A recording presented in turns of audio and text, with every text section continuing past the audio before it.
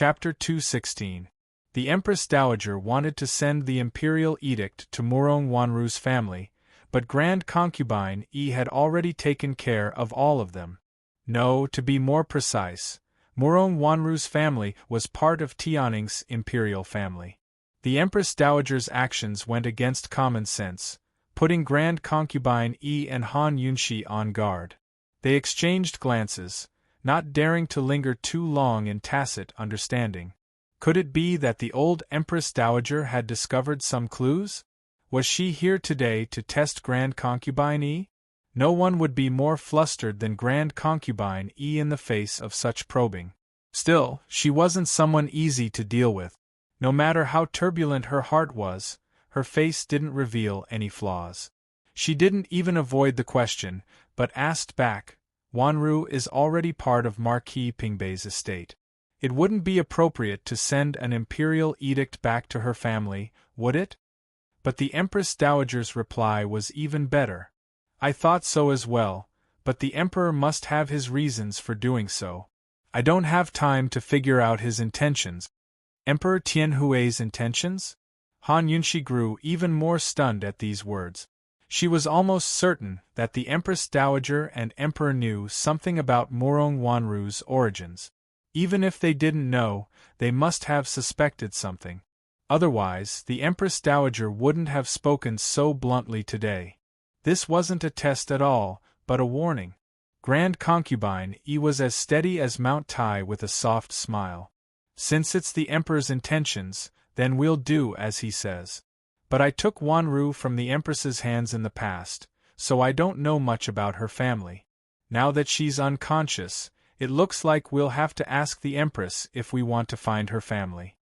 Han Yunshi silently admired Grand Concubine Yi. Even at this critical juncture, she still kept her cool and purposely brought up the Empress. This made the Empress Dowager's smug smile stiffen a few degrees. "What, Wanru hasn't interacted with her family all these years?" the Empress Dowager questioned. "That's her business. It's not like you don't know that I hate those vulgar farmers and women who come to my house and claim to be relative. The Duke of Qin's mansion has its own rules. Even if Wanru has dealings with the main family, she has to do it secretly." Grand Concubine Yi's face was full of disdain as she gracefully leaned back in her chair. Her careless attitude made it impossible for the Empress Dowager to ask any more questions. The Empress Dowager and Grand Concubine Yi were both shrewd old people who could keep their cool. But Li Mama couldn't help but probe again. "Since that's the case, then we'll have to have the Xiu Palace investigate." Grand Concubine Yi nodded, indicating that she had no objections. The Empress Dowager's eyes flashed with a touch of complexity, but she did not ask any more questions. After chatting for a while, she got up and returned to the palace. But as soon as he left, Grand Concubine Yi's legs turned to jelly as soon as she stood up. She immediately fell back into her seat, her face ashen white as she stared blankly at Han Yunshi. It was a while before she spoke. Why did she suspect? Now isn't the time to investigate her suspicions. We need to figure out where Mama Su is. Han Yunshi could be considered calm. The Empress Dowager must have investigated Murong Wanru's family and found no one, so she came to sound them out. She must have gotten hold of some information to give such an arrogant warning. But that wasn't the most frightening thing. The most frightening thing was that the Empress Dowager's words implied that Emperor Tianhui had his eyes on this matter as well. As soon as she thought of that cold and cruel emperor, Han Yunshi couldn't help but shiver. She and Long Feiyi had already offended him to death. As soon as he got hold of something to use against them, the consequences would be unthinkable. Right now, Mama Su was the only one who knew what happened back then. This person was the proof. "Have you found her?" Grand Concubine Yi asked hastily. She had no idea that it was Long Feiyi who had done the searching instead of Han Yunshi. Han Yunshi hadn't seen Long Feiyi for days, so she wasn't clear on the situation. After some hesitation, she comforted, "Don't be impatient. Even if they know of Mama Su's existence, they might not be able to find her." But Grand Concubine Yi grew anxious. No, she has the daily records of the imperial harem in her hands as well as the personnel records from the Jingshi department. Mama Su worked in the palace for so many years that she must have left behind plenty of information. It'll be much easier for her to find her than us. It wasn't that Grand Concubine Yi hadn't thought about the daily records of the imperial harem and personnel records, but these things were all under the Empress Dowager's control. She didn't dare to act rashly and startle the snake. Moreover, after the late emperor passed away, these records had been kept by the Empress Dowager. She couldn't get her hands on them even if she wanted to. She always assumed that no one had ever suspected Wanru's origins. After all these years, she assumed that everything would sink like a stone into the sea. But who knew that man's schemes couldn't beat heaven's? Wanru had actually hooked up with the Empress Dowager. After thinking it over calmly, it wasn't strange for the Empress Dowager to suspect Wanru. With the Empress Dowager's suspicious personality, she'd naturally investigate Wanru's background before using her. Han Yunshi never thought of the daily records of the imperial harem and personnel records. Only now did she realize the severity of the situation. After comforting Grand Concubine Yi with a few words, Han Yunshi didn't dare delay. She immediately went to the hibiscus courtyard to find Long Feiyi, but didn't see a single trace of him. Instead, she discovered that her leisurely cloud pavilion had been torn down.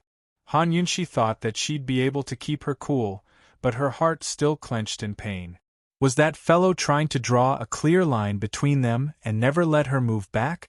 Was he telling her to give up on that heart of his?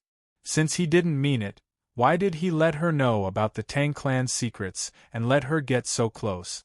Han Yunshi stood in front of the leisurely cloud pavilion for a while before ignoring everything and hurrying towards the solitary enclosure. A second late was too late, but a second early was too early. By the time Han Yunshi arrived, Long Feiyi was just about to leave the house.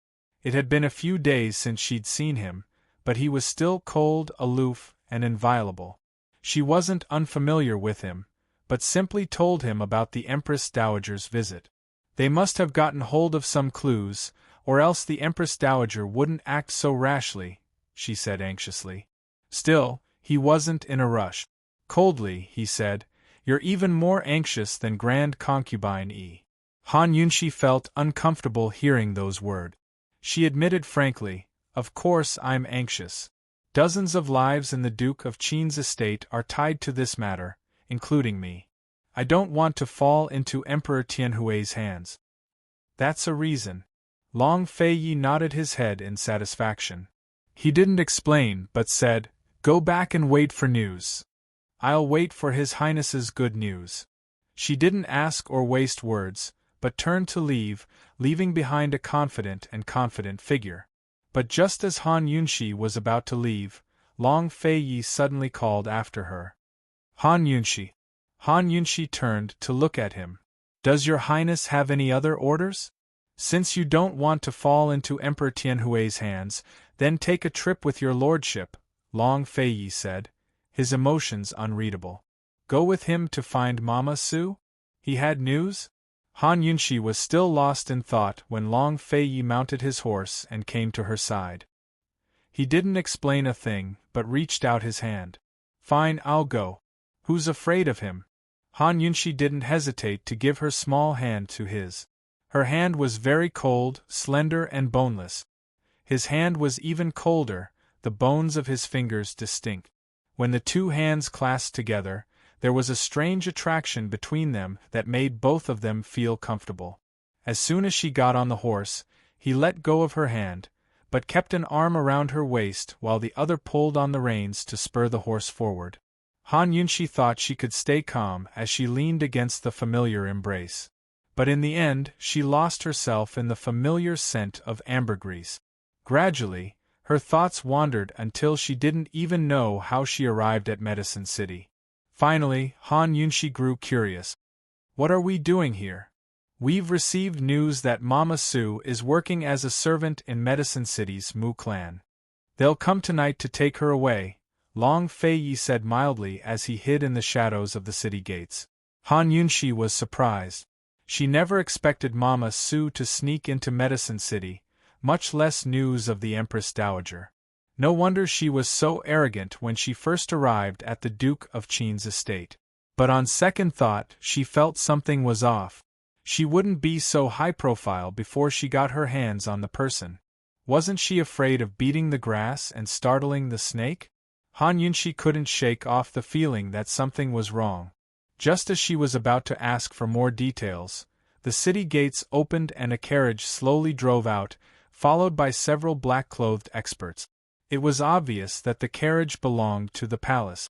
"They're here." As soon as the carriage exited the city gates, it sped off. Long Feiyi followed on horseback and soon left Medicine City's gates, entering a dark forest.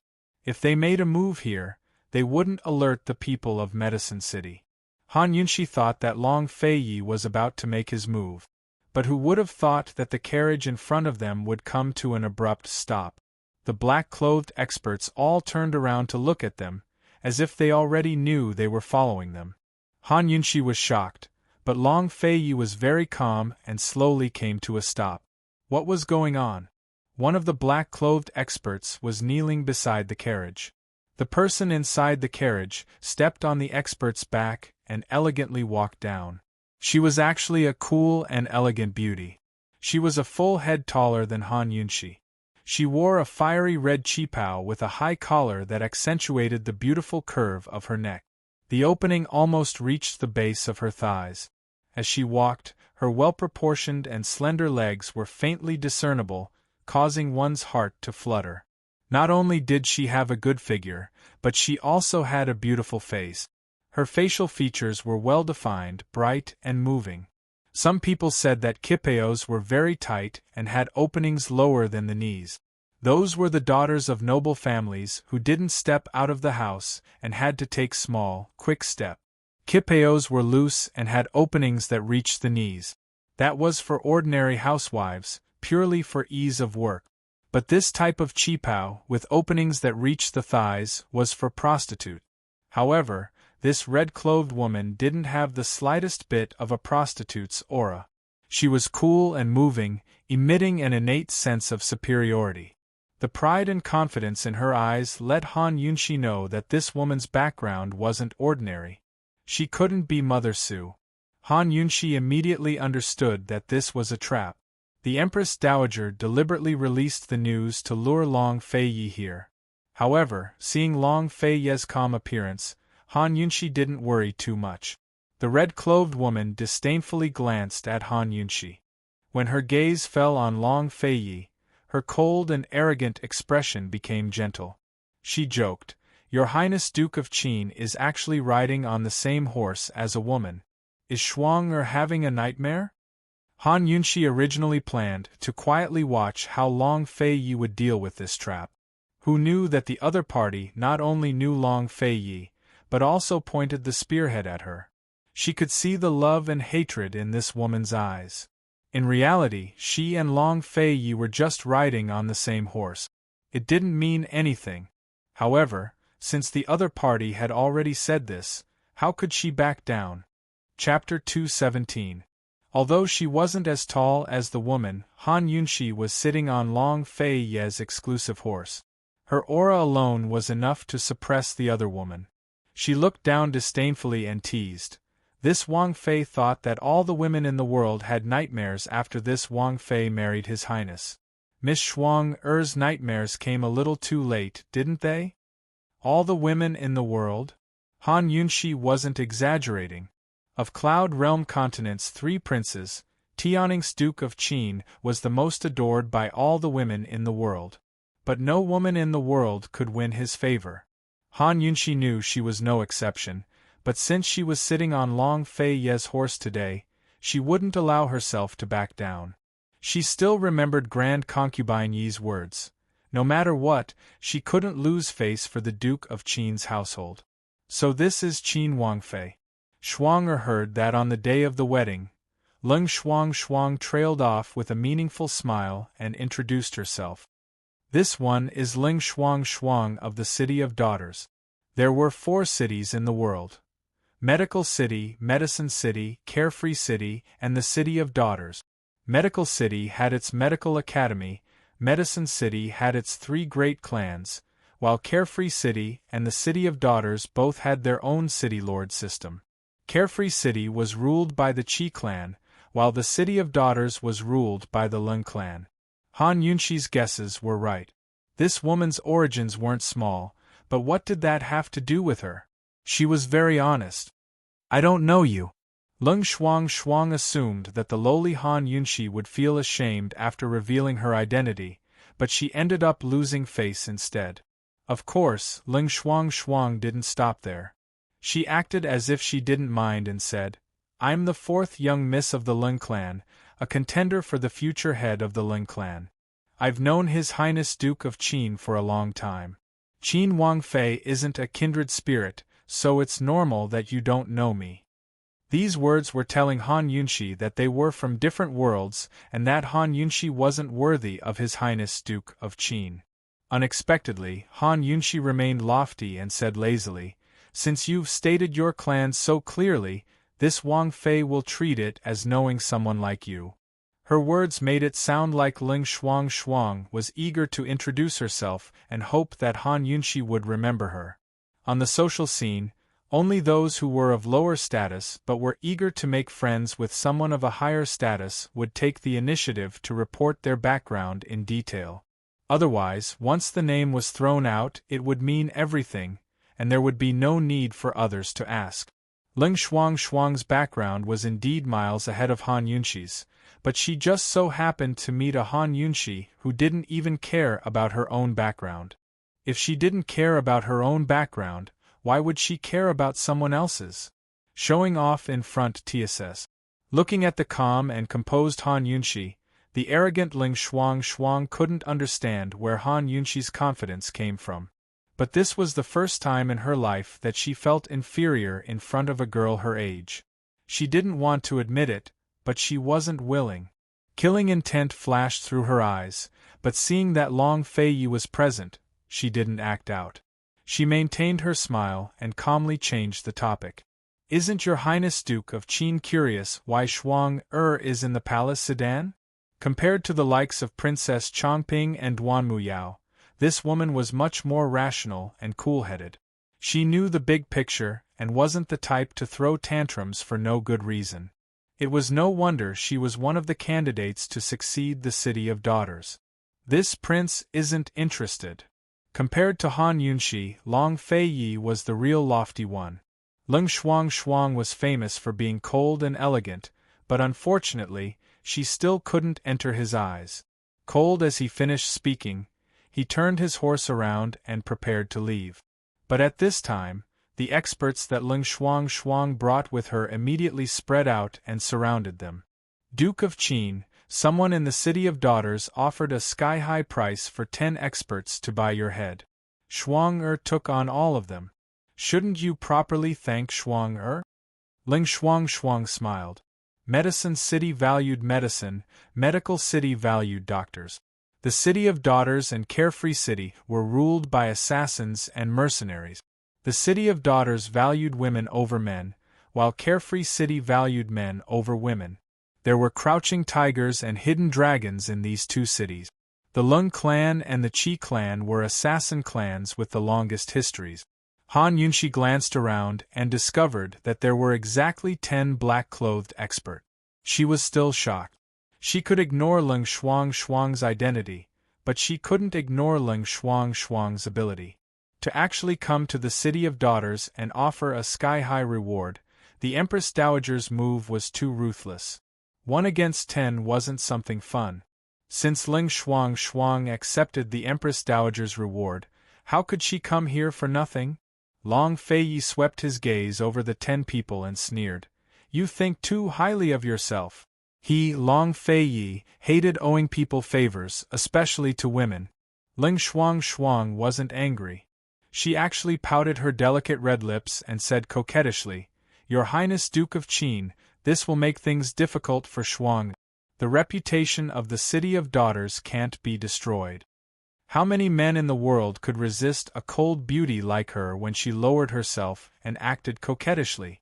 Unfortunately, Long Fei Yi didn't even look at Ling Shuang. He didn't even deign to speak to her. He grabbed Han Yunxi and rode away. With a glance from Ling Shuang, the 10 experts flew out like arrows. A few of them blocked Long Fei Ye's path and brandished their swords to attack Long Fei Ye's horse. Killing intent flashed past Long Fei Ye's eyes as he grabbed Han Yunxi and took to the skies. At the same time, the horse's limbs were all chopped off, causing it to wail in anguish. Long Fei Yi landed on the ground and the 10 experts surrounded them. They didn't take any further action, but Han Yunxi could clearly sense the killing intent emanating from their bodies. It was different from any of the experts she'd met before. These were professional assassins and the best of the best. Ling Shuang walked over with a sincere look in her eyes. Duke of Qin, since Tianning's imperial clan can't tolerate you, why don't you come back to the City of Daughters with Shuang? Madame Ling won't treat you unfairly. Ling Shuang had been hired to rope in Long Fei Yi. It had to be said that this was wishful thinking on her part. It was also Long Fei Yi's charm. Han Yunxi assumed that Long Fei Yi would say no, but this man didn't even bother to say no. Cold as he said, "Even if you chop off your lordship's horse, your lordship won't tolerate you." How domineering! Han Yunxi was awed, and so was Ling Shuang. Her eyes shone with fanatical worship. If not for her clan's mission, she wouldn't want to offend this man no matter what. However, Tianning's Empress Dowager's bounty had been personally accepted by the Lung clan head. He wanted to use this as an excuse to rope in the Duke of Qin, so she couldn't disobey orders. She had to bring Long Fei Yi back. "Your Highness Duke of Qin, please instruct me." As soon as Ling Shuang finished speaking, the 10 experts all made their moves. For a moment, the glint of blades and the shadow of swords filled the air with killing intent. Long Fei Yi held onto Han Yunxi with one hand and held his sword with the other as he fought against the 10 swords.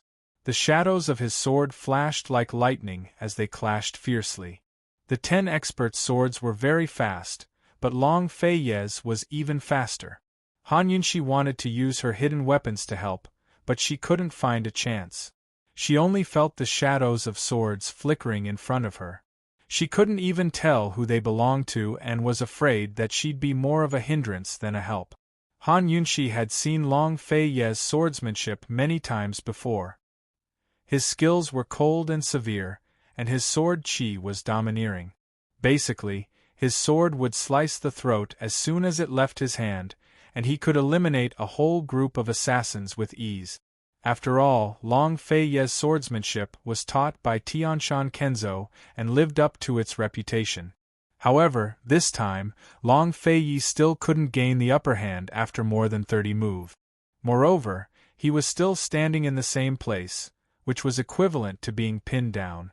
The assassins carefully selected by the Ling family of the City of Daughters really couldn't be underestimated. Han Yunxi realized that there was always someone better than you.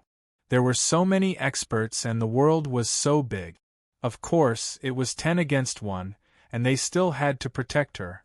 Although Long Fei Yi was pinned down, he was still able to fight freely. This was already considered very strong, and the 10 experts secretly admired him. If they were to fight Long Fei Yi one-on-one, Long Fei Yi would definitely win. Thus, even if Long Fei Yi couldn't win, he didn't show any signs of losing. They couldn't guarantee that Long Fei Yi didn't have any reinforcements. Once reinforcements arrived, things would be troublesome. When one of the assassins was dodging, he gave Ling Shuang a look. Ling Shuang immediately understood. Actually, even without the assassin's reminder, she knew that she had to take action. Moreover, her target was Han Yunxi. Although she didn't want to admit it, at this moment Han Yunxi, who was in Long Fei Yi's arms, was indeed Long Fei Yi's only weakness. Very good, take this opportunity to get rid of Han Yunxi. Ling Shuang immediately drew her sword and joined the 10 top assassins. The 10 top assassins were dealing with Long Feiyi, and Ling Shuang's first move was aimed at Han Yunxi. Long Feiyi was fighting 10 against 1. He couldn't free himself at all. If he wanted to deal with Ling Shuang, he would definitely be distracted.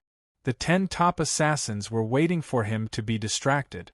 Who knew that just as Ling Shuang's first move was about to strike, Long Feiyi suddenly pushed Han Yunxi away, causing her to fall to the ground at the side. Seeing this, Ling Shuang's eyes flashed with gratification. She thought, so what if Long Feiyi protected Han Yunxi? At the critical moment of life and death, he would still treat this woman like dirt and push her away mercilessly. Ling Shuang only wanted to trap Long Feiyi and didn't have any intention of hurting him. She immediately retreated from the 10 top assassins and turned to look at Han Yunxi. Han Yunxi fell to the ground. Her buttocks were hurting all over. Long Feiyi's push just now was really forceful.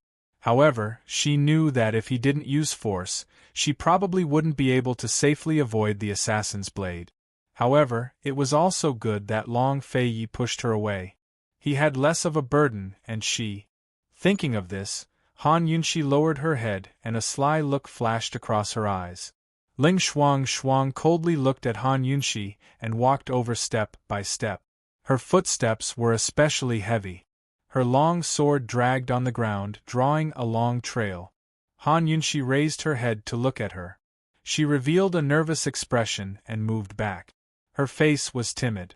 What do you want to do? What do you think? Ling Shuang smiled especially elegantly. The Duke of Qin has already pushed me away. You can't use me to threaten him. Han Yunxi hurriedly explained. Ling Shuang laughed coldly.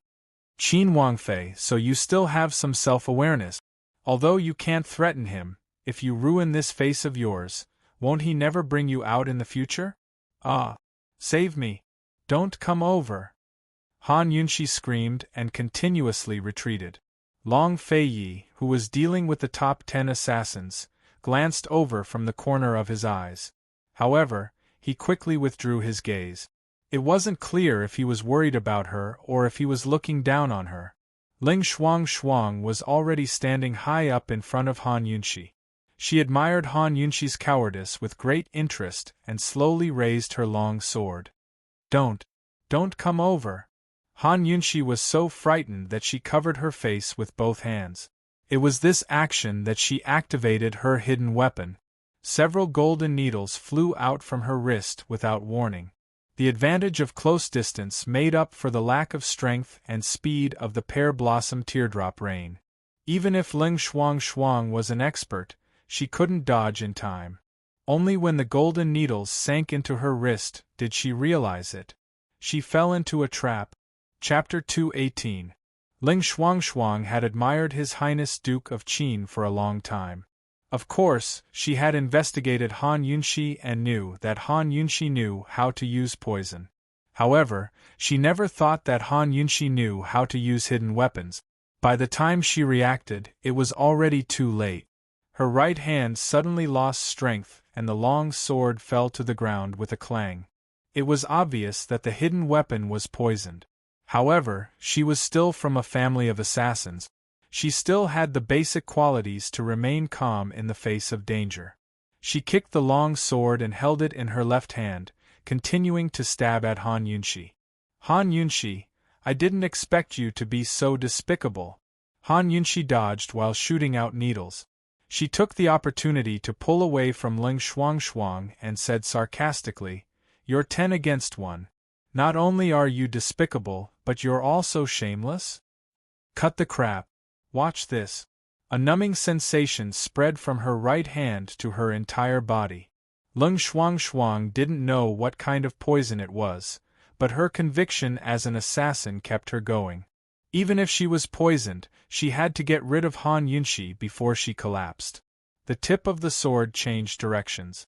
Every move was cold and ruthless. The blade stabbed past Han Yunxi's face many times. Just a slight deviation and it almost ruined Han Yunxi's face. Han Yunxi secretly admired Ling Shuang's perseverance. She dodged sideways while reminding her, "Fourth young Missling, aren't you curious about what kind of poison you've been poisoned with? Hand over the antidote. Otherwise, I'll make you wish you were dead." Lung Shuang chased after her relentlessly. If she wasn't afraid of Han Yunshi's hidden weapons and was poisoned, she wouldn't have been entangled with this woman for so long. "Fourth young Missling, if you don't stop now, you'll be the one suffering a fate worse than death." Not only was Han Yunshi not afraid, she was even laughing. She rolled on the ground and Ling Shuang's sword followed closely behind. She kept stabbing, but she missed by a little each time. But all of a sudden, Han Yunshi stopped and lay on the ground. Ling Shuang was stunned for a moment, but she quickly regained her senses and drew her sword. Who knew that at this critical moment, Han Yunshi suddenly shouted, "You've been poisoned with an aphrodisiac." As soon as he said that, Ling Shuang's movements stopped abruptly. Even the killers and Long Fei Yi who were fighting fiercely around them stopped and looked over. The strange numbness had already spread throughout Ling Shuang's entire body. It was teasing every nerve in Ling Shuang's body. She had been trying very hard to ignore it and not think too much about what kind of poison it was. She only wanted to subdue Han Yunshi. But who knew that Han Yunshi would shout it out so loudly? Now, it was hard for her to ignore it. After all, she was a woman. Because of Han Yunshi's words, her willpower collapsed by more than half. She immediately felt a surge of heat in her abdomen. There was an indescribable feeling of dissatisfaction. It was so uncomfortable that she wanted to do something. Damn it! Ling Shuang forced herself to endure it. The tip of her sword was close to Han Yunshi's neck. She gritted her teeth. "You despicable woman, take out the antidote. Otherwise, I'll immediately disfigure your face." Han Yunshi raised her face and giggled. "Do you believe that you'll be even more despicable than me very soon? Also, other than my antidote, no matter how many men there are, they won't be able to save you." Only a princess consort could say such words. However, not only did Han Yunshi say it, she even said it very loudly. She admitted that she didn't have much self-cultivation, but she had the ability to force all the well-cultivated young ladies to reveal their true colors. Ling Shuang's face alternated between red and white. She did not care about her image at all. She was so angry that she was like a shrew. She stomped her feet and scolded, "Han Yunshi, you shameless bitch!" The killers at the side could not help but look over again. They had been in the Lung family for so long, but this was the first time they saw the fourth miss fly into a rage. It was really unbelievable. A trace of contempt flashed across Long Fei Ye's lip. The Ling family's young miscultured manners were only so.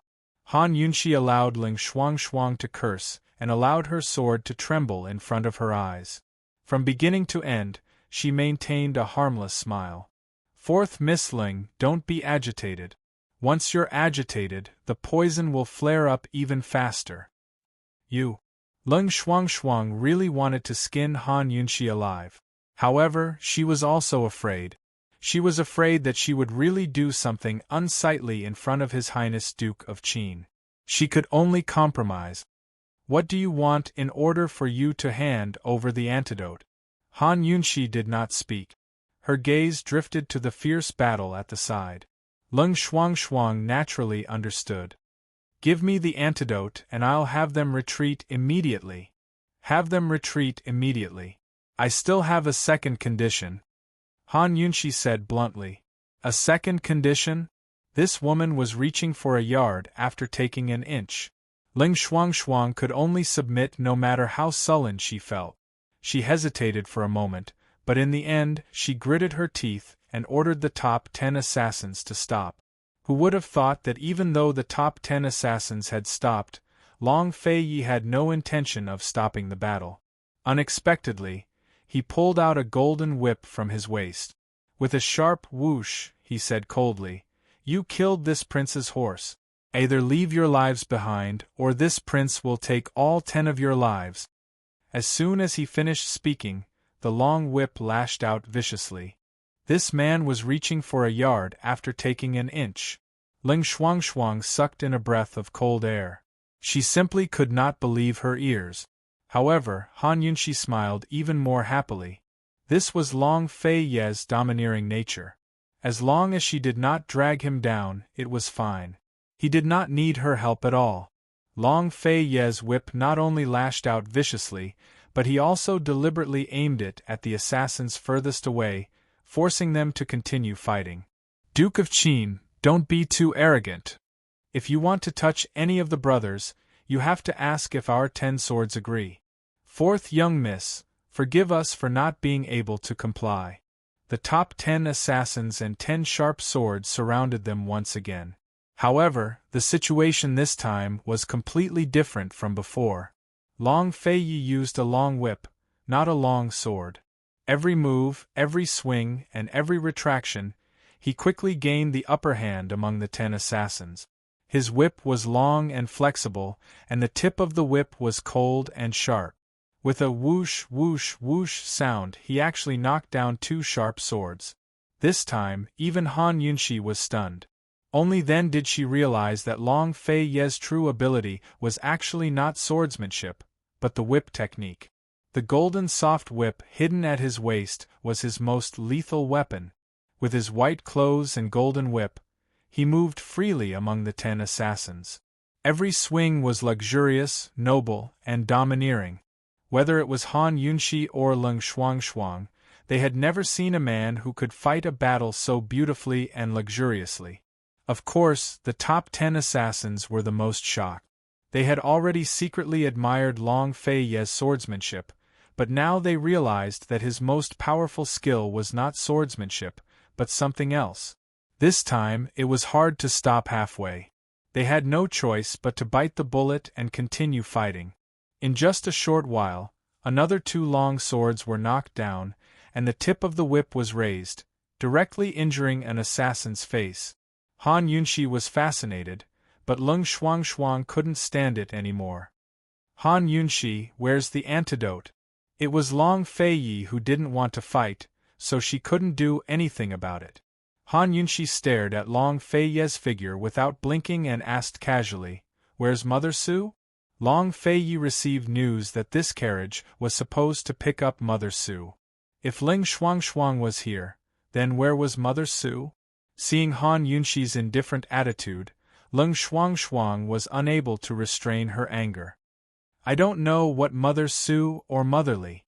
That person in the palace only told me that if I took this carriage out of the city, the Duke of Qin would chase after me. Han Yunxi, don't go back on your words. Where's the antidote?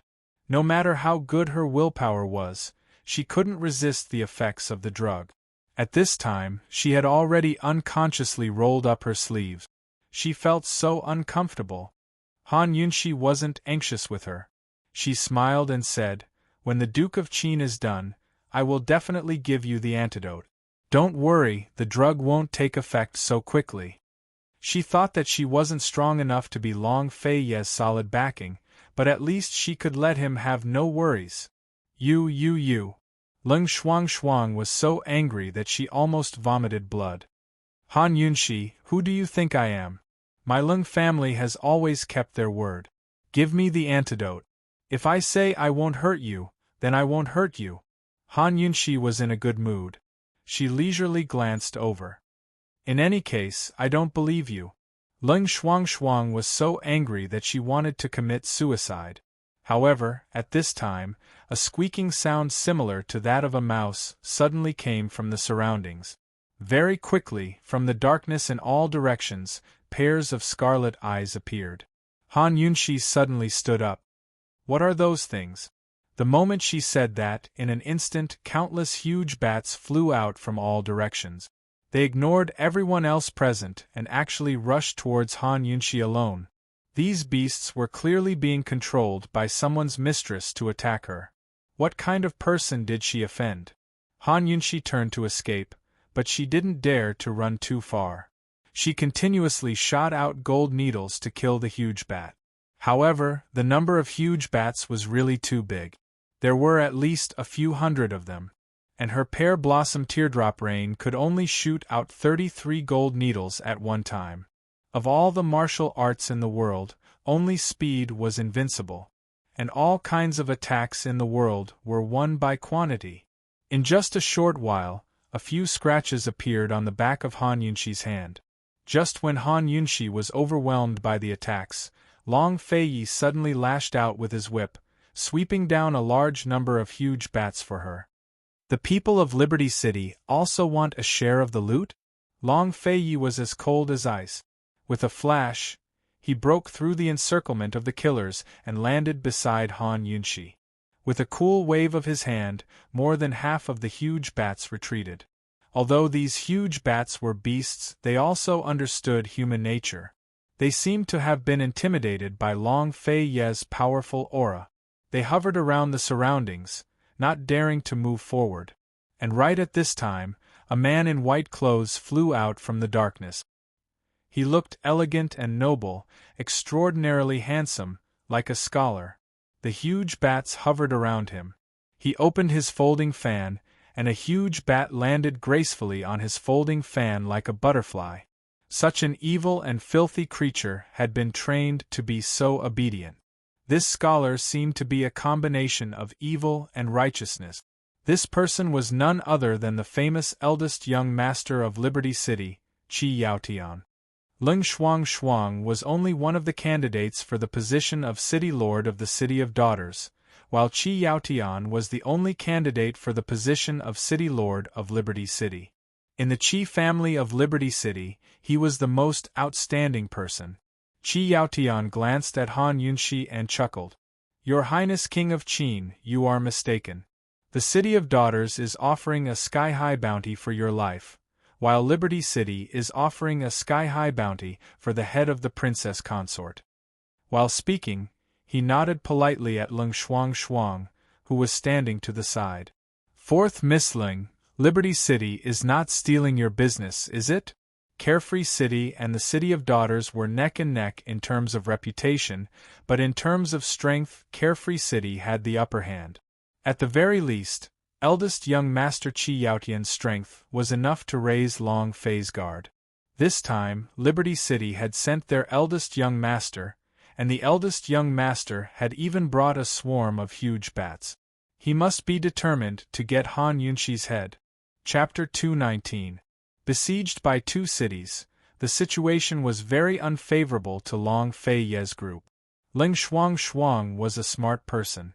Even if the City of Daughters withdrew and watched from the sidelines, Long Feiyi might not be able to take Han Yunxi into consideration. How could Han Yunxi's little tricks deal with the giant bats? She resisted the heat in her body and didn't immediately state her position. Instead, she waited silently for Han Yunxi to give her the antidote of her own accord and beg her for help. The City of Daughters and Carefree City had never cooperated before. Moreover, she'd already made it very clear that although the City of Daughters had accepted the astronomical bounty, their main goal was to rope in Long Feiyi. As long as Long Feiyi nodded, the City of Daughters would be willing to compensate that person in Tianing Palace with double the price. If Han Yunxi had any brains, she should know what to do. With her and the 10 assassins' help, it would be easy to beat back Qi Yaotian. Seeing that Ling Shuang wasn't speaking, Qi Yaotian didn't ask any more questions. He politely cupped his hands and bowed to Long Feiyi. "Your Highness Duke of Qin, I've offended you." But before he could make a move, Long Feiyi moved first. He grabbed Han Yunxi with one hand and held a whip with the other.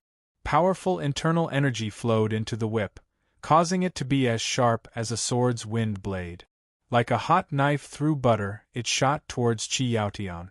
Qi Yaotian wasn't easy to deal with either. He immediately retreated. In a flash, countless giant bats swarmed over, blocking Long Feiyi's line of sight. They were so densely packed that it was like a wall of bats. If anyone with a phobia of fear saw this scene, they'd definitely go crazy. The wall of bats fell towards Long Feiyi and Han Yunxi. Long Feiyi broke through the wall with his whip and scattered the bats. But it was at this moment that Qi Yaotian suddenly appeared behind them and swept his fan towards Han Yunxi's head. Sensing the flow of air behind him, Long Fei Yi shielded Han Yunxi and turned to the side. He kicked out and forced Qi Yaotian to retreat. However, the swarm of giant bats swarmed over from behind almost at the same time, looking like they were about to swallow them whole. Qi Yaotian wasn't willing to be outdone. He took the initiative to attack again. With a wave of his fan, countless illusory images of the fan appeared. It was hard to tell which of the illusory images was the real attack. Gradually, Han Yunxi, who was protecting Long Fei Yi, began to feel overwhelmed. However, he never loosened his grip on Han Yunxi's waist. Suddenly, an especially large bat scuttled out from under their feet and bit towards Han Yunxi's arm with its ferocious mouth. Long Fei Yi dealt with Qi Yaotian while dodging. After a few rounds, the large bat was enraged and bit down viciously on the arm that Long Fei Yi was holding onto Han Yunxi. It didn't let go. Only God knew how sharp the fangs of this kind of bat were. Long Fei Yi's arm immediately bled. 2 lines of blood flowed non-stop like a faucet that wasn't closed properly. Seeing this, Han Yunxi was shocked. Just as she was about to speak, Leng Shuangshuang finally couldn't take it anymore. She angrily said, "Han Yunxi, you stupid woman. Why aren't you giving me the antidote? Do you want to kill Duke of Qin?" Of course, Leng Shuangshuang knew that Long Fei Yi wouldn't lower himself to ask for help. She had been waiting for Han Yunxi to speak. Han Yunxi could even threaten her with the antidote. However, Han Yunxi still hadn't made a move. Didn't she know that as a woman, she had to step forward when a man couldn't lower himself? Did she have to lower herself and lower herself for the man? If this continued, Long Fei Yi would be in danger. Leng Shuangshuang couldn't take it anymore and could only take the initiative to speak up. However, who knew that Han Yunxi would look at her coldly and disdain her suggestion. Instead, she unexpectedly grabbed the large bat that was biting onto Long Fei Yi and pulled it down fiercely. The large bat let go and there were 2 deep wounds on Long Fei Yi's arm. Fresh blood splattered onto her face. Was it painful?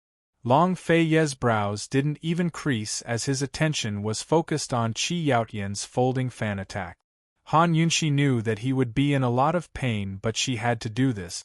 Actually, she wasn't idling around. She wasn't cowardly enough to hide in Long Fei Yi's arms and become his burden. She had been looking for opportunities and ways to deal with these large bats. Of course, she wasn't stupid. Earlier when Leng Shuangshuang didn't reply to Qi Yaotian, she knew what Leng Shuangshuang meant. However, not to mention asking for Leng Shuangshuang's help, even if she threatened Leng Shuangshuang to help, she wouldn't be bothered. Earlier, Long Fei Yi's attitude towards the top 10 exponents was very obvious. No matter what method, he didn't need any help and he didn't have any intention to be on good terms with the City of Daughters. Perhaps some women were indeed sensible and knew when to advance and retreat. They would be able to step down for their man at the most appropriate time. Han Yunxi could also be such a woman. However, the man beside her didn't need her to do so. He was the proudest man in the world and the man who wouldn't compromise the most. What she needed to do was to take care of herself. Even if the large bat in her hand struggled fiercely with its bloody mouth wide open and its fangs malevolent, Han Yunxi didn't even blink. 2 poisonous needles accurately pierced into the bat and very soon, the large bat stopped moving. Han Yunxi casually tossed the bat aside and flung it to the ground. Seeing this, Qi Yaotian's movements stiffened. A killer from the City of Daughters couldn't help but exclaim, "That's the Bat King." The Bat King was the leader of this group of large bat. Once the Bat King was killed, based on the habits of the large bats, they would definitely seek revenge. Moreover, they would seek revenge crazily at all costs. Even the controller wouldn't be able to control them anymore. Han Yunxi and Long Fei Yi were in danger. Indeed, as soon as the Bat King landed on the ground, the large bats that were flying chaotically in the air suddenly flapped their wings and stopped. Qi Yaotian immediately retreated far away, a flash of ridicule in his eyes. He was planning to compete with Long Fei for a while longer, but never expected that stupid woman Han Yunxi would actually make a move against the Bat King.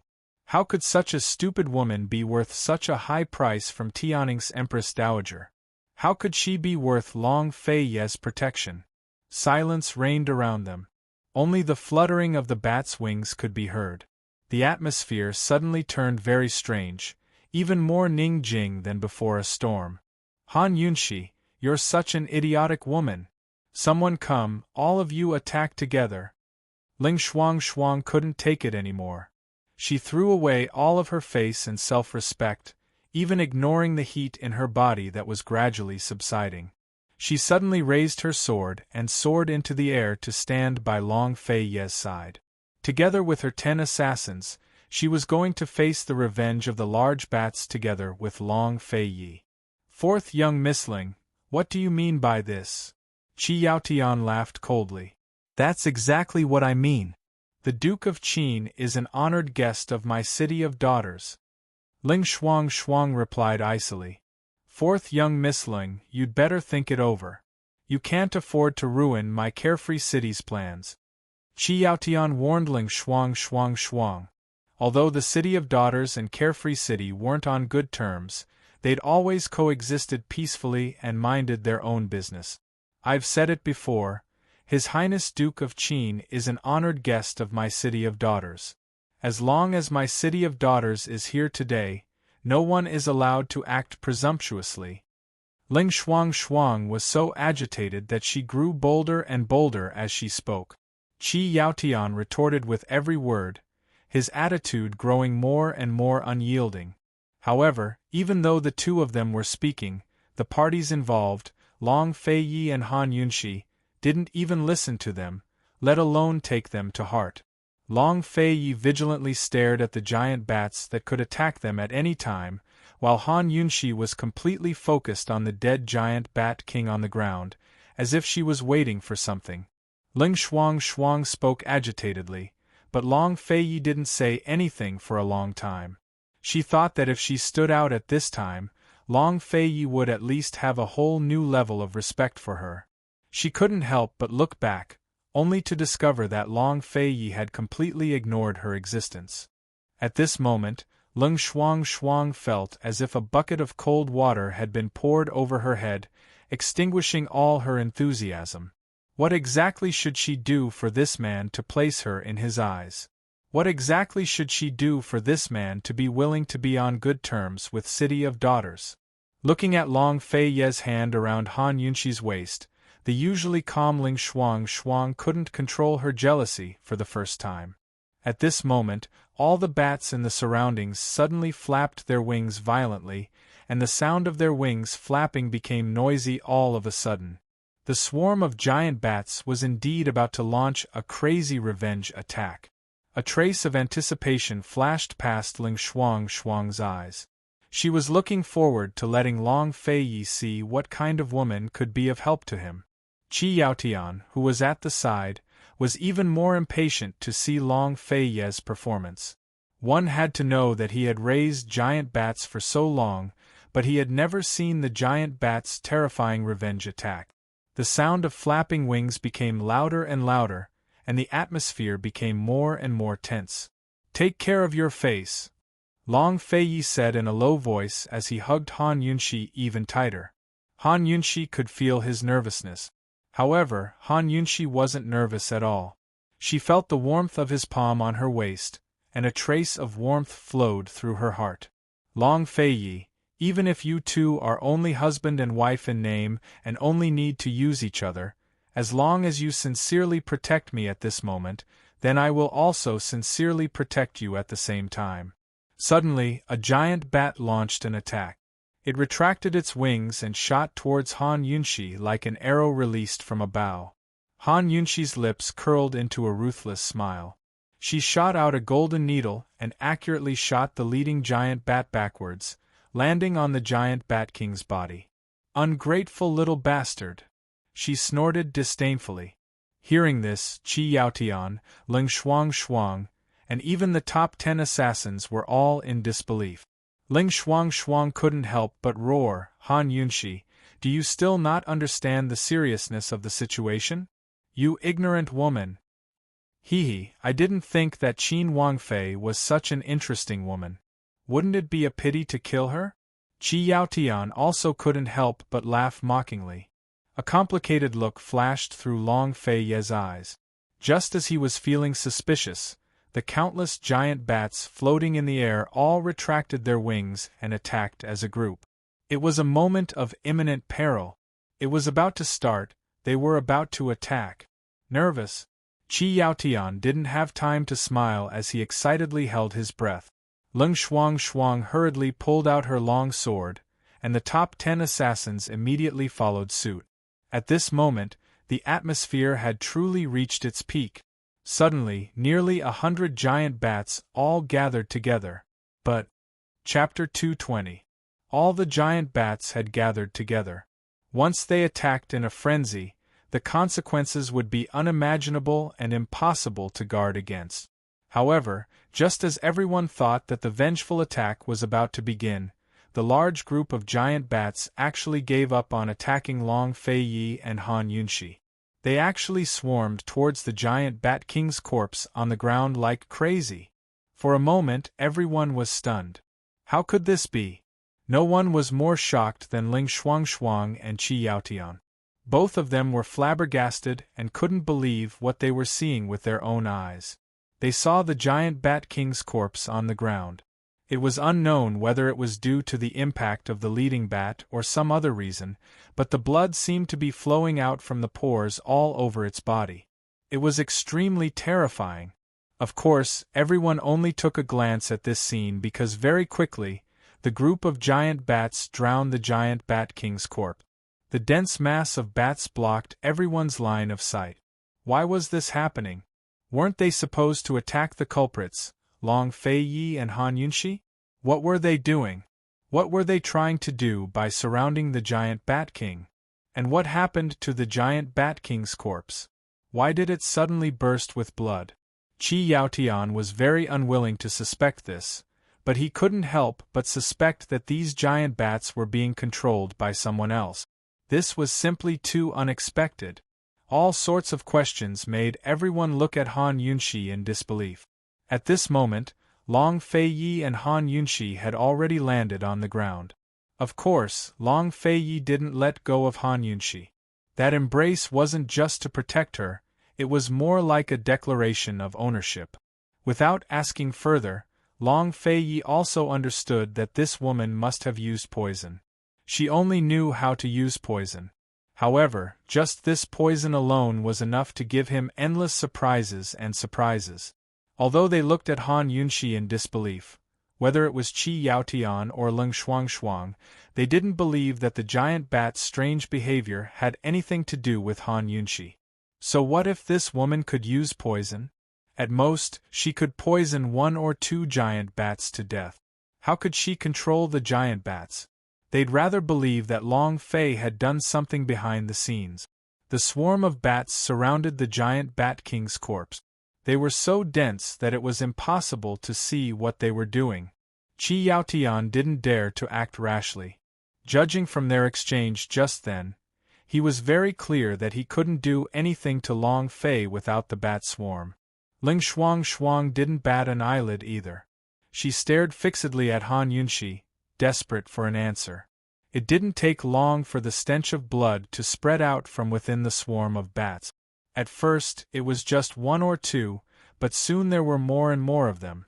Soon, the ground was littered with corpses, and they were all covered in blood, just like King Colossal Bat. Their expressions were gruesome, and it wasn't long before the corpses were all covered in blood. This Qi Yaotian finally revealed a shocked expression. He had raised giant bats as pets since he was young, so he had a deep understanding of them. However, he couldn't explain this scene. Ling Shuang didn't dare to look any longer, afraid that she would vomit. Soon, nearly 100 giant bats were all dead. The ground was covered in black corpses, and every one of them was dripping with blood. The sight of it made one's scalp tingle. Where the giant Bat King's corpse had been, there was only a pile of bones left. The black bones were gone, and there wasn't even a trace of blood on the ground. Heavens! The giant bat swarm was completely annihilated. Qi Yaotian couldn't help but feel his hair stand on end. He looked at Han Yunxi, but Leng Shuangshuang couldn't move her eyes away. Poison, it must be poison. That was why the black bones appeared. It was this woman's doing. Under the shocked gaze, Han Yunxi was calm and collected. She wanted to walk over, but Long Feiyi held her tightly. She couldn't help but whisper, "Your Highness, it's fine now. Can you let go?" At her words, Long Feiyi realized that he'd made a move. He didn't say a word, but immediately released her.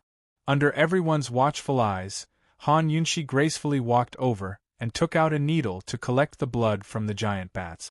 She sniffed lightly, then turned back to smile at Long Feiyi. "Your Highness, the giant bat poison has been cultivated." She'd never seen giant bats before, but she'd read about them in ancient poison texts. They were a type of raw material used to make poisons. She'd just poisoned the giant bat king to death and used its blood to attract other giant bats to fight over it. Poison on top of poison, she'd really managed to cultivate giant bat poison. Usually, the poison produced by killing each other in a group was highly toxic. Han Yunxi, Qi Yaotian finally realized how frightening this woman was. He also understood why Tianning's Empress Dowager had offered such a high price for her head. Unfortunately, it was too late. He originally thought that Tianning's Empress Dowager's true target was the Duke of Qin, but now it seemed that this woman was no less frightening than the Duke of Qin himself. Han Yunxi glanced at him and imitated his polite tone. "Eldest young Master Qi, what other instructions do you have to bestow upon me?" Qi Yaotian was momentarily at a loss for words. He didn't know how to reply. The giant bats were his only pets, but now they were all gone. To Long Feiyi, all of this was within reason, but also beyond his expectations. He was very satisfied and nodded towards Han Yunxi. "Come here then." Han Yunxi was too lazy to pay attention to Qi Yaotian. She hid the needle she'd used to collect the giant bat poison in her wrist and obediently walked back to Long Feiyi's side. Long Feiyi immediately wrapped an arm around her waist again. Anyone who saw him would be jealous. Even if there was nothing between them now and there wouldn't be anything between them in the future, she was still someone under his name. He was always this domineering, especially in front of outsiders. Han Yunxi had long gotten used to it. She only knew that there was nothing left for her to do after this. As expected, Long Feiyi didn't waste words. He suddenly raised his whip and swept it past the blood-stained bodies of the giant bats before swinging it towards Qi Yaotian. Now that the giant bat's poison had been nurtured, it was time for its master to have a taste. Qi Yaotian recovered his wits and immediately dodged out of the way. Long Fei's whip seemed to have eyes of its own as it chased after him, refusing to let him go. Without the giant bats to help him, Qi Yaotian couldn't afford to be arrogant. He was forced into a passive position as he dodged again and again. Several times he tried to escape but failed. Of course, if this stalemate continued, he still had the skills to protect himself from Long Feiyi. But once again, Han Yunxi surprised him. While he was focused on dodging Long Feiyi's whip, Han Yunxi silently aimed for his neck. "You think you're amazing for raising giant bats as pets? I'll give them back to you." Swoosh, the sharp sound of the whip echoed. Before Qi Yaotian could react, the poison needle had already pierced his neck. He casually wiped it and a pool of black blood appeared. Han Yunxi laughed. "Young Master Qi, the poison produced by the giant bats biting each other is a rare item. I'll give them back to you." Qi Yaotian was greatly alarmed. At this moment, Long Feiyi's whip ruthlessly swung over. This time, Qi Yaotian didn't dodge and took the full brunt of the whip. He spat out a mouthful of blood and fell to the ground. There was a lacerated whip mark on his body, and even the blood was black. Long Feiyi wasn't stupid enough to kill him. After all, killing the young master of Carefree City would cause a lot of trouble. He was busy and didn't want to stir up trouble. The life of this king's woman is priceless. If Carefree City wants to accept another bounty, you might as well try. He warned coldly. Priceless life. Han Yunxi liked this word. As if she was used to his tyranny, she directly ignored the first 5 words. She smiled brilliantly and magnificently. Young Master Qi, if you want the antidote, come to King Qin's residence in 3 days and buy it. Your life will be at the price of the employer. All the bounties Qi Yaotian had accepted over the years were big ones. It was normal for him to fail. However, he had never been in such a difficult situation. He stood up and took a deep look at Han Yunxi. How many people in the martial arts world knew that Long Fei Yi was good at whips and had amazing martial arts?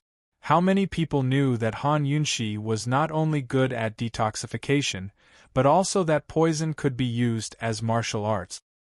He thought that when he returned this time, he had to remind his father to blacklist Han Yunxi and Long Fei Yi in Carefree City and not accept any more bounties easily. Long Fei wouldn't kill him, but the antidote to save his life was still in Han Yunxi's hands. He had no choice but to be polite. He stood up and made a graceful bow with clasped hands. Farewell, both of you. After saying that, he wanted to leave gracefully. However, after a few steps, he spat out a mouthful of black blood and almost fainted. In the end, he had to be supported by his guards to leave. Seeing this, Han Yunxi could not help but burst into laughter. This was the first time that she had beaten her enemy so badly. It was so beautiful. As it turned out, there were many ways to use poison. She could adapt to the situation at any time. Han Yunxi found that she was getting more and more proficient in the art of poison. Han Yunxi thought that this was the end of the matter. However, Long Fei Yi did not put away his whip. He slowly raised his hand and looked coldly at the top 10 killers of the City of Daughters. At this time, Han Yunxi finally remembered that there were still people from the City of Daughters. All right, how could she forget about this woman who had scolded her twice for being stupid? The top 10 killers looked at Long Fei Ye's whip that was stained with giant bat's poison and were all frightened. They did not have the courage from before and retreated behind Ling Shuang. Ling Shuang did not know what to say. At this moment, she wished that she could find a hole to hide in. She had scolded Han Yunxi so loudly, but she did not know that she was the one who was truly stupid and ignorant. Had Long Fei long been mocking her in his heart? She had actually argued with him so confidently and even pulled out her sword to help him. It turned out that her wishful thinking was so laughable. What did he want to do when he raised his whip? Ling Shuang was about to speak when Long Fei Yi suddenly swung his whip. He did not hurt anyone. Instead, he swung his whip fiercely in the air as a warning. After that, he turned around and left. He did not even bother to make a move. Ling Shuang was stunned for a long time before she chased after him. Han Yunxi, where's the antidote? She still had the aphrodisiac in her body. Unexpectedly, Han Yunxi turned around and smiled generously. I was lying. That's just a normal poison. It will disappear after a long time. Ling Shuang froze on the spot. She had never been humiliated as much as she had been today in her entire life. Han Yunxi, although I don't want to admit it, I, Ling Shuang, have indeed underestimated you. From now on, I will not underestimate you again. Although Long Fei Yi did not smile, Han Yunxi had a feeling that this guy was in a good mood. He did not let go of her hand so she could only obediently follow him. She realized that this guy was actually heading in the direction of Medicine City. This is obviously the Empress Dowager's ambush. Aren't you going to look for Mother Su? She asked in a low voice.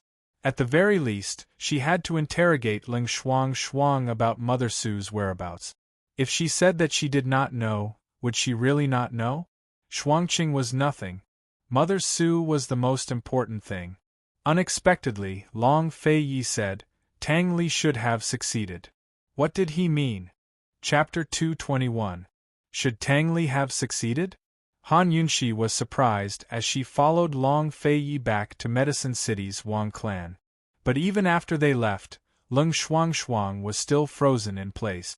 The 10 assassins exchanged glances, but no one dared to speak. To their left, Gu was leaning lazily against a large tree, the lush foliage covering his body.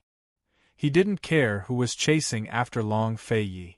All he wanted was for the various factions of Cloud Realm Continent to join forces and wipe out the Duke of Qin's estate. He only cared about Han Yunxi. That poison needle had clearly come from the Tang clan, and the giant bat's poison wasn't simple at all. Just what had Han Yunxi done to the giant Bat King in such a short time to cause internal strife? Gu waited until Ling Shuang and the rest had left before flying down to carefully examine the giant Bat King. Unbeknownst to him, someone was still lurking on the right side of the forest, watching everything. This person was none other than the head of Tianning's Imperial Physician Courtyard, Gu Beiyue. His attention seemed to be focused on the giant bat corpses as well.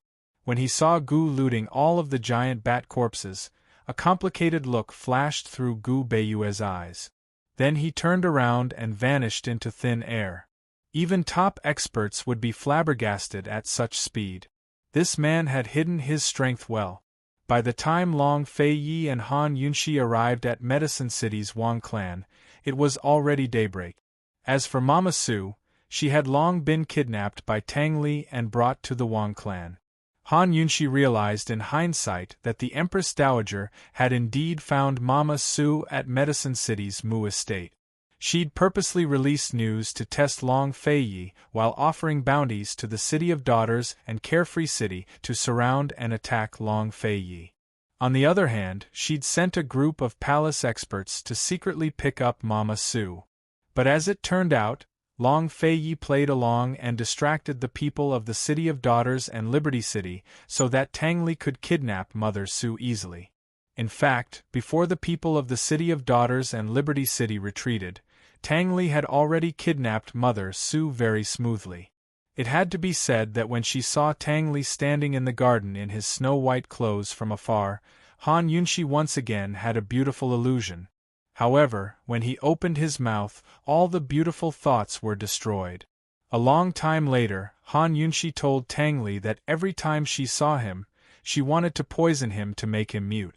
Tang Li broke out in a cold sweat. As soon as Long Feiyi walked over, Tang Li immediately claimed credit. I didn't use any hidden weapons. I killed all of them with my bare hands, leaving only one alive to report back to the Empress Dowager. I think the Empress Dowager will be so angry that she won't be able to sleep for a few nights. Where is she? Long Feiyi asked.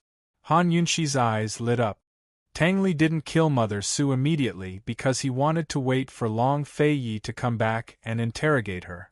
Could it be that she could use this opportunity to find out more about his background?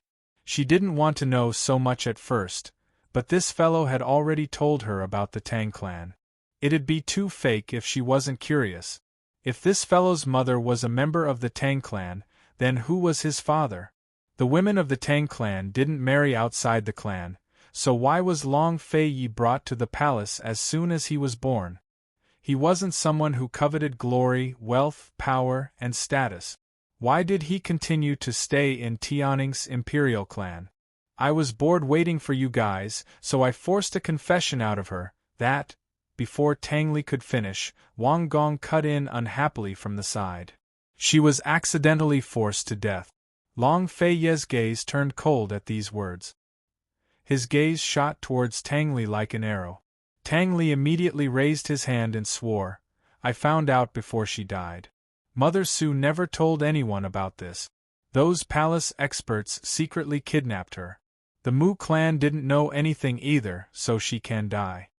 Han Yunxi's head was full of black lines. If this fellow wasn't the young head of the Tang clan and Long Feiyi's close friend, she would definitely doubt his reliability. Seeing Long Feiyi's cold expression, Tang Li quickly smiled apologetically and added, the body's already been cleaned up. Don't worry. Duke of Qin, although the Empress Dowager didn't have any evidence, but the truth was revealed in the end, Wang Gong said sincerely. Mother Su's death didn't mean everything was over. It only meant that the Empress Dowager and Emperor Tianhui couldn't touch Long Feiyi for now. Still, Long Feiyi's origins had aroused their suspicions. Emperor Tianhui had always been on guard against Long Fei. Now that his suspicions had arisen, it was impossible for Emperor Tianhui to tolerate his unscrupulous ways of eliminating dissidents. He'd rather kill the wrong person than kill the wrong person. He'd never give Long Fei a chance to rest. In other words, Mother Su's death wasn't the end, but the beginning of a reign of blood. Long Feiyi gave Wang Gong a meaningful look. Without a word, he walked towards the depths of the flower gardens. Wang Gong and Tang Li immediately followed. Han Yunxi hesitated a bit before following as well. She had many questions, but they all came to one conclusion: Long Feiyi's ambitions. Emperor Tianhui wanted to protect Tianning's throne and country, but did Long Feiyi want these things, or more? It was impossible to estimate the breadth of this man's heart. Han Yunxi stared at his cold and lonely back. For the first time, she felt a strong desire to know more about him. When they reached the pavilion, there were only 3 seats at the stone table. All 3 of them sat down, leaving Han Yunxi forgotten on one side. Long Feiyi seemed to only notice her presence now. He glanced at her before rising to his feet and speaking to Wang Gong. What's bound to come can't be avoided.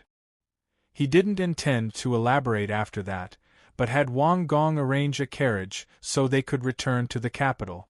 Did he stop talking because she was here? Han Yunxi's eyes flashed with disappointment, but she remained silent. It wasn't until they bid farewell to Tang Li and Wang Gong and boarded the carriage that she spoke up. Lady Tianxin, how much have you found out? Long Feiyi didn't expect Han Yunxi to ask such a question. What do you mean? I also want to know my mother's origins, as well as her relationship with Medicine City. I also want to know. Han Yunxi hesitated before she continued. I also want to know who my birth father is. She really couldn't see through this man. He told her about the Tang clan, but was also on guard against her knowing more. He'd nurtured her and given her assassination weapons, but sometimes drew a clear line between them. If her birth was the reason for his unease, then she didn't mind telling him everything to dispel his doubts. Not to mention that she only liked him a little. Even if she liked him a lot, she still had her own principles and wouldn't lose herself. She was very clear about her situation. Her status as Qin Wangfei meant that she had to hug this man's thigh in order to survive peacefully in the capital. She hoped that they could trust each other and treat each other honestly. She could help him a lot, and perhaps he could also uncover Lady Tianxin's secret. Long Feiyi looked at her with a complicated gaze. He had already interrogated Han Kongan, so of course he knew about Han Yunxi's birth. What he was surprised about was this woman's attitude. This wasn't a woman who would be swayed by emotions or led by the nose.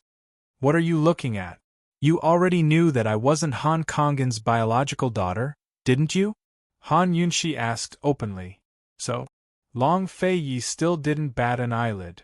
So I'll make it clear to you today. If you think that I'm useful, please don't doubt me or be on guard against me. I've said it before, you're my boat. I have no need to trick you. If you have the slightest bit of doubt, please don't disturb me in the future. I'll pretend that I didn't hear anything that I heard before. I'll know my place and be a respectable Qin Wangfei. I'll guard the Duke of Qin's manor and only be responsible for not embarrassing you.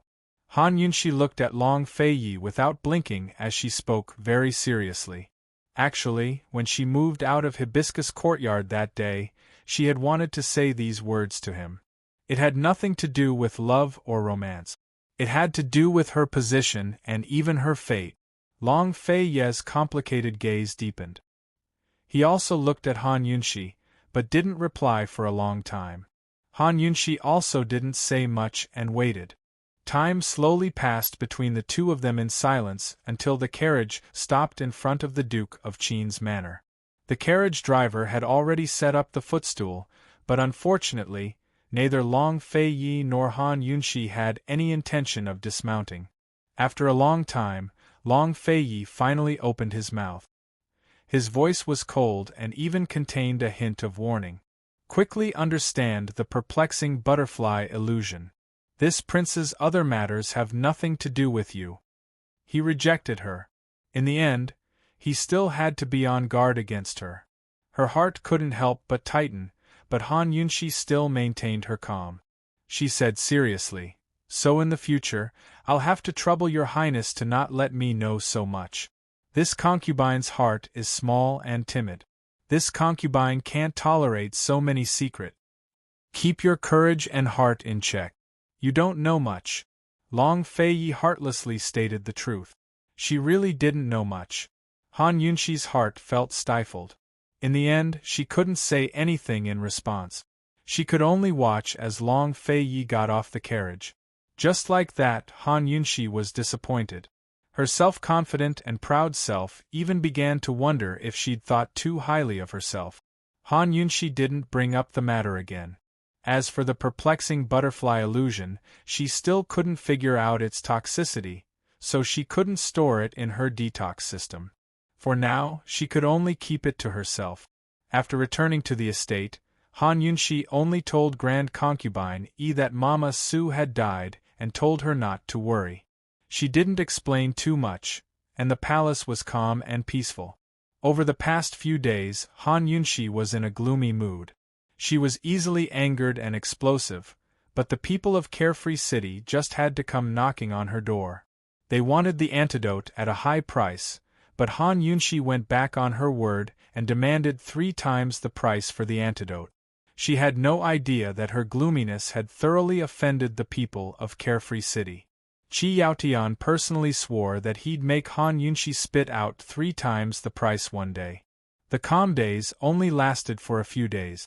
Soon enough, Han Yunshi heard that there was a transfer of personnel in the imperial court. All of the civil and military officials were in a state of panic. Without a doubt, Emperor Tianhui had made a move against Long Fei-yi. Long Fei-yi didn't meddle in the affairs of the imperial court, but he had plenty of people in the court. His influence was considerable, so Emperor Tianhui couldn't do anything to him. Naturally, he'd make a move against the people around him. Among them, the most unexpected was the young general Mu Qingwu. Nobody knew whether Mu Qingwu was one of Long Fei-yi's men, but everyone knew that Mu Qingwu was one of the crown prince's archenemy, the second imperial prince. He'd always been hated by the crown prince's faction. Emperor Tianhui's move against him this time proved that even if he wasn't one of Long Fei-yi's men, he still held an important position in the game of power. Rather than an important position, it was more accurate to say that he held an important position in the military. Emperor Tianhui ordered Mu Qingwu to gather 300,000 taels of pay and provisions for the troops and 200,000 dan of grain within half a year. Otherwise, he'd be demoted and investigated. 300,000 taels of pay and provisions was a matter of money, but 200,000 dan of grain was a problem that even money couldn't solve. When Han Yunshi heard the news, she felt that Mu Qingwu had gotten shot even when he was lying down. Unexpectedly, she was in trouble as well. This trouble was Chapter 222. Han Yunshi never would have thought that her problem would be the crown prince, Long Tianma. Long Tianma's old illness had flared up. In the middle of the night, she was sleeping soundly.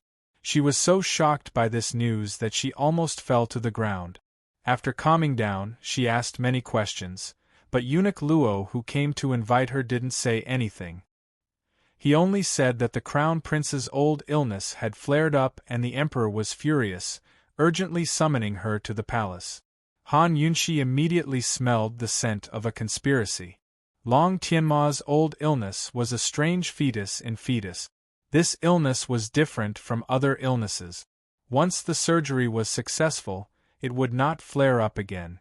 Moreover, she had already expelled all the poison from Long Tianma's body, so there would not be any side effects.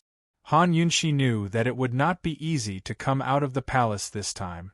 If it was anyone else that was poisoned, she could just say that she didn't understand and refuse. She did not receive a salary from the Imperial Doctor's Hospital, so she had no obligation to treat anyone. However, Long Tianma's illness was something that she had personally overturned Han Kongan's diagnosis and cured, so she had no choice but to face it. It was not easy to peacefully live in a corner. Actually, ever since she was betrothed to Long Feiyi, she was destined to be restless. All right, since trouble had come knocking on her door, she'd go take a look. She wanted to see what kind of side effects Long Tianma had developed out of the blue. When she was about to leave, Zhao Mama quickly stopped her and asked in a low voice, "Princess Consort, His Highness did not come back tonight. Should I send someone to inform him?" Han Yunshi hesitated a bit before refusing. No need. Zhao Mama wanted to persuade her, but Han Yunshi had already left. "There's no time to lose, let's go." Han Yunshi did not refuse and calmly got into the carriage to urge Eunuch Luo to set off. Upon arriving at the Eastern Palace, the first person Han Yunshi saw was none other than Imperial Physician Gu Beiwei. Han Yunshi had hidden the truth about Long Tianma's illness from the rest of the world. Only Gu Beiwei knew about it, and Gu Beiwei had been the one to assist her during her treatment. Gu Beiwei should know that there was no such thing as an old ailment under these circumstances. In other words, she hadn't left any clues for Emperor Tianhui to pick up on. But Gu Beiwei's expression was very unsightly. He was about to speak when Emperor Tianhui walked out from the inner rooms. Emperor Tianhui was dignified and cold, lofty and aloof. His eyes were as sharp as an eagle's as he stared at Han Yunshi as if she was his prey. Han Yunshi had seen those eyes before when she'd threatened him to save Long Feiyi. She'd be lying if she said she wasn't afraid. That time had been a fluke during the plague. Han Yunshi was very clear that she didn't have the right to threaten Emperor Tianhui. After all, even Long Feiyi had to deal with him step by step. Of course, being afraid didn't mean she'd submit. She bowed gracefully and bowed her head in greeting. 10,000 blessings to your majesty." Emperor Tianhui scrutinized Han Yunshi cold, not allowing her to rise. Back then, he'd only wanted to use this woman to humiliate Long Feiyi, but never expected a woman like her to stir up wave after wave and ruin his plans again and again. Emperor Tianhui didn't speak for a while. Han Yunshi bowed, her back aching terribly. She was about to speak up when Gu Beiwei beat her to it. "Your Majesty, the Crown Prince's illness is more important." Emperor Tianhui had always trusted Gu Beiwei, but his attitude had changed ever since Gu Beiwei came to the Han family clinic.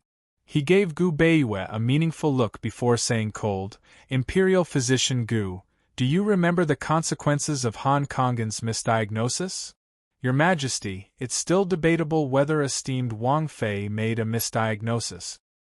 His Highness's illness." Before Gu Beiwei could finish, a sharp and arbitrary voice came from the inner rooms. "It's a misdiagnosis. Imperial Physician Gu, you're the head of the Imperial Physician Courtyard, but you can't even see such an illness. If your grandfather's spirit is in heaven, he'll be grieving and hating. Didn't they say an old illness flared up?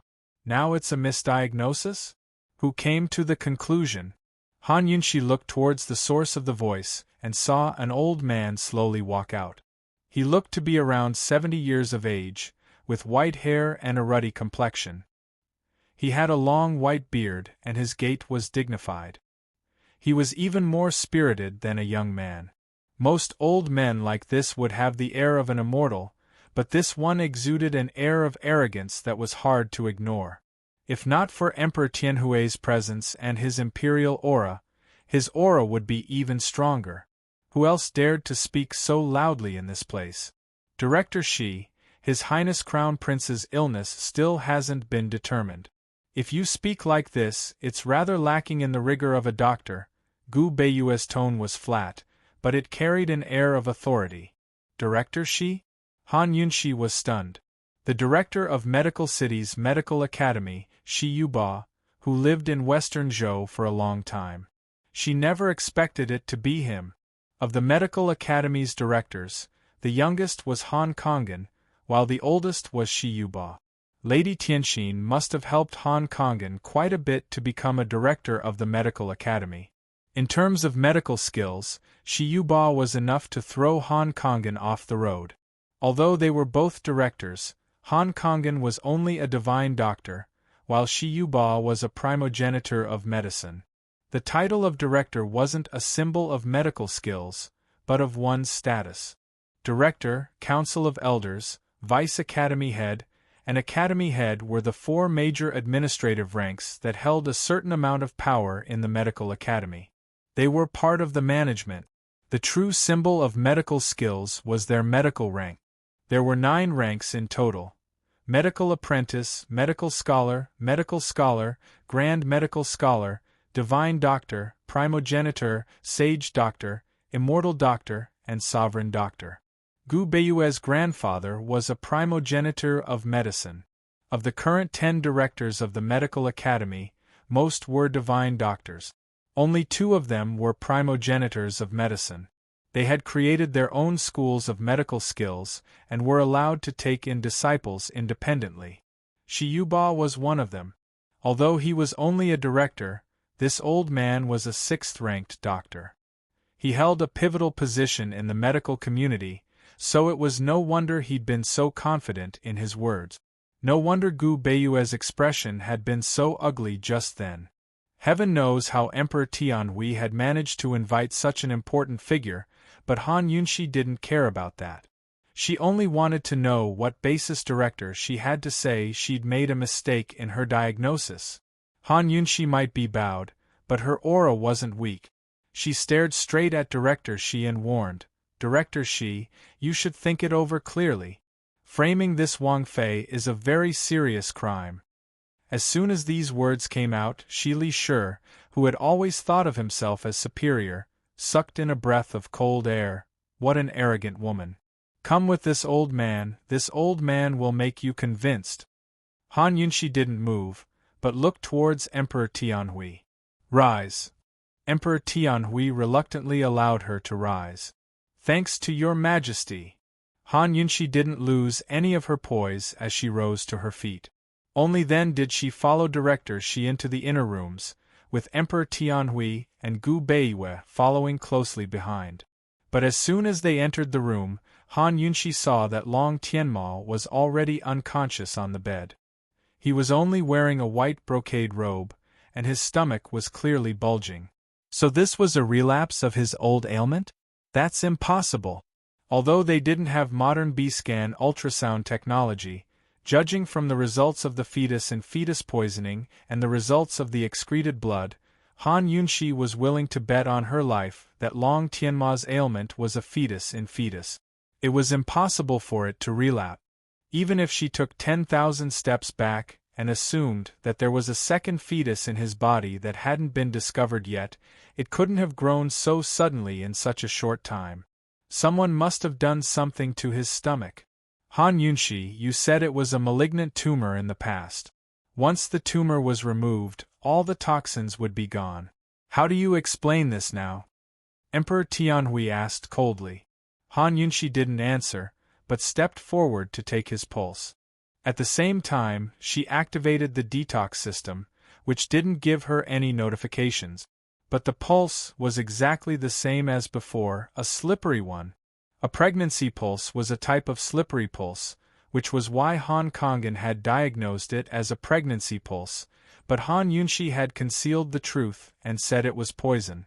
Then what about now? What did Director Shi say? Han Yunshi didn't rush to ask, but pressed down on Long Tianma's stomach instead. She was so startled that she almost withdrew her hand. Heavens, the condition of his stomach was exactly the same as before. It was extremely similar to a pregnancy. After the examination, Han Yunshi looked suspiciously towards Gu Beiyue. Gu Beiyue furrowed his brows, his face full of worry as he reminded her that this wasn't an easy matter to deal with. It was obvious that someone had done something to the stomach, but they couldn't figure out what had happened. Director Shi, what's your diagnosis? Han Yunshi finally spoke. What, are you admitting that you made a mistake? Director, she asked disdainfully. Even if His Highness Crown Prince's current condition is the same as before, it doesn't mean anything. There are many diseases with similar symptoms. I'm sure, Director, she knows better than I do. It's very possible that the Crown Prince is suffering from another disease. Han Yunshi refused to budge an inch. Another illness? Then tell me, what illness is it this time? Director, she refused to let the matter go. I'm not sure yet, but it's definitely not the same cause as before. Han Yunshi was resolute. Of course it's not the same cause as before. Your previous diagnosis was wrong. Director, she denied it outright. Qin Wangfei, listen well. The Crown Prince's illness is called ascites. Ascites? Han Yunshi almost spat out her saliva at those words. Actually, when she first heard that the Crown Prince's stomach was big, her first thought was that it was this illness. However, she rejected that thought when she took his pulse. This was a professional term. In layman's terms, it was a pathological accumulation of fluid in the body. The amount of fluid in the abdomen exceeded the normal value. There was a small amount of fluid in the abdomen that flowed out to lubricate the intestines. Under pathological conditions, the amount of fluid in the abdomen increased. When it exceeded 200 milliliters, it was called ascites. Ascites wasn't a primary disease. It was caused by other diseases in the body. Although Han Yunshi was a poison doctor, she worked in the hospital all year round and had seen many diseases. She had seen a child who was a few years old. He was all skin and bones, but his stomach was bigger than a pregnant woman's. She understood this illness. She believed that Gu Beiwei understood it even more. There was no reason for them not to be able to diagnose it. Judging from Long Tianma's pulse, it didn't have anything to do with ascites. Besides, if it really was ascites, then it was impossible for his stomach to suddenly become so big in such a short period of time. A month ago, hadn't Long Tianma been hosting the spring hunt and was doing well? Judging from his pulse and the time of his illness's onset, it's not ascites. Han Yunshi refuted on the spot. At this time, Gu Beiwei also spoke up. Director Shi, let's not talk about the present. Let's talk about the past. The Crown Prince was bedridden for 7 years. If it was ascites, how could he not become thin? How could he survive 7 years? Chapter 223. Once a person had ascites, they'd lose weight. Moreover, most ascites were caused by malignant diseases. How could Long Tianma have endured for 7 years? Director Shi's diagnosis was full of doubtful points. In fact, it was completely baseless. But when faced with Han Yunshi and Gu Beiwei's questions, Director Shi dismissed them with a single sentence. He said self-righteously, "You're talking about common ascites, but His Highness Crown Prince is suffering from a rare chronic form of ascites. The disease flares up slowly, similar to pregnancy. It was because of Qin Wangfei's misdiagnosis and careless use of poisons that caused the disease to flare up so suddenly. If old man hadn't arrived in time, His Highness Crown Prince's life would have been over." Director Shi's words were so convincing that they made it sound as if it were true. Han Yunshi couldn't help but laugh coldly. She'd heard that ascites was divided into 3 types: leaky, exudative, and bloody, but this was her first time hearing about chronic ascites. This fellow was a medical primogenitor, so he could create his own school of thought. What a bunch of nonsense! Who knew what he'd done to Long Tianma's body when Emperor Tianhui invited him here? That's why his abdomen was swollen and his pulse was slippery. A few days ago, when Emperor Tianhui made a move against young General Mu Qingwu, Han Yunshi assumed that he was seizing the chance to suppress the second imperial son's arrogance and push the crown prince down. Who knew that Emperor Tianhui was willing to use the crown prince to get rid of her? If Mu Qingwu couldn't gather enough provisions within half a year, his military authority would be revoked. The second imperial son would have lost half an arm, while the crown prince's mishap would have created a stalemate between the 2 factions in court. In the end, Emperor Tianhui would be the one to gain the most. This old fox was killing 3 birds with 1 stone. Han Yunshi was about to explain herself when Emperor Tianhui suddenly issued a cold order. Han Yunshi's medical skills aren't good enough. She swindled and almost caused the crown prince to lose his life. Someone come, lock her up in the prisons. As soon as he spoke, 2 imperial guards rushed in to detain Han Yunshi. I'm not convinced. Today, Han Yunshi finally understood what it meant to have power over justice, and what it meant to have the emperor above the sky in the world of imperial power. Your Majesty, I'm not convinced. Director, she doesn't have any evidence. He's wrongly accusing me. Han Yunshi angrily said. Emperor Tianhui didn't allow her to explain. Director, she is a director of the Medical Academy and a 6th-rank primogeniture doctor. How could he make a mistake? Han Yunshi, if you still refuse to admit your mistakes, we will definitely not let you off easily. Men, take her away immediately. Han Yunshi gave a cold laugh. She didn't make any more futile attempts to explain herself, but her lips curved into a mocking smile as she narrowed her eyes at Director Shi. Her eyes were clear and bright, as if they could see through everything. A 6th-grade medical grandmaster. Do the elders of the Medical Academy know that you are so capable? She left behind these words before the Imperial Guards took her away. Director Shi's face was ghastly white. Without a doubt, Han Yunshi's words were a warning to him. Emperor Tianhui might be able to protect him in Tianning, but the Medical Academy wasn't a place where Emperor Tianhui's words counted. He couldn't let the Medical Academy know about this. Gu Beiyue allowed Han Yunshi to be taken away without saying a word. He had long predicted this would happen before Han Yunshi entered the palace. All he wanted to know was Director Shi's diagnosis. In the silence of the room, Director Shi finally looked towards Gu Beiyue. I heard that Imperial physician Gu approved of your previous diagnosis as well? Nonsense. Nonsense. If he didn't approve, why would he have argued with Han Yunshi just then? Director Shi's question was giving Gu Beiyue some leeway to argue. At his words, Emperor Tianhui looked over as well. He knew that Director Shi had been trying to rope in Gu Beiyue all this time. Gu Beiyue was still young, but his medical skills had long reached the level of a 5th-rank divine doctor. His future prospects were immeasurable.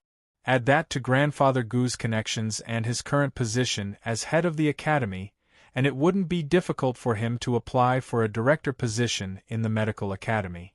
Moreover, Grandfather Gu was a 6th-rank primogeniture doctor as well. When he was a director, he'd been kind to others and made friends with many people. He had a high reputation and earned the respect of many of his peers. Amongst the directors, he was a spiritual leader. If Grandfather Gu hadn't passed away, he might have entered the Council of Elders by now. In this line of work, reputation and seniority were important. Even after Grandfather Gu's death, many people would still give Gu Beiyue face and take care of him. This was also why Emperor Tianhui placed Gu Beiyue in an important position and didn't make a move against Gu Beiyue after the Han family's free clinic. Roping in Gu Beiyue would be a great help to Director Shi when he entered the Council of Elders in the future. But Gu Beiyue refused a toast only to be forced to drink a forfeit.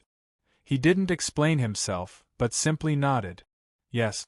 Moreover, this junior still agrees with esteemed Wang Fei's diagnosis. You. Director Shi was caught off guard. His old face fell as he approached Gu Beiyue and said in a low voice, Imperial Physician Gu, a wise man submits to circumstances. Your grandfather has already passed away a long time ago. You have nothing to do with the medical academy now. In other words, Director Shi admits to framing esteemed Wang Fei and has a guilty conscience. Are you afraid that the medical academy will pursue the matter? Gu Beiyue retorted seriously. He looked like a frail, gentle, and modest gentleman, but Gu Beiyue never gave anyone face when it was time to be blunt. Director Shi had not only been rejected, but humiliated as well. A lofty man like him had always been respected and flattered by his juniors, so he'd never suffered such humiliation. His face alternated between red and white, but he couldn't speak. Emperor Tianhui didn't expect Gu Beiyue to be so insistent. After all, Gu Beiyue had been in the imperial physician courtyard for many years and had seen all sorts of infighting in the imperial harem. He'd faced plenty of temptations and roped in as well. He'd always been a loner, unmoved by anyone or anything. But now he was helping Han Yunshi because he had his heart set on the Duke of Qin. Or had Han Yunshi used some sort of bewitching spell on him? No matter what, Emperor Tianhui wasn't planning to keep him around any longer after what he'd said today. Someone come. Imperial physician Gu neglected his duties and aided the tyrant in his tyranny. He knows his wrongs and refuses to mend them. Throw him into the prisons as well. Han Yunshi retorted a few more times, but Imperial physician Gu didn't even say a single word of injustice. He only gave the unconscious Long Tianma a pitying look before allowing the Imperial guards to escort him out. Director, she watched Gu Beiyue's retreating form with a sigh despite his anger. Such a young man, what a waste. The Medical Academy. Emperor Tianhui trailed off. He was more concerned about that. Your Majesty, don't worry. His Highness Crown Prince's illness can't be cured by anyone besides this old official. Even if the Council of Elders came, they wouldn't have the right to speak. Director, she wouldn't have dared to do such a thing for Emperor Tianhui if he didn't have some skills. Emperor Tianhui nodded his head in satisfaction. But as soon as he left the Eastern Palace, he ran into the Empress Dowager, who'd hurried over after hearing the news. This meant that news of Han Yunshi and Gu Beiyue's imprisonment had spread very quickly. The Empress Dowager was still brooding over Mama Su's death. Emperor Tianhui had told her to rest and recuperate, but she'd only rested for a few days before something happened to her most treasured grandson. Chongping had already passed away, so they'd lost a perfect marriage alliance. Meanwhile, the Empress's health was fluctuating. Now she only had the Crown Prince left. Although the other imperial sons were her own grandchildren, the Crown Prince was still born of the Empress and the future of the imperial uncle's estate. Once he lost power, the imperial uncle's estate would fall. Your Majesty, just what happened? Mo was perfectly fine, so why did his illness suddenly act up again? The Empress Dowager asked. His old illness acted up again. Fortunately, Director, she was here, or else the consequences would have been unthinkable. Emperor Tianhui sighed with emotion. He wasn't telling the truth to his own mother. 20 years ago, this mother had wholeheartedly helped him fight for the throne, but now her heart was all on the Crown Prince. The heartless nature of the imperial family included husband and wife. Only the newlyweds laughed in the imperial harem, but not the old. Brothers and sisters were heartless as well. Countless brothers and sisters fought and killed each other. Parents were even more heartless as well. Father and son, mother and son, would fight for their own interests one day. Although Emperor Tianhui had made Long Tianma the Crown Prince and spent countless efforts to nurture him, Long Tianma could change. Times were changing as well. Emperor Tianhui wasn't even 50 years old yet, so he had his own plans. Isn't it a malignant tumor? Wouldn't everything be fine once the poison was treated? Why did it act up again? The Empress Dowager asked. If she couldn't sniff out the fishy details, then she'd be Emperor Tianhui's mother in vain. It really was a misdiagnosis. If Mohu doesn't believe me, then go take a look for yourself. Zhen still has urgent business to attend to, so I won't accompany Mohu, Emperor Tianhui said respectfully. The Empress Dowager was an intelligent woman. A complicated look flickered past her eyes before she stopped doubting him. Then can Director she cure Tianma? It'll take some time. Mohu doesn't need to worry. Emperor Tianhui's words were a heart-strengthening drug for the Empress Dowager. She nodded and said, Emperor, you can go busy yourself. I'll go take a look at that pitiful child. Naturally, the news spread out of the palace and caused an uproar as soon as daybreak. This wasn't the first time Han Yunshi had been imprisoned, but the fact that she'd been imprisoned for the sake of the crown prince wasn't the first time she'd been imprisoned. Even an idiot could tell that things were serious this time. At the Duke of Qin's estate, Zhao Mama had ignored Han Yunshi's orders to search for His Highness Duke of Qin after she left last night. Unfortunately, she couldn't find him. Currently, Long Fei Yi was at the solitary enclosure, so he knew the situation like the back of his hand. Tang Li was sitting by his side, looking over with a teasing smile. "Your Highness Duke of Qin, you've dragged esteemed Wang Fei down so badly. Why aren't you thinking of ways to save her?" After witnessing Han Yunshi's abilities and courage, Tang Li quite liked her. But that woman's identity was still unknown. Long Fei Yi had been investigating Han Yunshi for a while now, but he couldn't do anything about it. He'd tried multiple times to ask him about Han Yunshi's origins, but this fellow always avoided the question. Thus, Tang Li could only keep his distance from her. Director Shi insisted that it was a misdiagnosis, so the only people who could save her now were the medical academy's people. Long Fei Yi didn't have any connections in the medical academy, but he had people in Medicine City. Medicine City was medicine. Without medicine, there was nothing to be done. Without medicine, medicine was a pile of trash. Medicine City and Medical City had always been close family. On one side, Chu Shifeng had been waiting for His Highness Duke of Qin's orders as well. But Long Fei Yi wasn't in a rush. Instead, he said meaningfully, "Your lordship would like to see just how capable Gu Beiwei is." At these words, Chu Shifeng and Tang Li exchanged glances with tacit understanding. Neither of them said a word. Long Fei Yi wasn't in a rush to save her, but he made a high-profile appearance at the Justice Court's prisons that very afternoon to visit them. Chapter 224. When had His Highness Duke of Qin ever visited the Justice Courts, much less visited anyone in prison?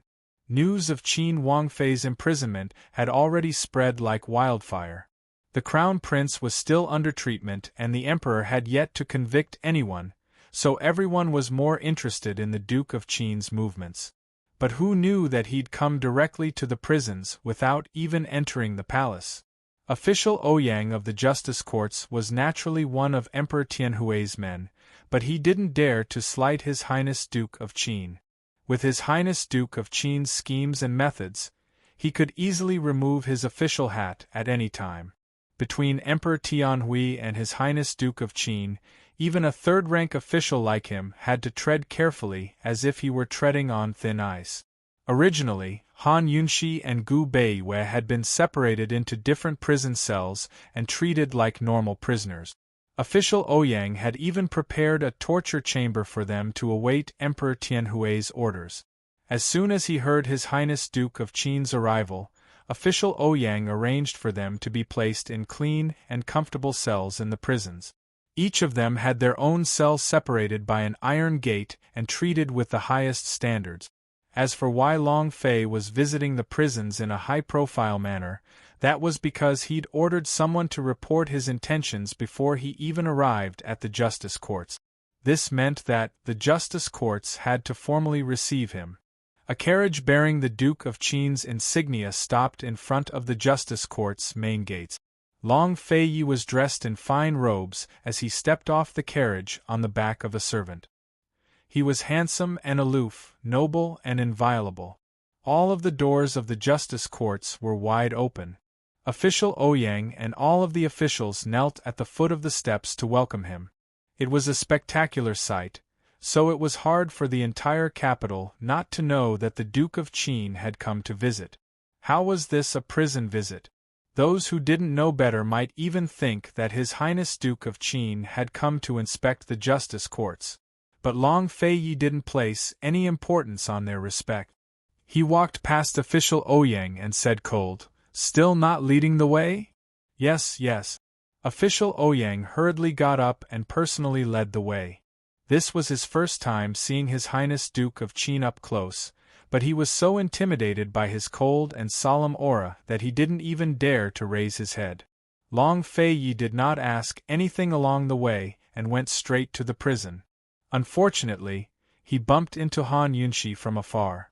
She was leaning against the iron gate and whispering to Gu Beiyue. The two of them were whispering to each other intimately. He stopped abruptly and watched without batting an eyelid. Even His Highness Duke of Qin would get jealous? Did this man, who made countless women go crazy, need to be jealous? Lord Ouyang and the rest who were following by the side didn't know what was going on and didn't dare to make a sound. Lord Ouyang mustered up his courage and carefully raised his head. When he glanced at Long Fei, he immediately broke out in cold sweat and didn't dare to raise his head again. Heaven knows what a frosty face it was. Lord Ouyang began to doubt whether his arrangement of the prison cells was right or wrong. Amidst the silence, the air grew tense. It wasn't until Han Yunxi inadvertently turned her head and saw them that everyone let out a sigh of relief. It was as if something big would have happened if she hadn't looked over. Han Yunxi hadn't expected this. She'd only entered at dawn, but Long Fei had arrived in just half a day. She knew that even if Zhao Mama didn't say anything, this guy would quickly find out about this matter. She just hadn't expected him to come here. She had just been discussing this matter with Gu Beiyue. Apart from the people of Medicine City, no one else would be able to help them. Long Fei should be very clear about this. He was on good terms with the Wang clan of Medicine City. It shouldn't be difficult for Duke Wang to come forward and find the Council of Elders. Han Yunxi didn't mention any of this to Gu Beiyue. She was only puzzled. What was this guy doing here instead of going to the Wang clan? Of course, no matter what he was here for, she'd be safe now that he was here. Han Yunxi didn't hide the pleasant surprise in her eyes as they shone brightly. "Greetings to Your Highness Duke of Qin." Gu Beiyue bowed. Han Yunxi murmured, "Your Highness." Long Fei didn't say anything. As soon as he approached, official Ouyang hurried forward to open the lock. Unexpectedly, not only did Long Fei have no intention of entering, he even questioned him coldly, "Official Ouyang, who allowed you to open the lock of a criminal personally appointed by His Majesty?" Everyone was startled by these words. Even Han Yunxi was taken aback. She didn't understand what he meant. Gu Beiyue stood in the shadows, so his expression couldn't be seen. However, Long Fei didn't allow him to rise. He maintained his salute from beginning to end. Official Ouyang was even more confused. He stepped back and said, Yes, Your Highness is right. This official has failed in his duty." Long Fei didn't enter, but he couldn't just stand there. Official Ouyang hurriedly ordered someone to bring a chair for him to sit outside the cell. Tea, pastries, and incense were all served. Long Fei lazily sat down. He wasn't in a hurry to speak. If he didn't speak, Han Yunxi, who didn't understand the situation, wouldn't speak. This made official Ouyang very anxious.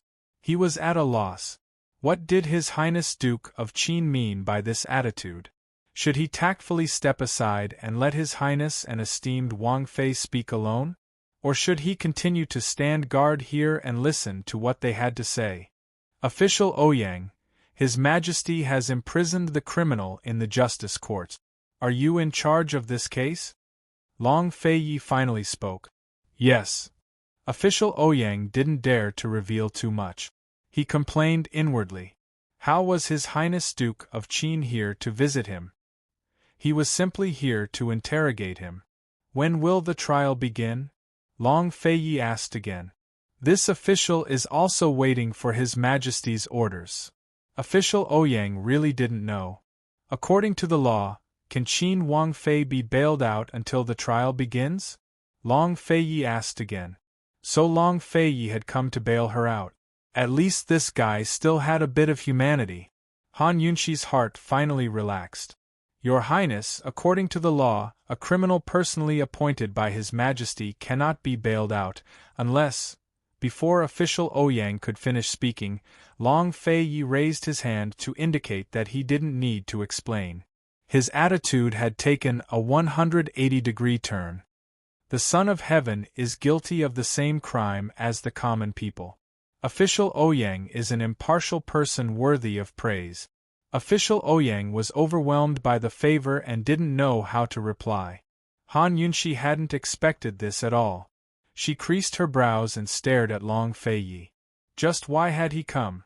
Long Feiyi's eyes were calm as he prepared to continue speaking. But it was then that an announcement came in. Qin Wang Rong has arrived. Qin Wang Rong. Who was Qin Wang Rong? Tianning's nobility was divided into 6 ranks: Wang, Duke, Marquis, Count, Viscount, and Baron. Wang was a direct descendant of the imperial clan. In terms of status, Qin Wang Rong and the Duke of Qin were both Qin Wang. But in terms of seniority, both the Duke of Qin and Emperor Tianhui had to call Qin Wang Rong imperial uncle. Qin Wang Rong was the late emperor's younger brother. Qin Wang Rong was the #1 official who'd helped the late emperor conquer the country. After the late emperor ascended the throne, he'd retired from the scene and rarely interfered with court affairs. Although he had no power in name, he had a high reputation within the imperial clan. When the late emperor was still alive, he was the one who had the most say by his side. During the struggle for the throne, various factions had tried their best to rope him in, but Qin Wang Rong had always remained neutral. He'd never favored any of the princes. Now that Tianning was under Emperor Tianhui's rule, this old Qin Wang who'd rejected him in the past still had the right to speak. Whether it was Emperor Tianhui or the Duke of Qin, they had to respectfully call him imperial uncle whenever they saw him. Who would have thought that Qin Wang Rong would show up at a time like this? Why had he come? Had Emperor Tianhui invited him here to intimidate His Highness Duke of Qin? But that didn't seem likely. After all, Qin Wang Rong hadn't shown his face during the struggle for the throne, but he still doted on His Highness Duke of Qin the most. Official Ouyang was about to go greet him when Qin Wang Rong arrived. His thick eyebrows reached his temples, and his eyes were bright and spirited. Although he was old and his hair had turned white, he still looked luxurious and majestic. His scholarly robes couldn't hide the stern and dignified air of a man who'd spent half his life on the military. Han Yunshi had long heard of this Qin Wang Rong's illustrious name. Besides Long Feiyi, this old Qin Wang was the most respected of all the princes in Tianning. What kind of wind was blowing today to bring Tianning's most respected prince here? The justice courts were honored to shine with golden splendor. No one else knew why Qin Wang Rong had shown up, but Han Yunshi had an inkling. It looked like news of Mama Su had reached this old Qin Wang's ears. Long Feiyi rose to his feet and even said respectfully, "Imperial uncle, long time no see." Han Yunshi followed the others in making deep bows. Greetings to Qin Wang Rong. May Qin Wang Rong live thousands and thousands of years. Qin Wang Rong didn't even consider Han Yunshi worthy of his attention. He didn't even spare her a glance as he sat down in Long Feiyi's seat. "Fei, your lordship just heard about this and came to take a look. I'm not bothering you, am I?" Long Feiyi didn't answer directly. Instead, he said cold, "Han Yunshi, why haven't you thanked Imperial Uncle for his concern?" Han Yunshi expressed her thanks, but Qin Wang Rong didn't accept it. Instead, he laughed coldly. "Your lordship came for the crown prince. I came specifically to see what kind of despicable woman dared to swindle her way into the palace and plot against the crown prince." Silence fell upon the crowd at his words. Han Yunshi clenched her fists and prepared to retort, but Long Feiyi said, "If she wasn't the daughter of the Empress Dowager's savior, would His Majesty have trusted her so easily? It's a pity." Long Feiyi didn't finish his sentence, but only gave a light, mocking laugh. Han Yunshi looked at him in disbelief. Belatedly, she realized that this guy hadn't come to bail her out at all, but to express his stance and draw a clear line between them. Because of Mama Su's matter, the great changes in the court, the crown prince's illness, and Qin Wang Rong's appearance, he was going to abandon the rook to save the king? How could he be this kind of person? Han Yunshi tightly clenched her teeth. Her anger towards Long Feiyi overshadowed her dissatisfaction towards Qin Wang Rong. She didn't want to believe it. Because he already knew that he would throw her out one day, was that why he refused to tell her all his secrets? She really had been willing all along. For the first time, Han Yunshi discovered that she was pitifully stupid. Long Feiyi's attitude also surprised Qin Wang Rong. However, Qin Wang Rong was a shrewd old man, not a calf that was easy to scare. Han Kongan has already misdiagnosed once, and now this kind of thing has happened. In your lordship's opinion, the Han family must be exterminated as a warning to others, he said coldly. The Han family was what Han Yunshi cared about the most. He didn't expect that Long Feiyi would actually agree. After the case is settled, severe punishment must be meted out. Your lordship came today specifically to inform official Ouyang that there's no need to have misgivings about this lordship's face. Everything must be done according to the law. As he spoke, he paused for a moment before continuing. Official Ouyang is a fair and just person. Your lordship was just praising him. Official Ouyang was already dumbfounded by His Highness the Duke of Qin's attitude. He thought that since Qin Wang Rong had already made an appearance, the Duke of Qin would probably yield to His Majesty. It was just a woman, so what should be lost would still be lost. Your Highness is too kind. Impartiality is this official's duty. This official definitely won't disappoint your Majesty.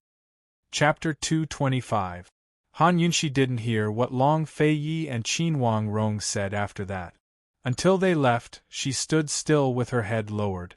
Her mood was very low. To be exact, it was disappointment. When she moved out of the hibiscus courtyard and was rejected in the carriage, she wasn't this disappointed. But this time, Long Feiyi, it turns out that you're nothing more than this. As soon as Long Feiyi left, official Ouyang came back and couldn't wait to switch Han Yunshi and Gu Beiwei back to their original cells. Gu Beiwei wanted to say something to Han Yunshi, but unfortunately, he didn't even have the chance. This woman had always been a source of light. Even in the darkest world, she had the power to illuminate herself. But now, she was like a dim luminous pearl, lifeless. One of them was brought to the right and the other to the left. Although Gu Beiwei was silent, he looked back again and again, his eyes flashing with concern and distress. Unfortunately, Han Yunshi was completely immersed in her own world and forgot about Gu Beiwei's existence. Long Feiyi abandoned the rook to save the king, and Gu Beiwei was also in prison. At this time, who could find the higher-ups of the medical school to save them? Who would save the Han family? In fact, Han Yunshi had a trump card in her hand. Not only could she save herself, but she could also save many people. Unfortunately, she didn't think about Mother Sue's matter at all. Back in the smelly and dirty little black prison, Han Yunshi leaned against the cold wall. Her eyes were dark and her heart was cold. Official Ouyang looked at her disdainfully and didn't avoid it. He actually ordered in front of her, "Come, from now on, 3 meals a day according to the standards of a condemned prisoner." Official Ouyang was recommended by Official Su of the Ministry of Appointments. When Han Yunshi bullied Madame Su and the Han family's eldest young master, Official Ouyang was the one who was most troubled. Now that the situation was clear, how could Lord Ouyang not take revenge? Of course, because of Han Yunshi's identity, Official Ouyang didn't dare to torture her, but he could still torture her for a few days. Official Ouyang originally thought that Han Yunshi would be angry, but who knew that Han Yunshi was like a dead person, standing there without any reaction. Official Ouyang didn't feel any sense of accomplishment at all and was very dissatisfied. Just as he was about to walk over and humiliate him, the jailer hastily stopped him and whispered, "My lord, this subordinate feels that the question His Highness Duke of Qin asked before he left is very strange." Long Feiyi left after seeing Prince Rong off. Before leaving, he asked Official Ouyang one last question in a low voice. "According to the law, can they live in the high-class prison?" According to the law, Gu Beiyue's status didn't allow him to live there, but Han Yunxi's status definitely did. That's what official Ouyang had said. Actually, according to the law was a neutral term. Everything had to be done according to the law and handled according to the law. One couldn't ask for special privileges, nor could one use private punishment to avenge personal grudges. But people tended to overlook the latter.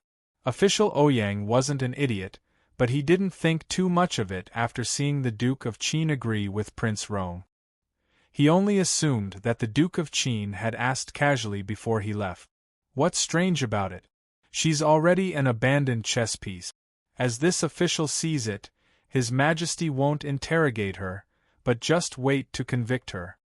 Official Ouyang had no idea that his words had revealed the truth behind today's visit.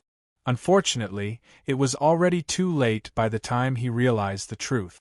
As soon as Prince Rong left, he went straight to the palace. Emperor Tianhui had long set up a chessboard and been waiting for a long time. After Prince Rong went into seclusion, he'd become obsessed with chess. In the world, only he and Long Feiyi dared to break Emperor Tianhui's chessboard, while Long Feiyi was the only one capable of doing so. When it came to chess, Qin Wangrong preferred Long Fei. But today he was exceptionally patient. He sat down and played a few moves before speaking. It looks like there's no need to interrogate this woman. Naturally, Emperor Tianhui was already aware of the situation at the justice courts. He'd schemed against Han Yunxi to give Long Feiyi a hard time and threatened Han Yunxi to reveal the truth about Mama Su. Now Long Feiyi's attitude of abandoning the rook to save the king made it clear that the woman knew nothing about Mama Su. Otherwise, Long Feiyi's strict personality wouldn't have thrown her away so easily. Han Yunxi wasn't an ordinary woman, so he had to be on guard against the possibility that Han Yunxi would expose Mama Su and bite him in the back. It's a good thing that Zhen prepared 18 tortures for her, Emperor Tianhui said coldly.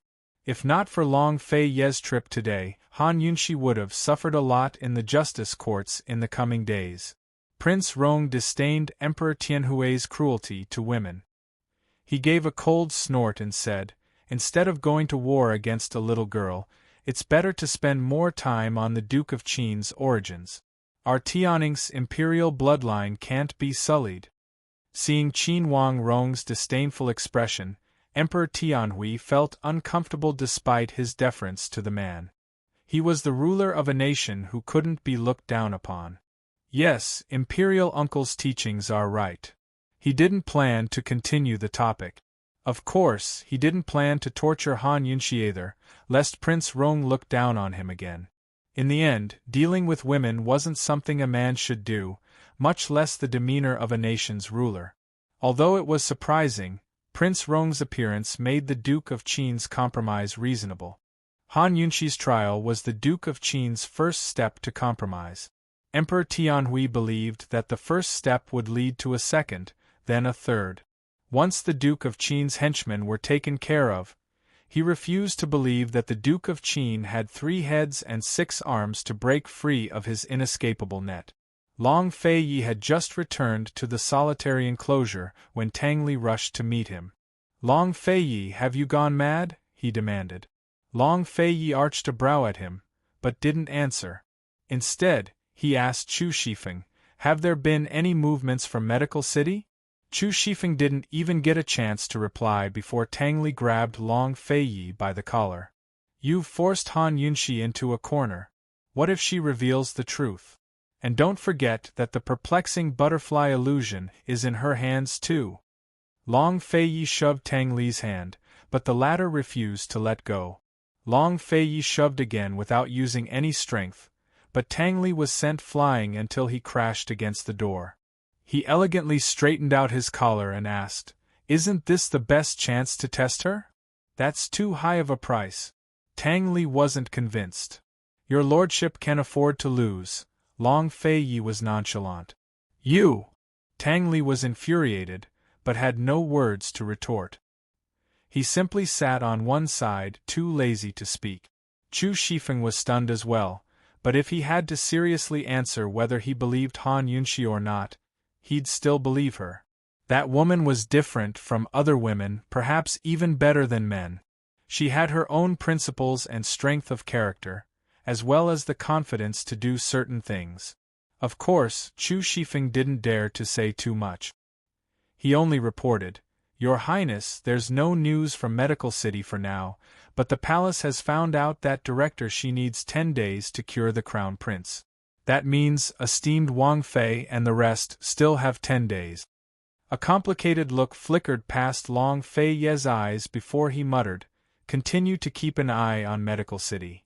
Today's high-profile visit wasn't just a show for Emperor Tianhui, but Gu Beiwei as well. He was very curious as to why this genius divine doctor, who could have been like a fish in water in Medical City, had condescended to stay in Tianning's imperial physician courtyard for so many years. 3 days later, there was still no news from Medical City.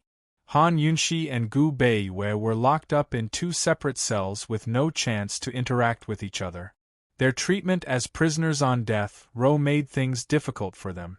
Gu Beiwei didn't touch any of the spoiled food sent to them, but only drank water to maintain himself. It wasn't until the 4th day that an unfamiliar jailer used the excuse of delivering water to approach the bars. Gu Beiwei calmly walked over. "How is it?" Gu Beiwei asked in a low voice. "Someone beat us to it. Luo Zuishan's already asked for instructions from the Council of Elders. He'll reach Tianning's capital tonight," the jailer replied. "Long Fei Yi?" Gu Beiwei asked doubtfully. He had a way to get in touch with Medical City on the day of his capture, so he had his reasons for not moving immediately. "It's not the Duke of Qin. There's been no movement from him at all." "It's Gu," the jailer replied. Gu Beiwei's eyes lit up as he seemed to understand something. He smiled faintly. "He's smart enough to know to find Luo Zuishan." Who was Luo Zuishan? Besides the late grandfather Gu, there were only 2 other 6th-ranked primogenitor doctors in the medical academy.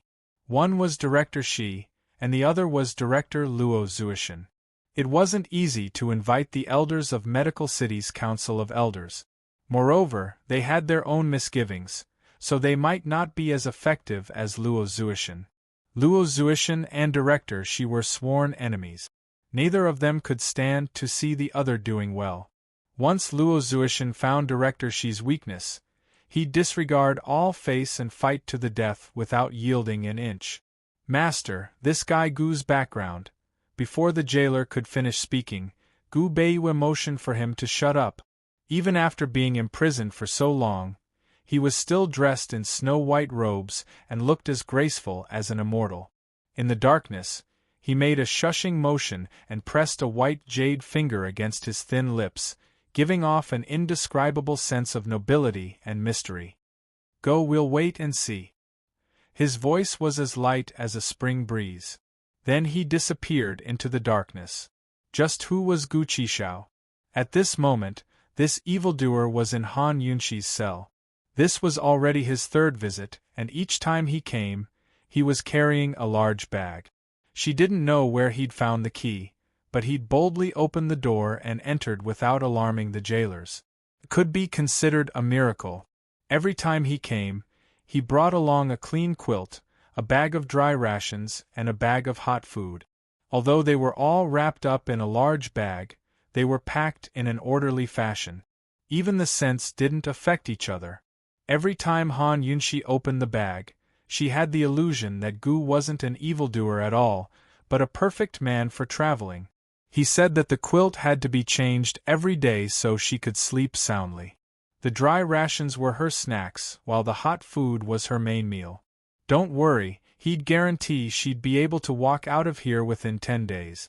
Of course, even if Han Yunxi didn't pay him much attention, he still persisted in asking her 3 questions.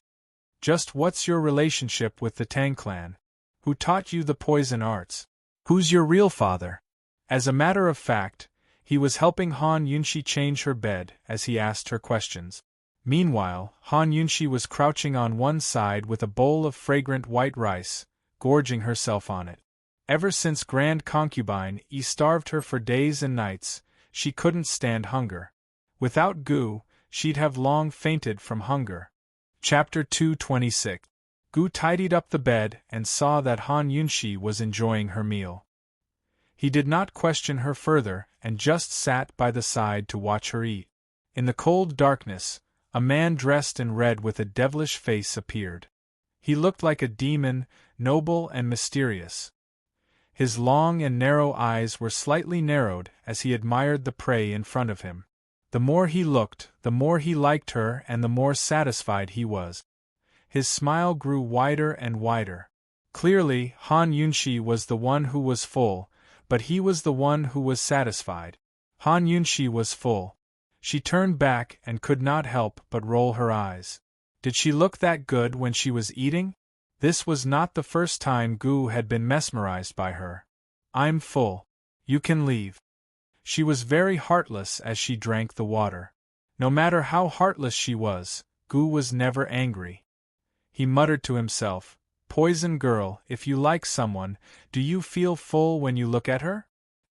Han Yunxi immediately spat. What kind of lousy analogy was that? Did he think that she was a man-eating fox demon? "If you don't leave now, the prison guards will come to patrol," she kindly reminded him. Gu Qishao reined in his thoughts and said seriously, "You still haven't answered my question." Han Yunxi did not use the saying, "One has to be blinded by gift." She asked self-righteously, "You haven't answered my question either. Why are you asking so many questions? How do you know so much about the Tang sect? Why? Is this very important to you?" The last time in the Han family courtyard, Gu had revealed a lot of information in a moment of impulse. Han Yunxi remembered all of it. Long Feiyi had said that he had misunderstood. Could it be that this guy was looking for Long Feiyi's secret? Han Yunxi had a feeling that there was a big secret here. Of course, even if she was in prison, she would not betray Long Feiyi. This was a matter of her integrity. Gu raised his eyebrows and glanced at her. He leaned over and smiled meaningfully. "Poison girl, if you follow me in the future, I'll tell you everything. How about that?" "With you?" Han Yunxi really didn't understand what this word meant. "Be my woman," Gu blurted out. Han Yunxi was stunned for a moment before she chuckled. "This joke isn't funny at all." Gu wanted to say more, but Han Yunxi mimicked him and smiled innocently. "If you don't leave now, I'll call for help." She was always like this when they were talking about the most important things. Gu took a deep breath, but he still left immediately. It was not that he was easily frightened, but Han Yunxi really knew how to scream. He had personally experienced it several times. After leaving the cell, Gu did not leave. He landed on the roof and lay down with his arms behind his head. He thought that it was not a good idea to continue asking. He had to think of a way to test this woman. But that would have to wait until she got out of the prison. Luo Zuishan had arrived at the capital tonight, so he should be making his move tomorrow morning. Who knew, just as he was thinking this, the sound of drumming could be heard from the Supreme Court's entrance not far away. Someone had come to the justice courts to sound their grievances? This was a rare occurrence, so it had to be a major case. Is there a need to be in such a rush in the middle of the night? Gu muttered doubtfully to himself. He plugged his ears and went to sleep on the roof of the prison. He never expected the person to sound the drums to be none other than the Medical Academy director he'd found, 6th-ranked Grandmaster Dr. Luo Zuishan. They were both in their 60s, but unlike Director Shi's tall and domineering figure, Luo Zuishan was thin and small with a hunched back. He had a white goatee, rat eyes, and an aquiline nose. At a glance, one could tell he was a meticulous and troublesome old man. Despite his small stature, he had far more energy than a young man. He rushed to Tianning's capital city day and night without rest, his rigid and serious face showing no signs of fatigue. He didn't even stop to rest, but dragged a letter of complaint to the justice courts to beat the drums. Those who didn't know better might think he was being treated unjustly. In truth, He was here to cry out their grievances on behalf of Han Yunshi and Gu Beiwei. His letter of complaint was against none other than Director Shi Yuba. The sound of drums broke through the quiet night of Tianning's capital city and woke up various figures. This person is a little interesting. Long Feiyi rubbed his chin thoughtfully. It was rare for him to give someone such an evaluation. He'd already waited for 4 days, but never expected Luo Zuishan to show up. Actually, Luo Zuishan didn't even need to be invited. With his relationship with Shi Yuba, he'd definitely show himself as long as he knew of this matter. Gu Beiwei had been under Long Feiyi's surveillance this entire time, but hadn't made any moves. Luo Zuishan had lived in a border city of Northern Li for a long time and had a stubborn temperament. His movements were also very secretive, but he'd managed to get here in 4 short days. Who told him about this?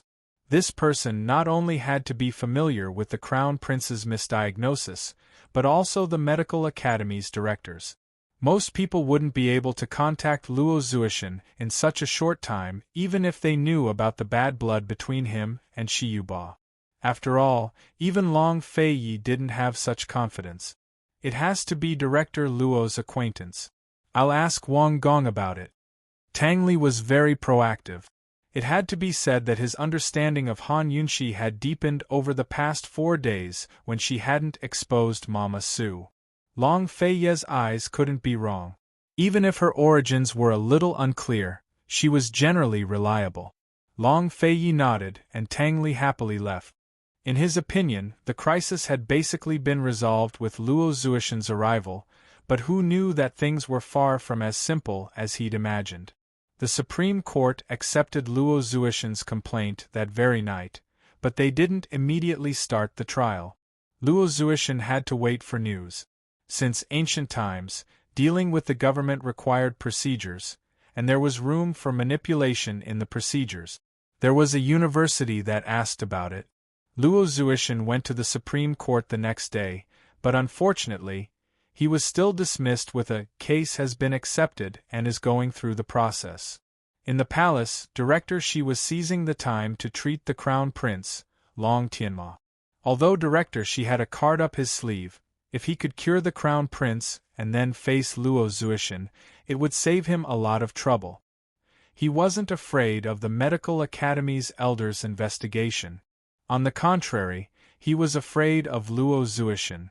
Luo Zuishan was the best at nitpicking and pestering.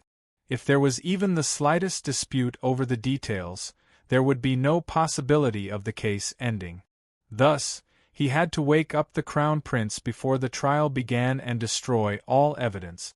Then there wouldn't even be an egg left, and Luo Zuishan wouldn't be able to nitpick. It's not easy to find Luo Zuishan, is it? Who has the skills? Emperor Tianhui was surprised as well. It had taken him a lot of effort to find Shi Yuba, but in just a few short days, someone had managed to find Luo Zuishan. At the very least, this person had some connections with the Medical Academy. Emperor Tianhui's first suspect was Long Fei, followed by the Han clan, who had connections with the Medical Academy and knew of the Crown Prince's misdiagnosis. Han Kongan used to be a director of the Medical Academy, so the Han clan naturally had connections to the Medical Academy. But Han Kongan had already been removed from the list, so the possibility wasn't high. As for Long Feiyi, although he'd never heard of him having connections with the Medical Academy, Emperor Tianhui felt that he was the only one with such skills in the capital. This fellow had abandoned the rook to save the king. Could it be, on the 6th day, Emperor Tianhui came to his senses, but it was already too late. After Luo Zuishan was dismissed by a minor official from the justice courts a second time, his irritable temper flared up. He actually took out the command token from the Medical Academy and questioned Shi Yuba's diagnosis in the name of the Council of Elders. No matter whether the patient was the Son of Heaven or the Crown Prince, he demanded that Shi Yuba bring along the patient and all relevant information and personnel to the Medical Academy for a public consultation. Shi Yuba was so stunned by the news that it took him a while to recover. A command token from the Council of Elders? How is that possible? He couldn't believe it. Luo Zuishan's appearance in such a short time was already surprising enough, but he'd even brought a command token with him. The command token was the symbol of the Council of Elders. How did Luo Zuishan get his hands on it? Why would the Council of Elders believe his one-sided words and give him the command token so easily? After all, the Council of Elders had only given the command token to 2 directors in the history of the Medical Academy. One was Third Elder, who'd already joined the Council of Elders, while the other was Gu Beiyue's grandfather. Leaving aside how Luo Zuishan had gained the Council of Elders' trust, he'd been living in seclusion in a border city of Northernly. 4 days was already very fast for him to reach Tianning's capital city, so how did he get the command token from the Medical Academy? If possible, Shiyuba would definitely suspect that Luo Zuishan's command token was fake.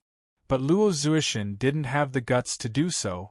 No matter how Shiyuba thought about it, he couldn't help but feel that there was something fishy going on. In the midst of his shock, Emperor Tianhui came to find him. He'd always respected Shiyuba, but this was the first time he'd questioned him so rudely. What's up with the Council of Elders command token? Did the Council of Elders question your diagnosis? Your Majesty, there's something fishy about this matter. The person who invited Luo Zuishan here can't be simple. Shiyuba was still relatively calm. Zhen only wants you to treat the Crown Prince immediately and close the case. Emperor Tianhui said angrily. Shiyuba could only shake his head.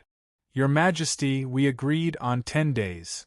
Emperor Tianhui's eyes flashed with shrewd light before he said coldly, then Zhen will protect you for another 4 days. But in the end, Shiyuba tactfully refused. Your Majesty, you know what the Council of Elders command token is. According to Tianning's laws, Luo Zuishan couldn't do anything to Shiyuba, but the rules of the Medical Academy meant that Shiyuba had no choice but to comply. Even a 6th-rank primogenitor doctor like him didn't dare to disobey or neglect an Council of Elders command token.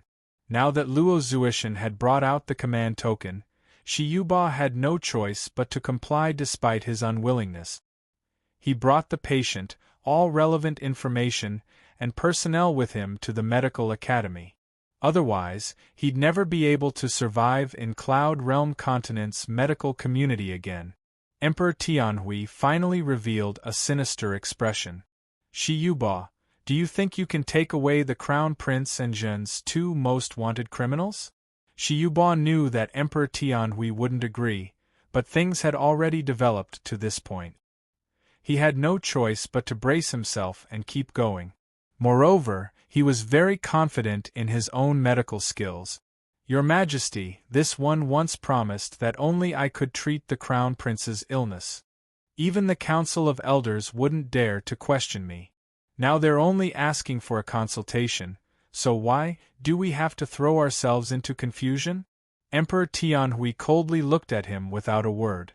Shiyuba added, if your Majesty doesn't allow this one to take away His Highness Crown Prince, then this one can only use the patient's family as an excuse to refuse the consultation. But once I refuse, this one's diagnosis will be deemed invalid by the medical community as well. If Shiyuba's diagnosis was invalid, then Han Yunxi and Gu Beiyue's crimes would be impossible to convict. Emperor Tianhui finally realized that he was stuck between a rock and a hard place. Chapter 227. Rather than saying that Emperor Tianhui was stuck between a rock and a hard place, it was more accurate to say that he was riding a tiger and couldn't dismount. Luo Zuishan had already taken out the Council of Elders command token. Even if the justice courts wanted to open a trial for the Crown Prince's misdiagnosis, Luo Zuishan's personality would never agree. Emperor Tianhui looked gloomily at the Crown Prince on the bed. After some thought, he finally decided to agree to Shiyuba's request to take the Crown Prince and Han Yunxi away. He didn't want to offend Medicine City's Council of Elders because of this. Of course, he had a condition. He wanted Qin Wangrong to accompany him.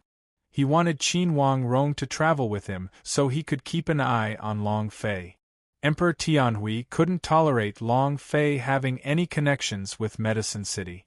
But Luo Zuishan and Qin Huang Rong were about to set out, but Long Fei still hadn't shown up, nor did he express any opinions on the matter. Did his silence mean he agreed with Emperor Tianhui's decision? Who had invited Luo Zuishan was a mystery, as was Long Fei's position. While Emperor Tianhui was pondering the matter, the various factions in the court were doing the same. Han Yunxi was currently being led out by the prison guards. She was filled with doubts as well, but she was trying to figure out Gu's origins. A few days ago, Gu had patted his chest to guarantee that she'd be released. She assumed that he'd break her out of prison, but he actually had the skills to invite Luo Zuishan over. Did he have a personal relationship with Luo Zuishan? Or was it related to Medical City's Council of Elders? Han Yunxi had investigated Medical City specifically for the sake of investigating Lady Tianxin. She had some understanding of the Council of Elders and the Council of Elders, so she naturally knew of Luo Zuishan as well. At the gates, Han Yunxi ran into Gu Beiwei, who'd been escorted out as well. The two of them smiled at each other before walking together. Esteemed Wang Fei, was it His Highness who invited Director Luo? Gu Beiwei probed in a low voice. Han Yunxi only smiled and retorted, "You were there when I visited the prison that day. Do you think that's possible?" Esteemed Wang Fei, to be able to invite Director Luo in such a short time, it's not simple. Gu Beiwei lowered his voice even more. In truth, as long as enough time passed and the news reached Luo Zuishan's ears, with Luo Zuishan's hostile relationship with Shiyuba, Luo Zuishan would appear even without an invitation. However, the news couldn't have spread so quickly in such a short period of time. Therefore, there were only two possibilities for Luo Zuishan to appear. One was that someone had found Luo Zuishan through the Council of Elders, and the other was that someone had a personal relationship with Luo Zuishan and had directly found him. Han Yunxi hesitated for a moment and didn't say anything. She just shrugged and said, "I find it strange too." Gu Qixiao was a man who feared neither heaven nor earth. He'd never told her to keep a secret, but she still kept an eye out for him. As soon as they left the Supreme Court, they saw two groups of people. On one side was Luo Zuishan, and on the other was Qin Huang Rong and Shiyuba. Luo Zuishan drove a large carriage himself, and the medicine boy drove another. On Qin Huang Rong's side, there was a large carriage and two prison carriages. As soon as he saw Han Yunxi and Gu Beiwei come out, Qin Huang Rong arrogantly ordered, "Come, take them to the prison carriages." Gu Beiwei was very calm, but Han Yunxi didn't obey. She had always yearned to go to Medical City. How could she sit in a prison carriage when it was her first time going there? Why should they sit in a prison carriage? Whether they were guilty or not was still undetermined. Han Yunxi was about to speak when an arrogant voice suddenly sounded, "Wait!" Following the voice, she saw that the one who spoke was Luo Zuishan. His chin was raised high, and his goatee was sticking up as he spoke. He looked at everyone with disdain.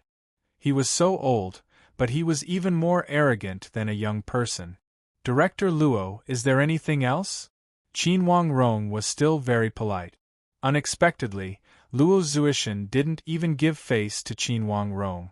Stroking his goatee, his attitude was arrogant as he casually said, "Everything related to this case must be personally brought to the medical academy by this old man." Crown Prince Qin Huangfei, Imperial Physician Gu. Before he could finish, Qin Huang Rong couldn't take it anymore and said angrily, "That doesn't make sense." Leaving aside the Crown Prince, even Han Yunxi and Gu Beiwei need your lordship's personal escort. They're Tianning's prisoners. Although Emperor Tianhui didn't want to offend Medical City, Qin Huang Rong couldn't tolerate a trifling director reaching for a yard after getting an inch. He was used to being respected by others, but this was his first time meeting such an arrogant and rude fellow. "Prisoners?" Luo Zuishan arched an eyebrow at Qin Huang Rong, a mocking smile on his lips. He didn't try to explain himself, but asked the man beside Qin Wang Rong, Shi Yuba, according to Medical City's rules, what do you think should be done? Qin Wang Rong found Luo Zuishan's mocking words especially glaring. He didn't care about Medical City's rules at all. His attitude was unyielding. Someone come, what are you spacing out for? Take them all to the prison wagons immediately. The jailers were about to take them in, but Luo Zuishan wasn't in a rush. Cold, he threatened, Shi Yuba, do as you see fit. Shi Yuba's eyes flashed with ruthlessness. Despite his reluctance, he endured it and acted like a peacemaker as he walked between Luo Zuishan and Qin Wang Rong with a chuckle. Director Luo, the journey to Medical City is very long. We'll have to rely on Tianing's guards to protect us. Everyone's going the same way, so why be so serious? Luo Zuishan put on a fake smile. Director Shi, if you think there's no difference between the prison wagons and horse carriages, then you and Qin Wang Rong can sit in them. At these words, not only did Shi Yuba's face turn black, but Qin Wang Rong himself felt unwell. On the sidelines, Han Yunxi almost laughed out loud. Luo Zuishan was clearly shielding her and Gu Beiyue. He might be a bit arrogant, but he was also a wonderful and amusing person. Director Luo, your lordship won't bicker with you for the sake of the Council of Elders. You're already so old, don't. Seeing that Qin Wang Rong was about to lose his temper, Shi Yuba forced himself to stop him. After all, he'd experienced Luo Zuishan's temper many times before. This time, he was quite confident in his own medical skills, so he'd let Luo Zuishan show off for a few more days. Long Tianma's illness was something that even the Council of Elders had no hope of curing, much less Luo Zuishan. This time, he not only wanted to earn merits in front of Emperor Tianhui, but also whittle away at Luo Zuishan's arrogance in front of the Council of Elders. Qin Wang Rong, Director Luo was only joking. You mustn't take it to heart. Since Medical City has its rules, then everything will be done according to them. As Shi Yuba spoke, he gave Qin Wang Rong a meaningful look. Qin Wang Rong wasn't willing to compromise, but in the end he didn't say a word. Instead, he angrily flicked his sleeves and climbed into the carriage. Luo Zuishan had already gained the upper hand in their first meeting. He didn't stop while he was ahead, but arrogantly ordered Shi Yuba to bring over the Crown Prince's carriage and have his own medical attendant drive it. If Luo Zuishan was a flamboyant peacock, then Shi Yuba was a shrewd and calculating old fox. Seeing Shi Yuba's yielding attitude, Han Yunxi began to worry. You too, why aren't you coming over yet? At this moment, Luo Zuishan finally looked straight at her and Gu Beiyue. Han Yunxi and Gu Beiyue quickly walked down the step. Junior Gu Beiyue greets Senior Luo. Junior Han Yunxi has long heard of Director Luo's great name. Many thanks to Senior for saving us. Gu Beiyue was cultured and refined, while Han Yunxi was modest and courteous. But who would have thought that Luo Zuishan would glance at Han Yunxi and coldly snort, saving trash like you? Haha, don't think too highly of yourself. Old man was only acting according to the rules. Han Yunxi's smile suddenly froze on her face. Fine, everything this old man did was purely to disgust Shi Yuba. Sure enough, she was overthinking things. Luo Zuishan seriously sized up Gu Beiyue. Gu Yuandong's grandson? Gu Beiyue quickly replied, that's this junior. When grandfather was alive, he often mentioned Senior Luo, but before he could finish speaking, Luo Zuishan coldly snorted and interrupted, your grandfather's medical skills are average. I think you're just SOSO. A Gu Beiyue, who had the best temper, also froze. For a moment, he didn't know what to say. You drive the carriage. Follow the carriage in front.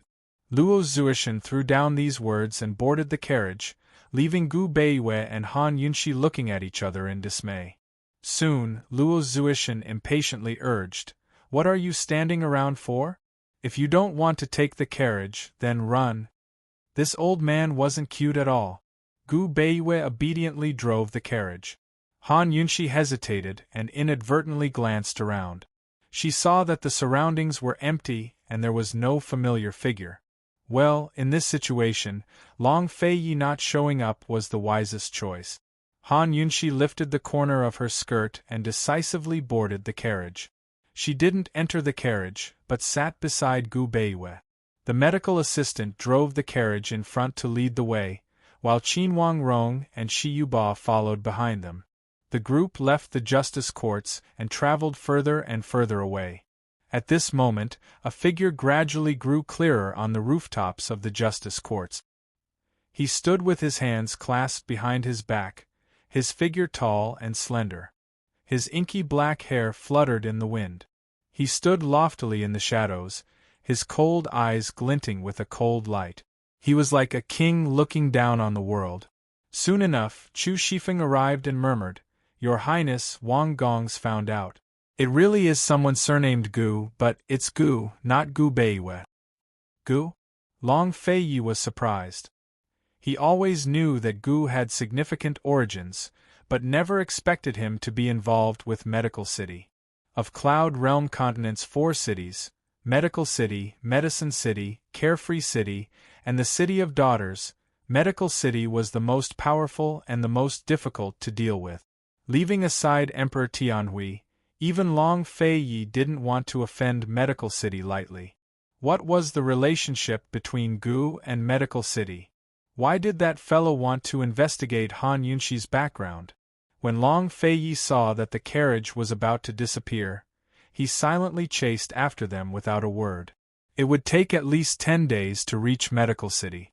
5 or 6 days had already passed, but Luo Zuishan hadn't said a word to Han Yunshi or Gu Beiwei. No matter how much this old man despised them, he should at least ask about the Crown Prince's illness, right? After all, Han Yunshi and Gu Beiwei were the clearest on the matter. That afternoon, Han Yunshi went to sit in the carriage of her own accord. She saw old man Luo sitting in the main seat with his arms crossed.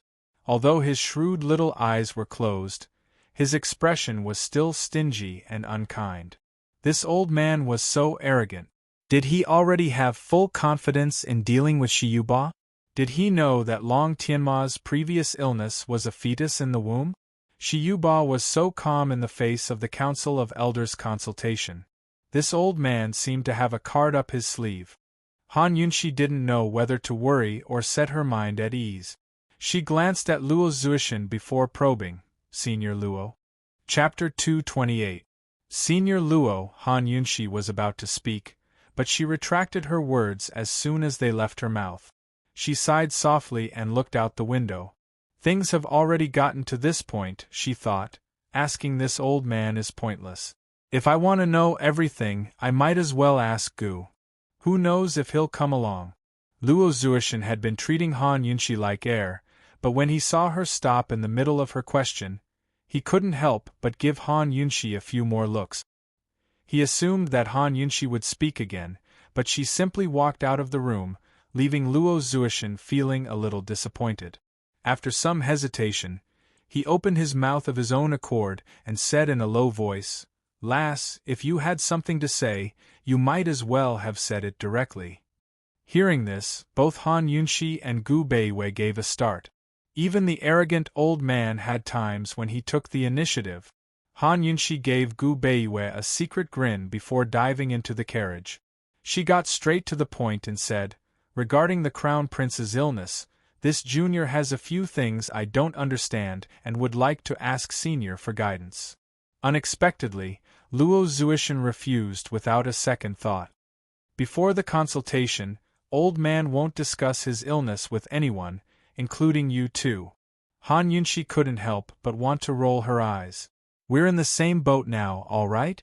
Would I tell Shi Yuba about this? Senior Luo, this junior won't ask anything. I just want to confirm one thing. Whether my previous diagnosis was right or wrong, Han Yunshi said seriously. Once Long Tianma's illness was brought to the Council of Elders, things would become much more complicated. Not only would it become a contest between her and Emperor Tianhui, but the various factions of the Medical Academy's Council of Elders as well. After all, Shi Yuba and Luo Zuishan were representatives of different factions. At this point, Han Yunshi didn't want to cause any more trouble for herself. She just wanted to prove that she didn't misdiagnose. She didn't care about anything else. Luo Zuishan didn't answer immediately. Instead, he looked meaningfully at Han Yunshi before lowering his voice. Old man can give you a clear answer, but you have to answer old man's question first. Senior, please speak, Han Yunshi said without hesitation. But unexpectedly, Luo Zuishan's question was completely unexpected. He said, Han Yunshi, what's your relationship with Gu? It really was Gu who had invited Luo Zuishan. What's your relationship with Gu? Han Yunshi blurted out. Who would have thought that at this moment, the carriage would suddenly come to a stop? Then, the horses raised their front hooves, and the cries of the horses soared into the sky. Be careful, there's an assassin! Gu Beiwa shouted as he tried to control the carriage. Han Yunshi wanted to come out and take a look, but it was too late. She followed Luo Zuishan and was tossed around in the carriage, completely out of control. Only the heavens knew how violently the carriage was jolting.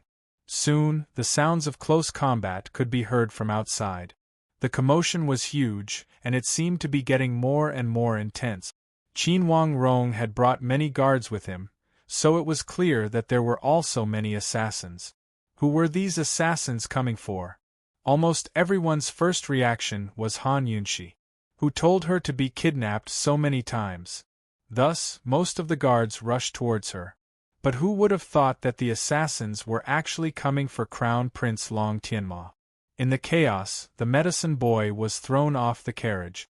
Two black-clothed assassins flew up and actually drove the carriage away. At this moment, everyone finally understood. All guards, protect His Highness the Crown Prince! Qin Wang Rong shouted as he raised his sword and pushed aside the guards by his side to be the first to rush over.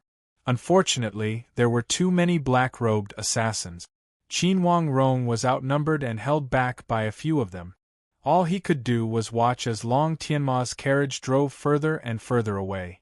As soon as the carriage was far away, the black-robed assassins began to retreat. How could Qin Wang Rong be willing to give up? He cut off the carriage's reins and urged his horse to give chase. Seeing this, none of the guards dared to delay and followed closely behind. Soon enough, the scene was empty except for Han Yunshi's group. Luo Zuishan stroked his beard. Although he didn't say a word, his rapid movements betrayed his inner thoughts. It'd be best if Qin Wang Rong could get the crown prince back. Otherwise, Emperor Tianhui had every reason to go to Medical City and demand the crown prince back. He was the one who'd started this, so he'd be in the most trouble then. Damn it, just where did these assassins come from? Why did they kidnap Tianning's crown prince? Qin Wang Rong didn't return for a long time. Even Shi Yuba's patience ran out. Coldly, he looked at Han Yunshi and Gu Beiwe and said in a strange tone, "This, it's simply a conspiracy." Han Yunshi and Gu Beiwe would be the ones to benefit the most from Long Tianma's kidnapping and death. In other words, it was very possible that Han Yunshi and the rest had directed and acted out the kidnapping. Han Yunshi and Gu Beiwe naturally understood Shi Yuba's meaning, but they were too lazy to pay him any attention. Luo Zuishan only laughed coldly and ridiculed. Are Tianning's guards all good for nothings? They can't even protect a single carriage? In other words, Shi Yuba was afraid of the Council of Elders' consultation and losing. It was very possible that Qin Wang Rong and Shi Yuba had directed and acted out the kidnapping. Shi Yuba was enraged. He was full of self-confidence and couldn't wait for the consultation to kick Luo Zuishan under his feet. Humph! Luo Zuishan snorted. He was equally full of self-confidence and wanted to suppress Shi Yuba during the consultation. Very soon, the two old men began to quarrel. Han Yunshi and Gu Beiwe sat in the carriage, exchanging glances. Besides waiting for news from Qin Wang Rong, they didn't know what to do for now. Of course, they were certain that Luo Zuishan and Shi Yuba weren't the true culprits behind the scenes. Long Tianma had made plenty of enemies on a daily basis. Add that to the fact that he was the crown prince, and there were plenty of people in Tianning's court who wanted his life. Kidnapping the crown prince at a time like this is a bit interesting, Gu Beiyue chuckled in a low voice. Han Yunshi was still trying to figure it out when a group of black-robed assassins suddenly appeared from all directions and surrounded them. Luo Zuishan and Shi Yuba immediately stopped arguing and stared at each other in disbelief. How could there be more assassins? Who were they targeting this time? Are you guys in cahoots? Han Yunshi asked loudly as she subconsciously reached out to protect Gu Beiyue behind her. She didn't know martial arts either, but she knew poisons and hidden weapons. She could still give it a try. Gu Beiyue allowed Han Yunshi to protect him as a trace of warmth flitted through his eyes. The leader of the black-robed men didn't answer Han Yunshi, but raised his broadsword. Brothers, attack! Capture them alive! You don't have the skills yet. Han Yunshi gave a cold snort. She was about to release her hidden weapons when the situation exceeded her expectations once again. All of the black-robed assassins suddenly rushed towards Shi Yuba and Luo Zuishan. The leader seized Luo Zuishan at lightning speed and turned to leave. What kind of rhythm was this? So these assassins weren't here for Han Yunshi, either? Halt! Han Yunshi reacted very quickly. As she shouted, her hidden needles flew out, several of them aimed at the back of the leader's head. But who would have thought that the black-robed man would suddenly turn around and use Luo Zuishan as a shield? Han Yunshi had used a lethal poison in a moment of desperation. He would die without a doubt and wouldn't even have time to detoxify the poison. It was over. If Luo Zuishan died, she and Gu Beiyue wouldn't be able to live either. Han Yunshi wished she could withdraw all of her needles, but it was already too late. Just as the needles were about to sink into Luo Zuishan's head, Gu Beiyue's hand peeked out of his sleeve. A small golden throwing knife was hidden in his gentle jade-like hand. It seemed to be held lightly, but it gave off an inexplicable feeling of power. It was as if this throwing knife was an arrow on a fully loaded bow, about to explode at any moment. However, no one expected that there would be someone even faster than this throwing knife, and with even more explosive power. A red-robed man appeared out of thin air, his luxurious red robes fluttering in the wind. His ink-black hair fluttered in the wind, and his face was like that of a celestial being. With a glance in the air, he had already kicked out, sending Luo Zuishan and the black-robed assassin flying at the same time, dodging Han Yunshi's poison needles in the nick of time. The black-robed assassin wasn't someone easy to deal with. Even after falling to the ground, he didn't let go of Luo Zuishan. As soon as he landed, he grabbed Luo Zuishan and turned to flee without hesitation. At the same time, the other black-robed assassins surrounded the red-robed man. At this time, Han Yunshi came to her senses and immediately used her poison needles to help. Pear Blossom Teardrop Rain burst out like a rain of needles, drowning the black-robed assassins and helping the red-robed man out of his predicament. The red-robed man immediately chased after Luo Zuishan and the others, but he didn't forget to glance back and smile at Han Yunshi. This smile made his long and narrow eyes narrow. Although he was wearing a mask, he was still devastatingly beautiful. A red-robed evildoer with a warm smile. Who could it be? Han Yunshi was very sure that it was him, Gu. Although the black-robed assassins were menacing and had extraordinary strength, with Gu chasing after them, Han Yunshi was completely at ease. This guy's martial arts were exceptional and his poison skills were mysterious. He would definitely be able to protect Luo Zuishan. In the face of Han Yunshi's poison needles, the other black-robed assassins didn't linger and quickly fled. This time, Shi Yuba didn't make any sarcastic remarks. He looked at Han Yunshi and Gu Beiyue with an uneasy expression. Were these assassins from the same group or two? Why had they come for the crown prince? Why had they kidnapped Luo Zuishan? Was it a personal grudge, or was it related to the Council of Elders' consultation? The situation suddenly became somewhat incomprehensible. Would there be more assassins coming? If they did, who would they kidnap? In Old Man's opinion, we should leave first. Once we pass through the mountain in front, we'll reach Medical City. Let's see who dares to be arrogant then.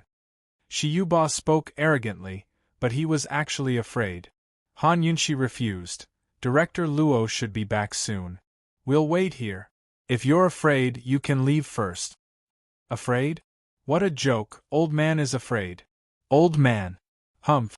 Shiyuba was filled with anger. As he spoke, he approached Han Yunshi. Wait, could Han Yunshi wait for Luo Zuishan to return? At this time, Gu had already taken care of the black-robed assassin and rescued Luo Zuishan safely.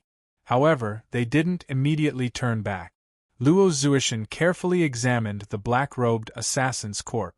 After a thorough examination, he was very certain that this black-robed assassin was from Northern Li and was a well-trained killer.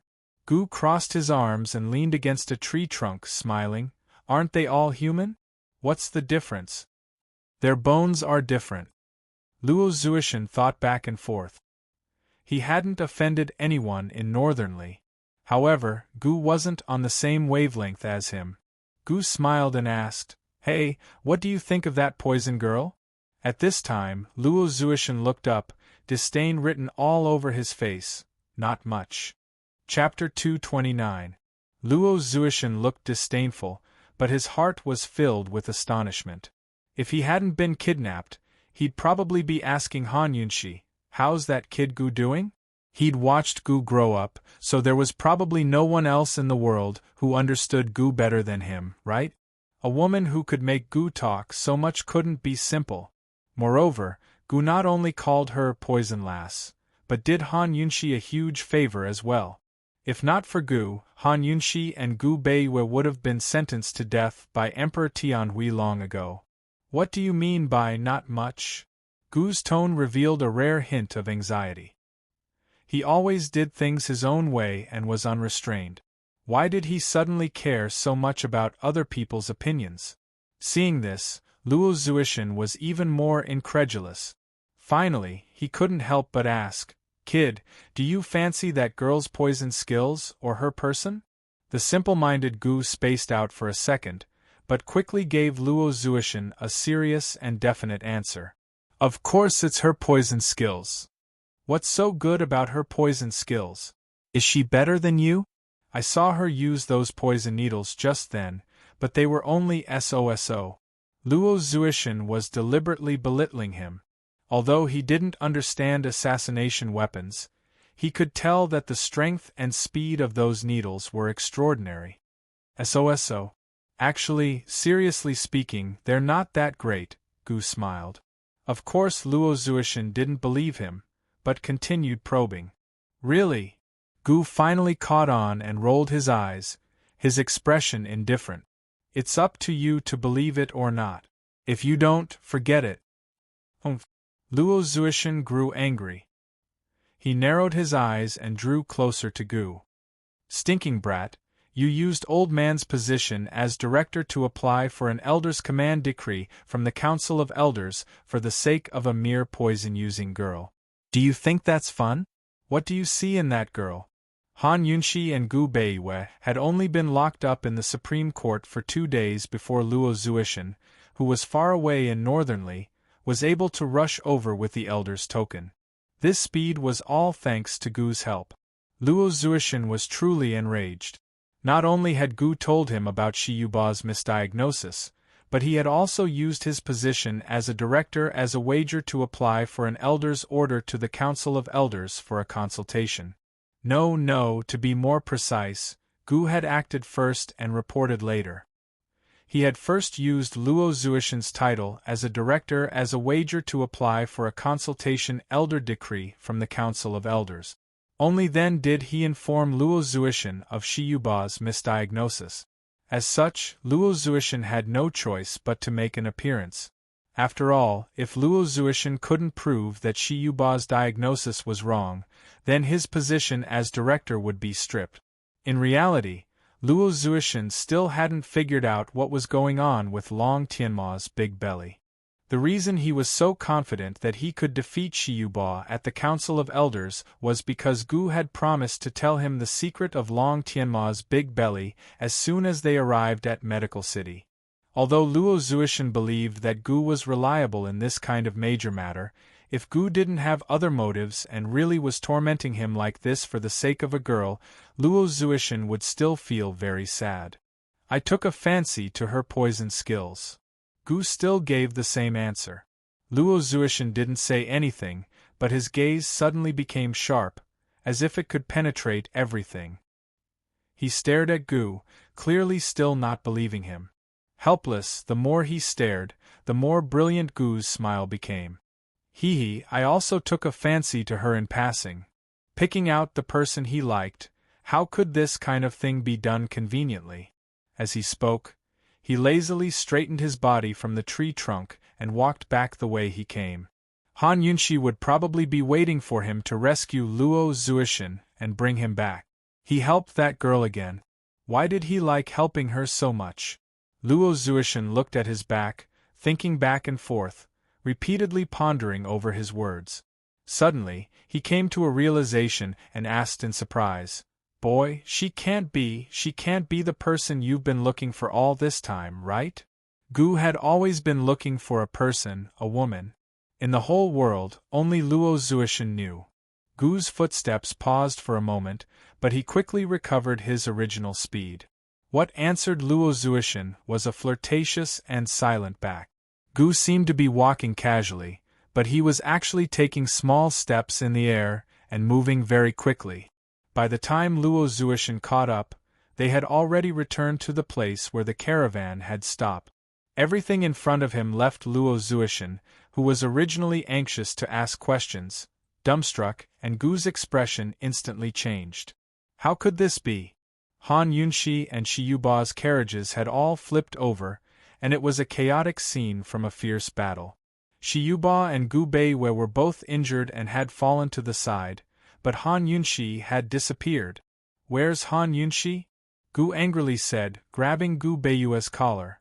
"After you guys left, another group of assassins showed up. These three groups should be from the same group. Their target was Qin Wangfei, but esteemed Wangfei was outnumbered," Gu Beiwei said seriously. Gu finally understood and pushed Gu Beiwei away. "This old man has been played." This group of assassins had moved in batches, taking Long Tianma and Luo Zuishan in turn. They had scattered their forces and lured the tiger away from the mountain. The third group of assassins is much more powerful than the first two, and they all know how to use poison. Who did that damned girl Han Yunxi offend? The black-clothed man who took her away is definitely a top-level expert. The frightened Shiyuba couldn't help speaking. The scene just now was as dangerous as it could be. They were all black-clothed masked men, and each of them had strong martial arts and powerful poison technique.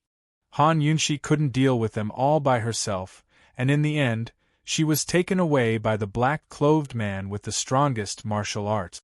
Top-level expert? Gu seemed to have guessed who it was and was very disdainful.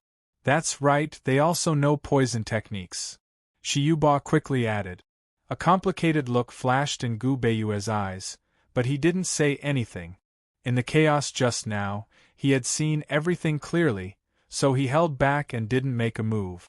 This group of black-clothed assassins knew poison techniques, but the black-clothed man who took away Han Yunxi didn't know poison technique. It was a black-clothed man who had mixed in with the black-clothed assassins. Where did they go? Gu angrily looked at Shiyuba.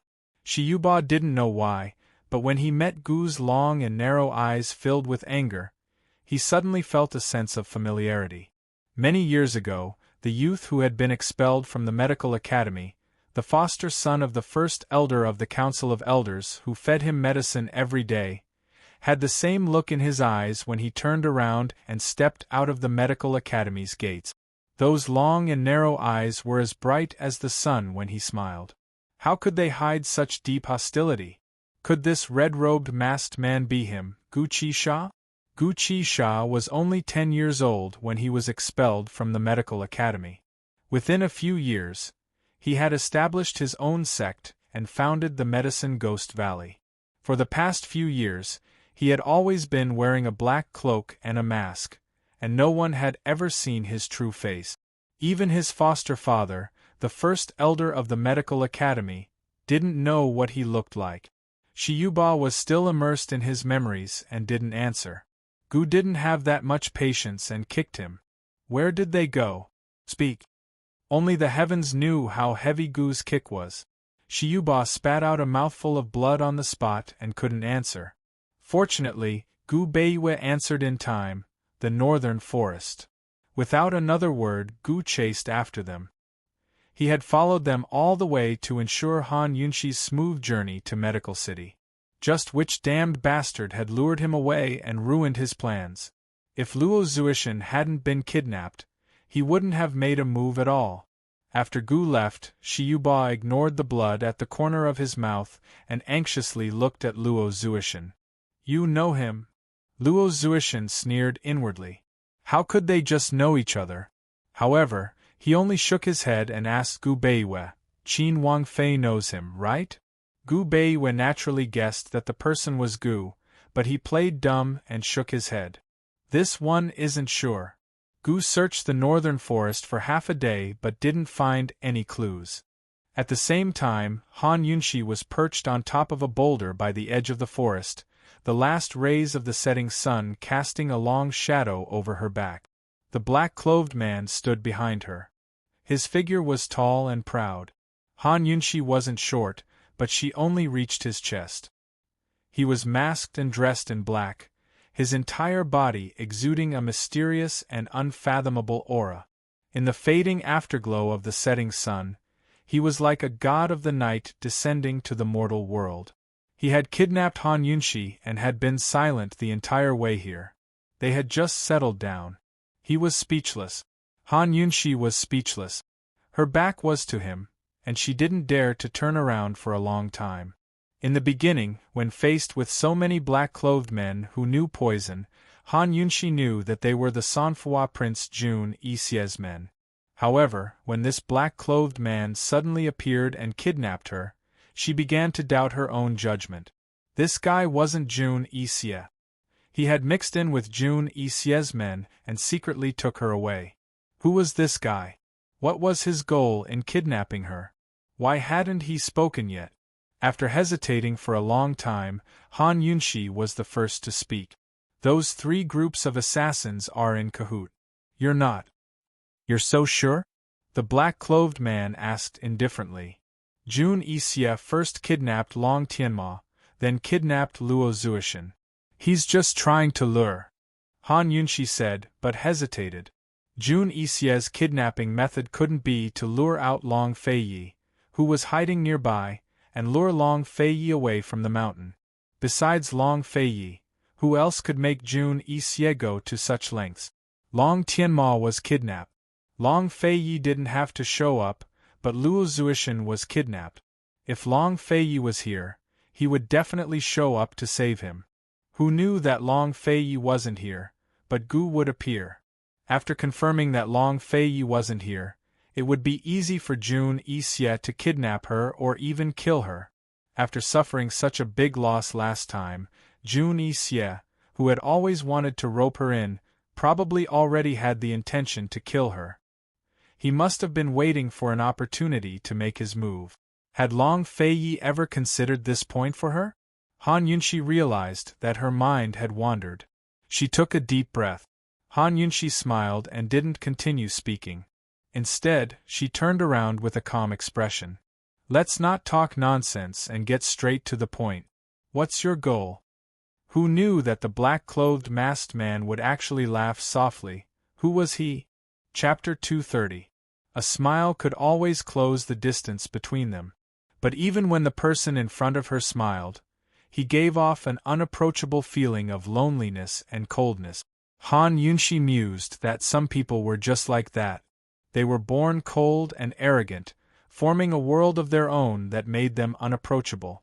Even if you were standing right in front of them, you'd still feel like they were far away on the horizon. You'd never be able to enter their world. Just like Long Feiyi. That's right, Right now she was experiencing the same feeling as standing in front of Long Fei. For a moment, Han Yunxi was almost certain that this black-robed man was Long Fei, but she quickly rejected the idea. Tianning's court was in turmoil, Mama Su's matter had been exposed, and Qin Wangrong had appeared. The situation wasn't looking good, and Long Fei had already abandoned her to avoid arousing suspicion. How could he possibly come to her rescue? If he wanted to save her, he would have done so long ago. Why wait until now? That fellow never liked to drag things out. Even though there was still a trace of disappointment in her heart, Han Yunxi proudly ignored it. She raised her chin and asked cold, "What are you laughing at?" The black-robed man seemed to want to tear off his mask, but his hand twitched before he gave up. He didn't answer Han Yunxi but said mildly, "Let's go. I'll send you to Medical City." Now Han Yunxi was bewildered. "Just who are you? Why are you taking me to Medical City?" The black-robed man didn't seem to like talking much. His slender finger lightly pressed against his lips, indicating that Han Yunxi didn't need to ask any more questions. He reached out with his other hand, intending to take her hand. Han Yunxi reflexively retreated, her face full of vigilance. The pear-blossom teardrop rain hidden in her sleeve immediately readied for action. A playful look flitted past the black-robed man's eyes. Suddenly, his figure flashed and landed behind Han Yunxi. Han Yunxi immediately turned around, but it was too late.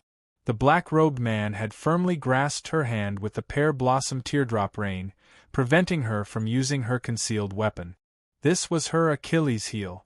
"Let go!" Han Yunxi shouted angrily. Her other elbow immediately stabbed backward. The poison needle hidden in her elbow protruded out. Unfortunately, the black-clothed man seemed to have known beforehand and easily avoided it. Han Yunxi didn't give up struggling. She stomped on the black-clothed man's foot. Unfortunately, the black-clothed man not only dodged, but also stepped on her foot to pin her down. She had so many poisonous needles hidden on her body, she didn't believe that she couldn't stab this guy with one. She kicked again with her other leg and struck with her other hand. She turned her head and spat out several needles. Even when she tilted her head, poisonous needles could fly out of her neck. She was really going all out. But soon it was proven that Han Yunxi had underestimated the other party. She had used almost all her skills, but the man behind her had always grabbed her wrist with one hand and dealt with her with the other with ease. He was not injured at all. In the end, Han Yunxi, who had always been calm, almost broke down. She shouted angrily, "Bastard, let go of me! Who are you? Will you get pregnant if you speak?" However, the black-clothed man didn't make a sound. If this guy hadn't just spoken, she would have thought that he was a mute. How could he be so patient? How could he let her struggle and question him so many times without making a sound? In the end, it was the angry Han Yunxi who calmed down. She sighed deeply, turned her back to him, and didn't say anything. The black-clothed man still didn't say anything, but he stretched out one hand and wrapped it around Han Yunxi's small waist. This hug was so smooth and tight. She didn't know if it was because his hands were too big or because they were too cold, but when those slightly rough hands gently brushed against her clothes, she couldn't help but tremble a little. He pulled her into his arms and turned her to face him. Han Yunxi was a sensible person. Although she was angry, she had already given up struggling in her heart. No matter what this guy's background was, since he wanted to take her to Medical City, then she would go. She would take one step at a time. However, when she turned sideways and inadvertently met the black-clothed man's cold eyes, she actually saw the playfulness in his eyes. So, this guy's actions were actually teasing her? Han Yunxi realized in hindsight. Her beautiful brows suddenly furrowed. She stared at the black-clothed man, wishing that she could kill him with her gaze. Seeing this, the black-clothed man, who was about to leave, suddenly stopped. The playfulness in his eyes deepened. Han Yunxi didn't know if it was her imagination, but there seemed to be a faint smile hidden in his playfulness. She had to admit that when those eyes, which were as deep as the sea and as cold as ice, smiled. They were really beautiful. It was as if the snow had melted and the flowers had bloomed in the warmth of spring. The more Han Yunxi looked at him, the more familiar he seemed. She unconsciously looked more and more seriously. She was very sure that she had seen this guy somewhere before. She thought about it, but she couldn't remember where. The masked man also looked at her. She didn't know if it was because her dazed gaze had affected him or because he was serious. His cold eyes actually warmed up as he quietly looked at her. The two of them held each other as their eyes met. It was silent in all directions. At the peak of the forest, on the cliff, the entire world was silent. But suddenly, Han Yunxi suddenly raised her head and fiercely bit down on the black-clothed man's arm. The black-clothed man obviously didn't expect this, as he suddenly retracted his warm gaze. Not to mention his eyes, even his entire face became abnormally cold. Han Yunxi bit down on his arm tightly and didn't let go. Fresh blood flowed out, but the man only stared at her and didn't push her away. He didn't even make a sound. This fellow, what kind of person was he? In just a short moment, the blood turned black. Without a doubt, Han Yunxi had poisoned him. But even so, the masked man still didn't move. He withdrew his gaze and silently watched as the black blood flowed out from Han Yunxi's mouth. He didn't have any intention to move. To hide poison in one's mouth, unless one wanted to commit suicide, they would usually hide some ordinary poison.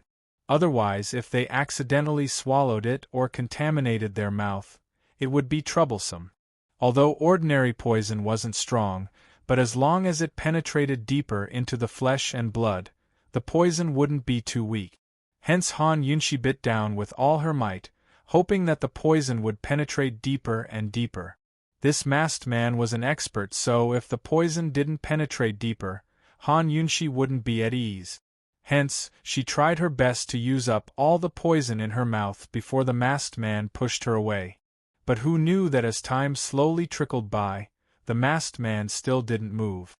Finally, Han Yunxi had used up all the poison in her mouth, but the black-clothed man still didn't move. Could it be that the poison had turned him into a retard? There wasn't any poison in this world which could poison a retard. What was going on? She had obviously succeeded in her plot, but such a silent reaction made the back of Han Yunxi's head feel a chill, and she felt extremely uneasy. She hesitated for a moment and carefully released her mouth. She raised her head and saw the masked man staring at her without moving. That gaze seemed to be deep in thought. This fellow, didn't it hurt? Could it be that the pain had turned him into a retard? If it was in the past, Han Yunxi would have suavely pushed the masked man away and at the same time stomped on him before escaping. But this time, she didn't dare to move. Instead, she carefully said, "I can give you the antidote, as long as you let me go." Finally, the masked man spoke. His voice was as cold as ice. "Han Yunxi, you could have killed me earlier. This isn't the first time. For over 20 years, no one had been able to get so close to him, not to mention injure or kill him. But this woman had done it more than once. Earlier, his life had once again fallen into her hands. He didn't like this feeling, but he had unknowingly fallen into her hands several times. To him who had been cautious at every step since he was young and had set up defenses everywhere, this was undoubtedly handing his life over to her. He was sure that this woman was trustworthy, but was she that trustworthy? The masked man's words confused Han Yunxi. She was about to break free when a white figure suddenly flipped over from afar. The person who came was none other than the fake banished immortal, Tang Li. When Han Yunxi saw Tang Li, she was shocked and immediately blurted out, "Save me." When Tang Li saw the masked man carrying Han Yunxi and the wound on his arm, he was also shocked and blurted out, "Long Fei Yi, you've been bitten? Long Fei Yi? A Long Fei Yi. It's him?" Han Yunxi was so shocked that her face turned pale. She widened her eyes and stared at Long Fei Yi's masked face in disbelief. At the same time, Long Fei Yi finally retracted his thoughtful gaze and gently pushed Han Yunxi away. Thus Han Yunxi, who was in a state of extreme shock, fell to the ground with a bang. Long Fei Yi, Han Yunshi couldn't regain her senses. She didn't expect that he would come to save her. She also didn't expect that after saving her, he would still have the leisure to tease her. Was this her dream or Long Fei Ye's dream? Han Yunshi was in a daze. What are you guys doing? Tang Li, who was still in shock, finally spoke. Han Yunshi was speechless. Long Fei Yi ignored her and turned around. He took off his mask and lowered his head to suck out the poisoned blood from his arm. Han Yunshi, you bit him and even poisoned him? You actually… Tang Li didn't know what to say. He really wanted to praise Han Yunshi. In this world, only this woman could torment Long Fei Yi like this. Han Yunshi didn't know that Tang Li was amazed in his heart. She only thought that he was angry. Well, Long Fei Yi came to save her. It was indeed wrong of her to bite Lu Dongbin like a dog, but who told Long Fei Yi to stay silent and not reveal his identity? If she didn't bite him, did he plan to take her to Medical City without saying anything? Did he plan to never reveal his identity? Han Yunshi found that she couldn't see through this guy more and more. Feeling wronged in her heart, Han Yunshi was too lazy to explain. She hurriedly walked to Long Fei Yi and said, "Sit down. I'll use acupuncture to detoxify you. There's too much poison. I can't suck it all out." Long Fei Yi didn't say anything, but when faced with Han Yunshi's direct gaze, his eyes were somewhat evasive. He sat down obediently. At this time, Han Yunshi tactfully didn't ask or say anything. She silently used acupuncture to detoxify him. However, the damn Tang Li didn't know how to save trouble. He watched from the side and couldn't help but ask, "Long Fei Yi, you just took off your mask. Were you playing with her? Playing with a woman? How could Long Fei Yi do such a thing?" Chapter 231. Long Fei Yi and Han Yunshi had a tacit understanding of what kind of shady business Long Fei Yi had just done. Both of them were currently in an awkward situation, so Tang Li's question only made the atmosphere even stranger. Naturally, the taciturn Long Fei Yi wouldn't answer. Han Yunshi lowered her head as she silently applied acupuncture to detoxify Long Fei Yi. Her face was expressionless as she pretended not to hear anything. Tang Li rubbed his chin as he gave the two of them a suspicious look. He seemed to have noticed something amiss and snickered silently to himself. Tang Li had shut his mouth, but his words had already set off perilous waves that couldn't be quelled. She didn't know what Long Fei Ye's current state of mind was, but Han Yunshi's heart had long been turned upside down and thrown into disarray. Why was he playing with her? Did he have nothing better to do? Was he bored? Or was he in a good mood today? But even if he was bored or in a good mood, he still wouldn't do something like this. In Han Yunshi's impression, as well as everyone else's, Tianning's Duke of Qin was nothing but cold and indifferent. Forget joking around, he didn't even know how to smile. Or perhaps this was another side of Long Fei Yi that few people knew about. She just didn't know about it all this time? In any case, Han Yunshi couldn't find a reason.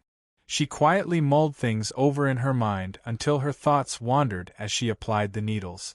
Abruptly, Long Fei's arm shuddered before he spat out a mouthful of fresh blood. Ah!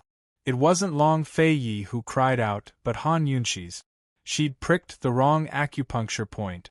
"I'm sorry, I know it hurts a lot." With the wrong acupuncture point, the pain of the needle was comparable to a knife stabbing into one's heart. It was unbearable. As a doctor, Han Yunshi knew this best.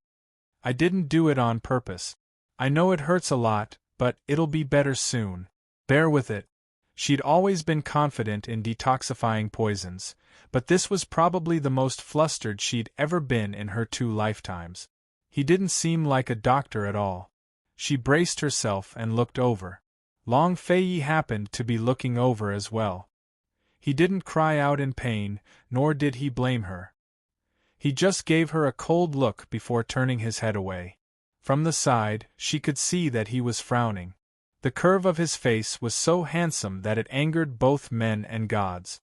One could only imagine how painful it was for him to frown. Han Yunshi really felt guilty. Facing his indifference, she didn't know what to say. She could only silently continue the acupuncture. However, after a while she was distracted again. Should he question him? Long Fei, is it fun to play with me like this? Long Fei, you deserve to be bitten. Long Fei, you're already an adult. Aren't you bored? Long Fei, you have to apologize. Otherwise, I won't detoxify you. All kinds of self-righteous questions kept echoing in her mind. If it was any other time, even if she was facing him, she would still dare to question him. However, it was so awkward this time. When she thought of how Long Fei had flirted with her just now, she didn't dare to ask. She even didn't dare to look him in the eye. Han Yunxi was so confused. In this confusion, Han Yunxi made a mistake again. She pricked the wrong acupoint again. This time, blood didn't spurt out. Instead, all the black blood stopped flowing. Han Yunxi actually didn't realize it until Tang Li reminded her. Has the poisoned blood been expelled so quickly? Han Yunxi looked up. Without waiting for Tang Li to answer, she immediately looked down at Long Fei's wound. Only then did she realize that she was ridiculously wrong. Damn it! She despised herself in her heart but didn't dare to talk nonsense. She buried her head and hurriedly changed the needles. Long Fei didn't move, but his cold and handsome face was much paler. After a while, Han Yunxi finally managed to expel all the poison from Long Fei's arm. She applied medicine and carefully bandaged the wound. Tang Li came over at this time. He rubbed his chin and glanced at Long Fei's wound. He said slowly, Long Fei, this is your first time being bitten by a woman, right? At this point, neither of them responded. Tang Li continued casually, you let her bite you on purpose, right? As soon as he said that, Han Yunxi suddenly tightened her grip on the bandage. She tightened her grip and the bandage wrapped around the wound. Long Fei groaned heavily and finally turned his head to look over.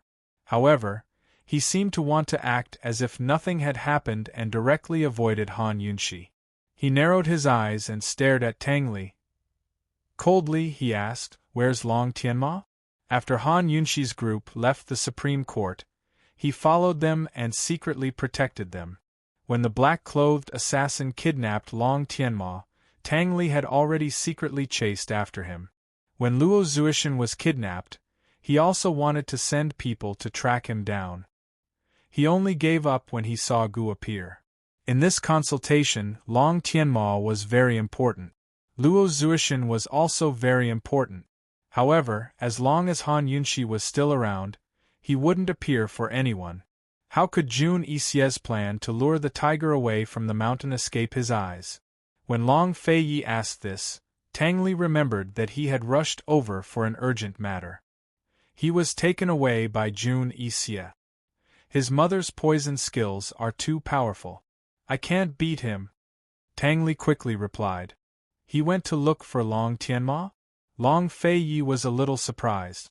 Jun Yixie used the plan to lure the tiger away from the mountain, and Long Fei beat him at his own game. As long as Jun Yixie didn't personally appear, it would be easy for Tang Li to deal with the black-clothed assassins and rescue Long Tianma. But who knew that Jun Yixie, who should have chased Long Fei, didn't chase after him. Instead, he turned around to protect Long Tianma. It had to be admitted that if Long Tianma fell into Jun Yixie's hands, there would be a lot of trouble. This prince underestimated him. Long Fei was a step behind. This made Long Fei very unhappy. This guy's background is mysterious. I investigated for a long time in Northern Li, but I couldn't find anything about him, Tang Li said seriously. Han Yunxi listened silently on the side. She had a rough idea of what was going on. Just as she was about to ask, a black-clothed guard rushed over and reported in a panic, Your Highness, Jun Yixie sent someone to pass on a message. He said, although the black-clothed guard was anxious. He stuttered and didn't dare to continue speaking. Is he seeking death? Hurry up and speak. Tang Li was anxious. The black-clothed guard glanced at Han Yunxi before continuing. Jun Yixie sent someone to pass on a message. He wants your highness to exchange esteemed Wang Fei for his highness the crown prince. At this, Long Fei suddenly looked straight at the black-clothed guard. His piercing gaze made the guard shiver uncontrollably, as if he'd committed some heinous crime. Han Yunxi wasn't surprised.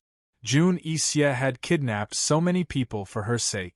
The medical academy's consultation had nothing to do with him at all. If she was exchanged for Long Tianma, the medical academy's consultation could still continue. Luo Zuishan could prove that she and Gu Beiwei weren't guilty, so the Duke of Qin's estate wouldn't be implicated, right? Moreover, if news of this reached Emperor Tianhui's ears, Long Fei would be able to cut ties with her and express goodwill towards the emperor. It wasn't that Han Yunxi was looking down on Long Fei, but that a wise man submits to circumstances. A man who tries to be brave isn't a hero. After all, Tianning was still Emperor Tianhui's world, while Long Fei was only a king. Han Yunxi was still trying to figure out the intricacies of the situation when Long Fei asked, "When and where?" 3 days from now, at noon at Xiankong Temple. If you're late, what? To silence, the black-clothed guard's voice trembled. Silence? Kill Tianning's crown prince? Tang Li's face paled a few shades as he looked at Long Fei. He wanted to speak, but stopped himself. Jun Yixie was too insolent, wasn't he? With Long Fei's personality, he'd definitely come to save the woman instead of swapping her out. He'd protect both Han Yunxi and Long Tianma. But this time, Jun Yixie wouldn't have dared to say such words unless he'd made sufficient preparations. Long Fei wouldn't be able to gain the upper hand in this situation. In fact, it was highly possible that he'd be trapped in a tiger's den with no return. Han Yunxi understood the intricacies of the situation as well. Seeing Long Fei's stern profile, she spoke without hesitation. Go ahead and swap.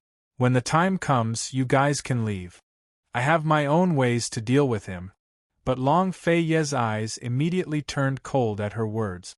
He said angrily, Han Yunxi, do you think your lordship came here for nothing? He'd gone to great lengths to save this woman, but she was going to deliver herself to his doorstep. Wouldn't everything he'd done be wasted? What kind of person did she take him for? Would he hand over the woman under his name so easily? Or did she take his act at the justice courts for real? Han Yunxi was rendered speechless by his fierce words. Sensing the change in the atmosphere, Tang Li hastened to smooth things over. Of course you have to go. When the time comes, you two can work together to deal with Jun Yixie. Leave the rest to me. Unexpectedly, Long Fei tossed him 2 words. I'm not going. What? Tang Li was frightened. After all, once Long Tianma died, there'd be no end to Emperor Tianhui's problems. Han Yunxi gave a start, wondering if she'd heard wrong. But Long Fei's next words left her completely stupefied. He ordered the black-robed guards, go tell Jun Yixie that even if he has the skills to trade Northern Li's lands for her, your lordship won't do the exchange. He didn't need to trade for what he wanted. He'd never hand over what he had. Long Fei turned to leave as soon as he finished speaking, leaving Han Yunxi frozen in place. She didn't know what to do. Who could tell her if those words just now could be considered as overbearing words of love? This man had actually given her the answer to a choice between a country and a woman. But who could tell her why she still felt distant and unfamiliar as she watched his retreating form? It was as if that icy kiss from the past had meant a lot, but it also felt like nothing. Han Yunxi stood there in a daze. Long Fei had already walked far away, but he still turned back to look at her cold voice. Han Yunxi, you're still not leaving? Where are we going? Han Yunxi asked without a second thought. I told you just then. Why aren't you leaving? Long Fei urged impatiently. Just now? He'd said he'd take her to Medical City when he was teasing her. So he hadn't forgotten what happened just then. Han Yunxi was still a little confused, but she couldn't help but smile. There was no need to ask about what happened in the justice courts. No matter what, it was good that he'd come. She quickly caught up to him and walked by his side. Soon enough, Long Fei-yi took her into his arms and flew into the air towards Medical City. 3 days later, Jun Yixie waited for nothing at Xiankong Temple. Chapter 232. Jun Yixie sat cross-legged on the praying mat in front of the Buddha statue, mulling over Long Fei-yi's words. Exchanging Northern Li's empire for a woman. He looked calm, but his clenched fists betrayed him. He might be mad, but Long Fei-yi was even crazier. He assumed that Long Fei-yi would team up with Han Yunxi to kidnap Long Tianma, but that fellow didn't even show up. All of Xiankong Temple's inescapable net had been laid for naught. Today, Jun Yixie sat from noon until sunset. By the time the skies fell, he was certain that Long Fei-yi wouldn't show up. They'd agreed to silence him if he missed the deadline. But what was he supposed to do if he missed the deadline? Jun Yixie had to think it over carefully. If Han Yunxi hadn't taken off his mask in Medicine City and exposed his true face to Long Fei-yi, he would have been happier if Long Fei-yi didn't show up today. He would have chopped off Long Tianma's head without hesitation and delivered it to Emperor Tianhui so he could bite off Long Fei-yi's head. Unfortunately, his identity had already been exposed. Northern Li's Duke of Kong represented the Northern Li imperial clan, so he couldn't help but have misgivings. He had to be on guard against Long Fei-yi using his identity to make a fuss. He wasn't of imperial blood, but he was the most favored duke. Plenty of Northern Li's imperial clan members would want to find fault with him. Seeing Jun Yixie rise to his feet, one of his attendants stepped forward. "Master, Long Fei-yi wouldn't really care about that woman, would he?" Jun Yixie laughed coldly. "Long Fei-yi, does he have a heart?" The attendant was even more confused. Then he shouldn't, a single lie in exchange for a useful woman's heart. Jun Yixie paused as he spoke, then turned around with a serious expression. "It's worth it." Han Yunxi's poison skills were not only exquisite, but also mysterious. With the help of such a woman, how many surprises would there be? To Jun Yixie, one Han Yunxi was equivalent to a group of poison men that he had raised. Hence, even though Han Yunxi had ruined many of his plans and had even poisoned him, he had never really intended to kill her and still wanted to rope her in. Lying to a woman? The attendants didn't understand. In his impression, his lord had never been close to women. When facing women, let alone lying and coaxing, he wouldn't even greet them. "Master, then." Tianning's crown prince. The attendant was more concerned about this matter.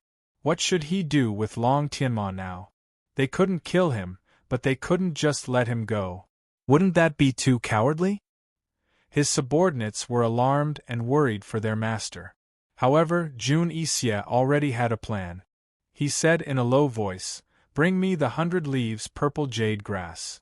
The attendant grew alarmed at his words and reminded him, "Master, this poison, we still don't have an antidote." His lord wanted to poison Long Tianma before letting him go. He could let him go then. But he had to have a handle on him first. The 100 leaves purple jade grass was a poison that Jun Yixie had named after Jun Yixie, because it was a completely new poison that had never been seen before.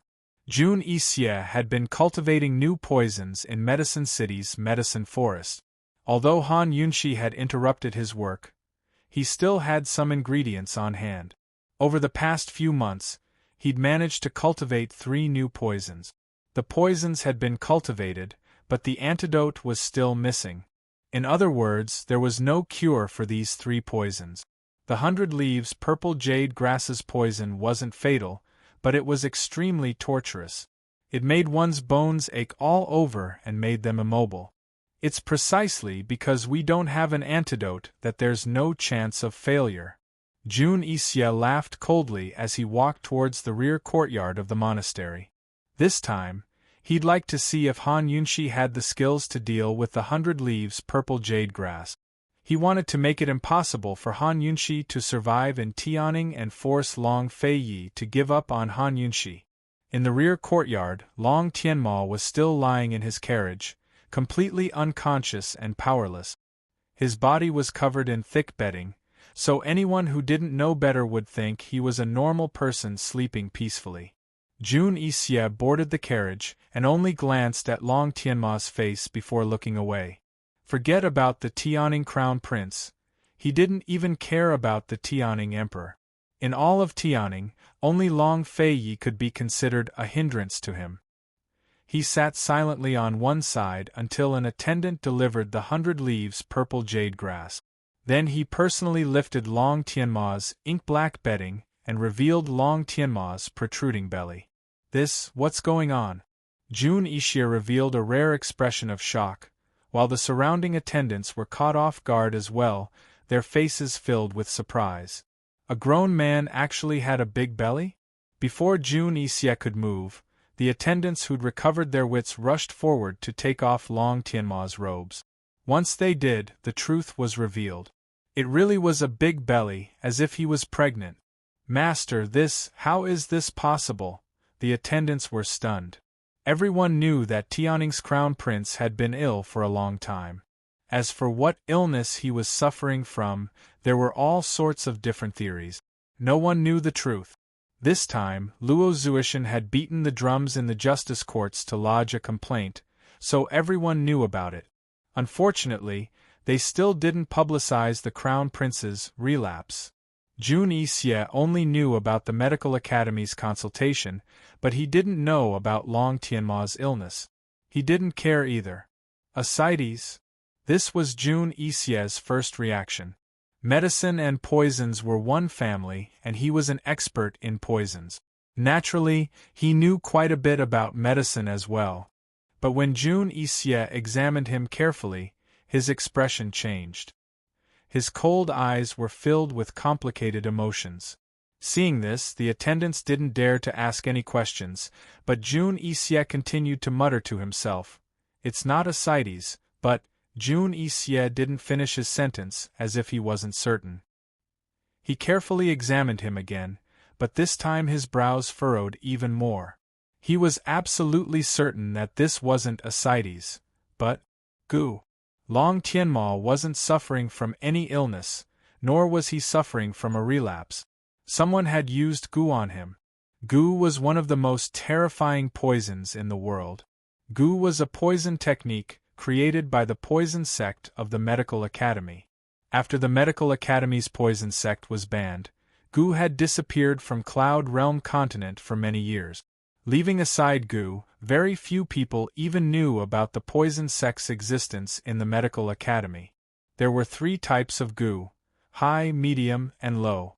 Grass as goo, insects as goo, and humans as goo. Using humans as goo was Jun Yixie's ultimate goal in raising poison humans and poison corpses. Human goo. Jun Yixie understood goo. Shiyuba knows goo arts? Luo Zuishan knows them too? He was puzzled. Long Tianma's illness had been caused by Emperor Tianhui using Shiyuba to frame Han Yunxi, so Shiyuba was the only one who'd used the goo. Meanwhile, Luo Zuishan had requested a decree from the Council of Elders to overturn Shiyuba's diagnosis and request a consultation. It looked like Luo Zuishan knew that Long Tianma had been afflicted with goo as well. With the qualifications of the 2 directors, it wasn't impossible for them to secretly learn some goo arts. But Jun Yixie couldn't figure out why Luo Zuishan dared to request a public consultation if it was goo. After all, goo was a huge taboo in the current medical academy. Leaving aside a public consultation, even private discussions about it were forbidden. Could Luo Zuishan have misdiagnosed it as some other illness? How could Luo Zuishan make a mistake when things had gotten so big? There was something fishy going on here that made Jun Yixie smell the scent of a conspiracy. Of course, he didn't have the leisure to care about the Medical Academy's affairs. His target had always been Han Yunxi. Thus, that very night, Jun Yixie cured Long Tianma of the goo and gave him the hypertoxic 100-leaf purple jade grass. In one night, Long Tianma's big belly disappeared, leaving his entire body in pain. Early in the morning, Jun Yixie didn't even spare Long Tianma a glance before ordering coldly, "Send him to the medical academy before he wakes up." He thought that since he'd interfered like this, the consultation would definitely be splendid. "Han Yunshi, if you can cure the gu this time, then your lordship will admire you. But if you can't, then just wait for Emperor Tianhui to punish you. Your lordship would like to see if Long Fei Yi can still protect you." Long Tianma was on his way to the medical academy, while Qin Wangrong was still doing his best to track down Long Tianma's whereabouts. Luo Zuishan, Shi Yuba, and Gu Beiwei had already arrived at the medical academy, but Gu was nowhere to be found. Long Tianma and Han Yunshi were both missing, so the consultation naturally couldn't proceed. Emperor Tianhui had spread word that the medical academy had to send Gu Beiwei back to Tianning's capital city in 5 days. Long Tianma and Han Yunshi's disappearance had to be explained to Tianning as well. The Council of Elders didn't express any opinions, but sent out plenty of men to search for the missing men. Everyone was waiting for news. Han Yunshi didn't go to the medical academy immediately after arriving in Medical City, but was taken to an inn by Long Fei Yi. It was the best cloud auspicious inn in Medical City, the Sky Room 1. From the window of the room, one could see the main doors of the medical academy. Currently, Han Yunshi and Long Fei Yi were standing side by side in front of the window. "Has there been no news from Jun Yixie's side?" Han Yunshi was rather worried. Although there was no proof that Long Tianma hadn't been silenced, who knew if Jun Yixie would let him go? One more day without news from Long Tianma means you can rest for one more day. What's the rush? Long Fei Yi retorted.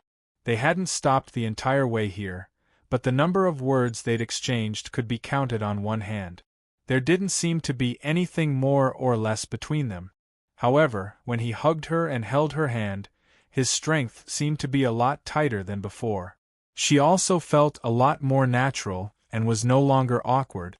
Didn't His Majesty only give Medical City 5 days' time?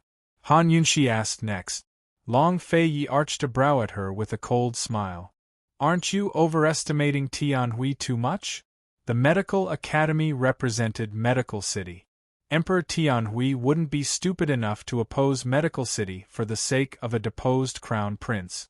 Han Yunshi wasn't clear on the strength of Cloud Realm Continent's powers, but she was more concerned about Long Tianma's condition. Would he change after 5 days? After some hesitation, she said, "I'd better not rest.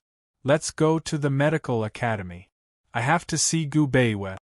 Luo Zuishan wouldn't give her any answers, so she had to discuss things with Gu Beiwei first. Hearing this, Long Fei Yi's eyes flashed with displeasure. Coldly, he said, "I have something to do tonight, so I won't be going." "What is it?" Han Yunshi was puzzled. Was there anything more important than a consultation in Medical City? But Long Fei Yi didn't answer her, but called for dinner instead. Chapter 233. The table was filled with delicacies and wine. Those who didn't know better would have thought that Long Fei Yi was entertaining someone in this room. Han Yunshi scanned the table of dishes and realized that many of them were dishes that she had never seen before. They looked, smelled, and tasted very tempting. However, there were at least 20 plates of dishes. Wasn't it a little too exaggerated for 2 people to eat? "Is there anyone else coming? Tangli?" she asked suspiciously. No. Long Fei Yi was really a man of few words. All right, this guy had been pampered since he was young. He was very particular about his food and clothing. Although he was out, he couldn't lower himself for a meal. Han Yunshi ignored this question and sat down opposite him. She ate casually and asked as she ate, "Is there anything else tonight? Will it take a long time?" It had been a few days, and there was no news from Long Tianma or her. Gu Beiwei would be worried, especially about Long Tianma's condition. He had to treat it carefully. After all, she and Gu Beiwei had made this trip for no other reason than to clear their names. Long Fei Yi looked up and glanced at the dishes in her bowl. He seemed a little unhappy, but he didn't show it. He rolled up his sleeves elegantly and poured wine casually. He didn't look like he had anything to do tonight. He only replied to Han Yunshi with 2 words, eat. Phew. The anxious Han Yunshi secretly sighed in her heart. He had time to enjoy delicious food and wine, but she didn't have time to accompany him. If it's not urgent, I'll go to the medical school first. She was very serious. She ate a few mouthfuls of food, put down her bowl and chopsticks, and stood up. Long Fei Ye's hand that was holding the wine cup suddenly tightened. If the porcelain cup wasn't hard enough, it would have cracked. Unfortunately, Han Yunshi didn't notice his hand. I'm leaving. As she spoke, she turned around and left. Long Fei stared coldly at her retreating form, neither more nor less. Just as Han Yunshi was about to open the door, he opened his mouth. Han Yunshi, how much do you know about the medical academy? As soon as he said this, Han Yunshi immediately turned around. This was probably the first time that Long Fei Yi had talked to her about medical school. Could it be that this guy had something to do with the medical school? Since this guy who cherished his words as if they were gold had spoken, there must be something going on. Was he talking to her about the medical school because of Madame Tianxin? Otherwise, he had no reason to talk to her.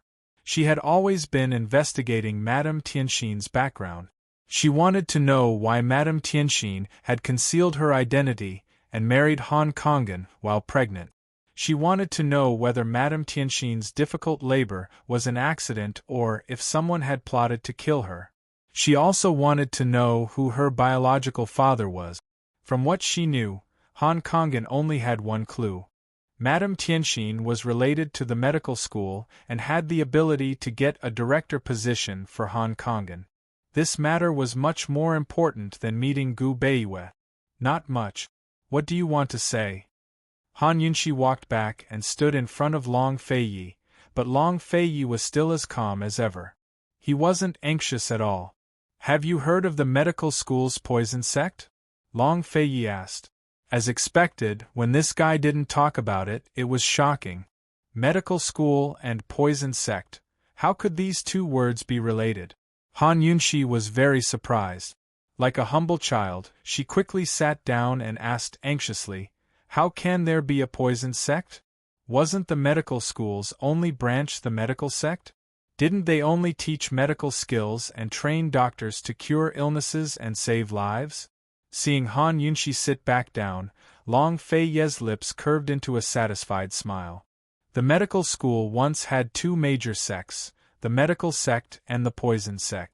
Their purpose was to save lives and do good deed. Later on, the poison sect was destroyed and became a taboo in the medical school. Fewer and fewer people knew about it.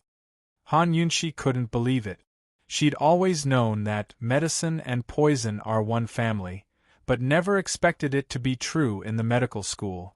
Why was it destroyed? Han Yunshi asked hastily.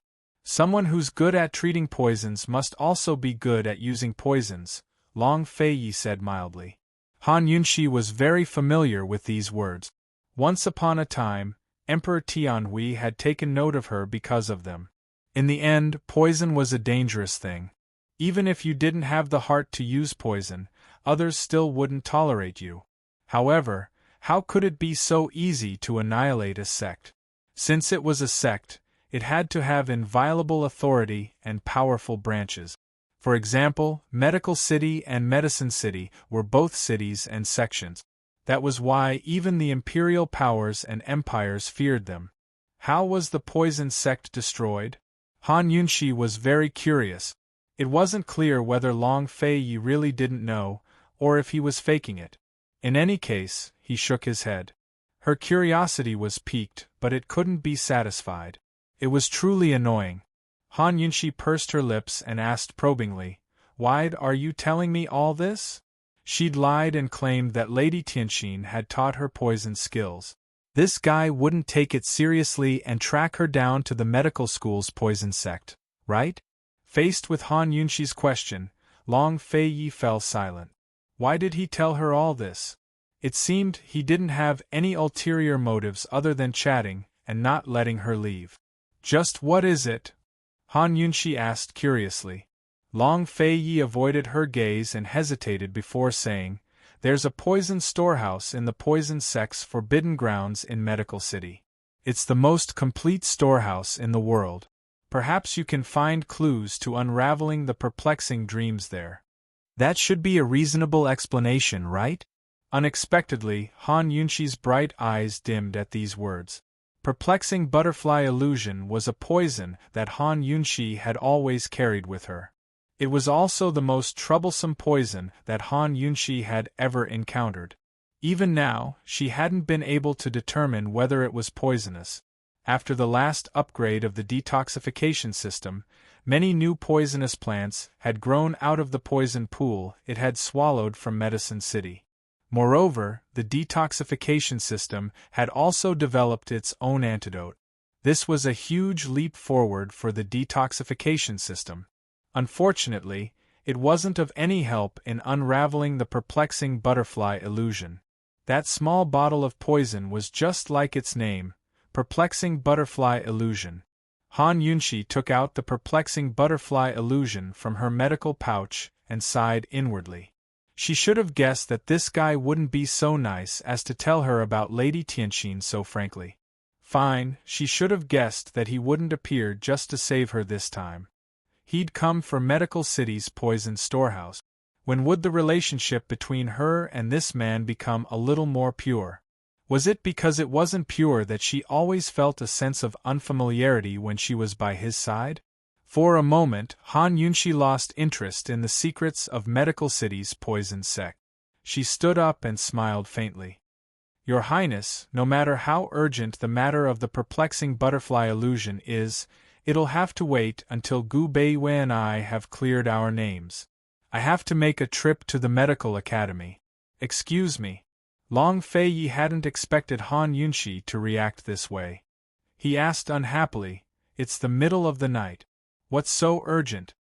Han Yunshi was delighted and her smile grew even brighter. "Your Highness, of course it's urgent. This concubine has to discuss the Crown Prince's condition with Imperial Physician Gu to prevent any possibility of his illness developing. If that happens and there's trouble during the consultation, how can this concubine go to the poison storehouse with you with a guilty body?" Long Fei Ye's expression changed when he heard this. It was rare to see him lose control and panic. However, he hesitated to speak, his handsome face turning cold. He didn't say anything, so she took his silence as a tacit agreement. "I'm leaving." Han Yunshi elegantly turned to leave. "The medical academy isn't a place you can enter as you please." Long Fei Yi finally spoke up. "This concubine can enter as long as I tell you my name. Your Highness doesn't need to wait for this concubine to return." Han Yunshi didn't turn back. Her words meant that she wouldn't be returning to the inn after revealing her whereabouts. "This prince said that you're not allowed to leave because I have something to do tonight," Long Fei Yi said in a low voice. "What is it? Please speak, Your Highness." Han Yunshi finally turned around. "What is it? What is it?" Long Fei Ye's frosty expression turned even colder, but he didn't reply for a long time. "Your Highness, please speak." Han Yunshi took a few steps forward and asked seriously. Although she was still angry, she still took his business seriously. However, Long Fei Yi just stared at her without saying a word. What does this guy want? Is he playing with me? If it's not something important, this concubine. Unexpectedly, before Han Yunshi could finish speaking, Long Fei Yi interrupted her. "Yes, serve me in bed tonight." "What?" Han Yunshi didn't even have time to close her mouth. She was so shocked that she froze on the spot, flabbergasted and unmoving. "Tonight. There's something, serve him in bed tonight." Han Yunshi didn't know how long it took her to digest Long Fei Ye's words. In any case, when she came back to her senses, Long Fei Yi was still sitting in front of her, looking at her coldly. She tried very hard to move the corners of her mouth, trying to make herself smile.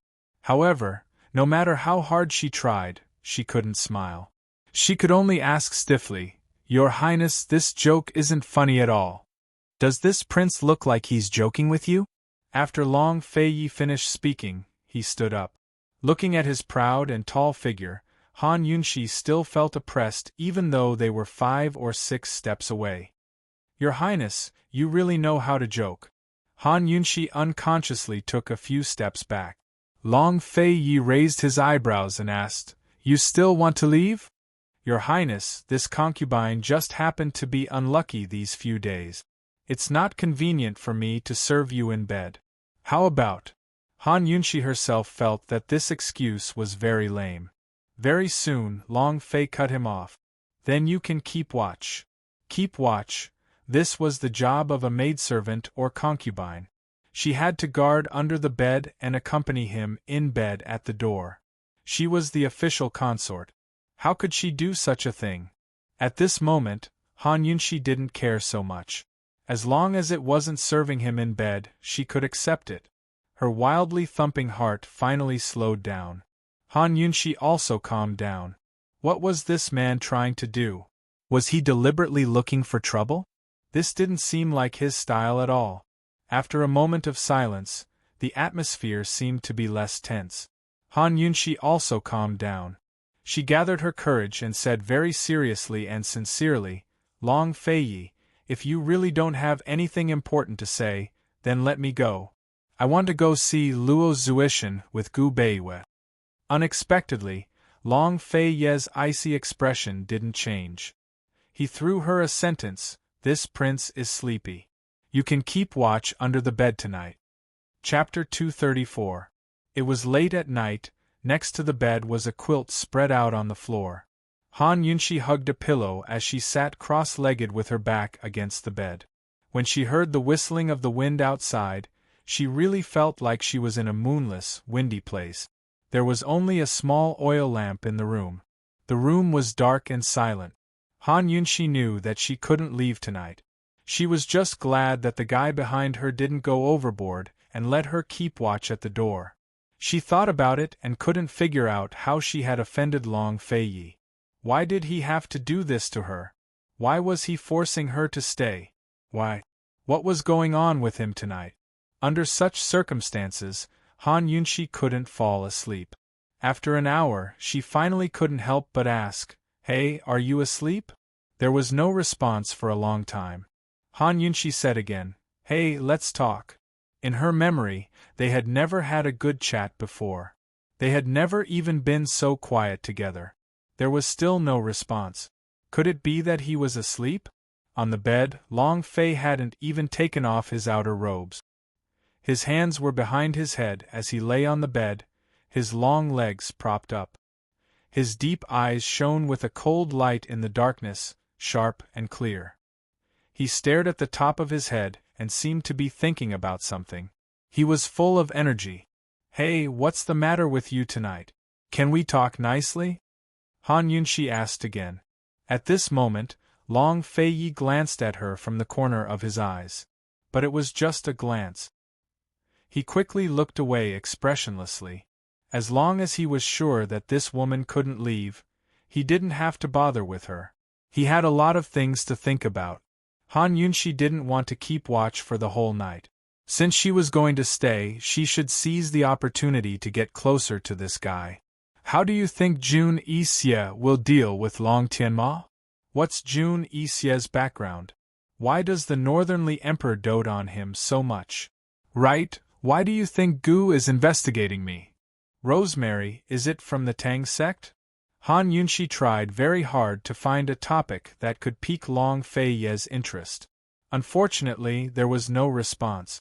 All right, Han Yunshi fell silent as well. Who knew that after a moment of silence, she would suddenly turn around. She hadn't slept because she was worried about bumping into Long Fei, but instead saw him propping up his head with one hand as he slept on his side. His black robes blended into the darkness of the night, making his chiseled features seem even colder and more mysterious. He gave off a feeling that he couldn't be profaned. It turned out that he looked so quiet with his eyes closed. So this was how he looked when he was asleep. It was as if the whole world had fallen asleep with him. Han Yunshi's breathing unconsciously lightened as she stared blankly. She wasn't sure if it was because they were too close, but she felt like she was dreaming in the middle of the night and turning her head to see the person next to her. "Hey," she quietly probed. After waiting for a long time, she saw that Long Fei Yi didn't respond. Like a thief, she carefully moved closer to him and looked at his features. In the darkness, she could even see that his eyelashes were very long. She had the urge to reach out and touch them. "Is he really asleep?" she muttered to herself and moved back a little. She quietly leaned on the edge of the bed and looked at him. As she looked, her lips unconsciously curled. However, it didn't take long for her smile to fade away. It was replaced by a frown and a look of resentment.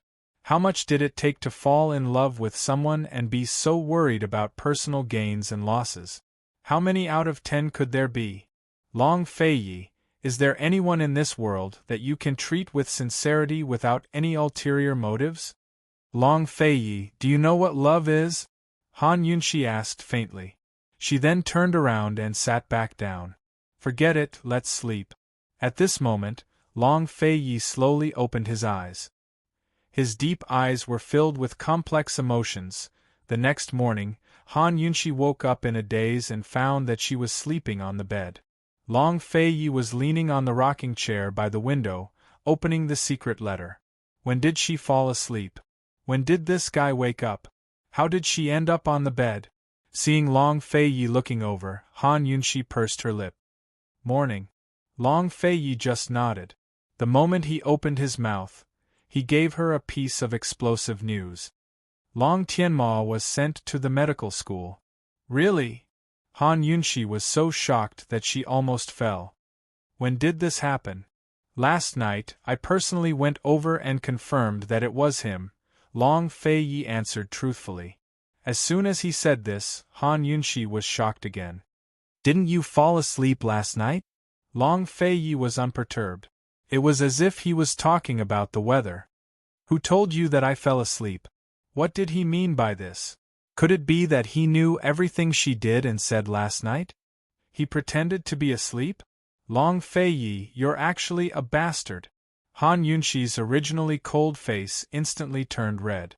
She hurriedly avoided Long Fei Yi's gaze and got off the bed. I'm going to the medical school. Her clothes and hair were all messy. She didn't care about them and directly rushed out. Long Fei Yi stopped her in time. Long Tianma's stomach is gone, what? Han Yunxi exclaimed. Her red cheeks turned pale. His stomach was gone? Was it cured or was it diseased? If it was cured and there were no symptoms left for consultation, Shi Yuba could say that it was the effect of his treatment. If it was diseased, then how confident was Luo Zuishan? She had never fought a battle that she wasn't sure of. This was the first time she didn't know anything about the patient's condition. Seeing Han Yunxi's anxious look, Long Fei Yi said lightly, It's very likely that Jun Yixie did something. Be careful. I will always be in Medical City. After he finished speaking, he left before Han Yunxi. He would always be in Medical City, so she didn't have to be afraid? The anxious Han Yunxi didn't realize how rare Long Fei Yi's words were. She also left in a hurry. At this time, there was another person who was even more anxious than Han Yunxi. It was none other than Luo Zuishan, who was previously full of confidence. Gu had promised him that he would tell him the truth about Long Tianma's big belly as soon as he arrived at the medical school, and that he would definitely help him defeat Shi Yuba. But now, Long Tianma's disease had changed. Since the middle of the night last night, he had been looking for Gu like a madman. Finally, this morning, he found him on the roof of his courtyard. Luo Zuishan climbed up the ladder and personally pulled Gu down. Stinking brat, old man's decades of reputation is about to be completely destroyed in your hands, and you're still sleeping. Gu let him pull him until he was about to fall. Then, he turned over and flew down. Despite landing on the ground, Gu Qishao's face was still drowsy. He stretched lazily and said, It's just the title of director. If you like, I'll kill the Medical Academy's old academy head in the future, and you'll be the academy head. These words shocked Luo Zuishan so much that he hurriedly stepped forward to cover his mouth. Ancestor, please spare my old bones, okay? Okay. Gu answered happily, but a gloomy coldness flashed across his lips, as if he was full of hatred for the medical school. What do you think we should do now? Long Tianma's disease has changed, and his stomach is gone. Hurry up and take a look. How could Luo Zuishan not be worried? If Gu couldn't understand the disease, he would be done for in the consultation. That person must be a fake. Shi Yuba didn't do anything, so his stomach can't be gone. Gu was very sure. He didn't care whether Long Tianma came or not. What he cared about was where Han Yunxi was.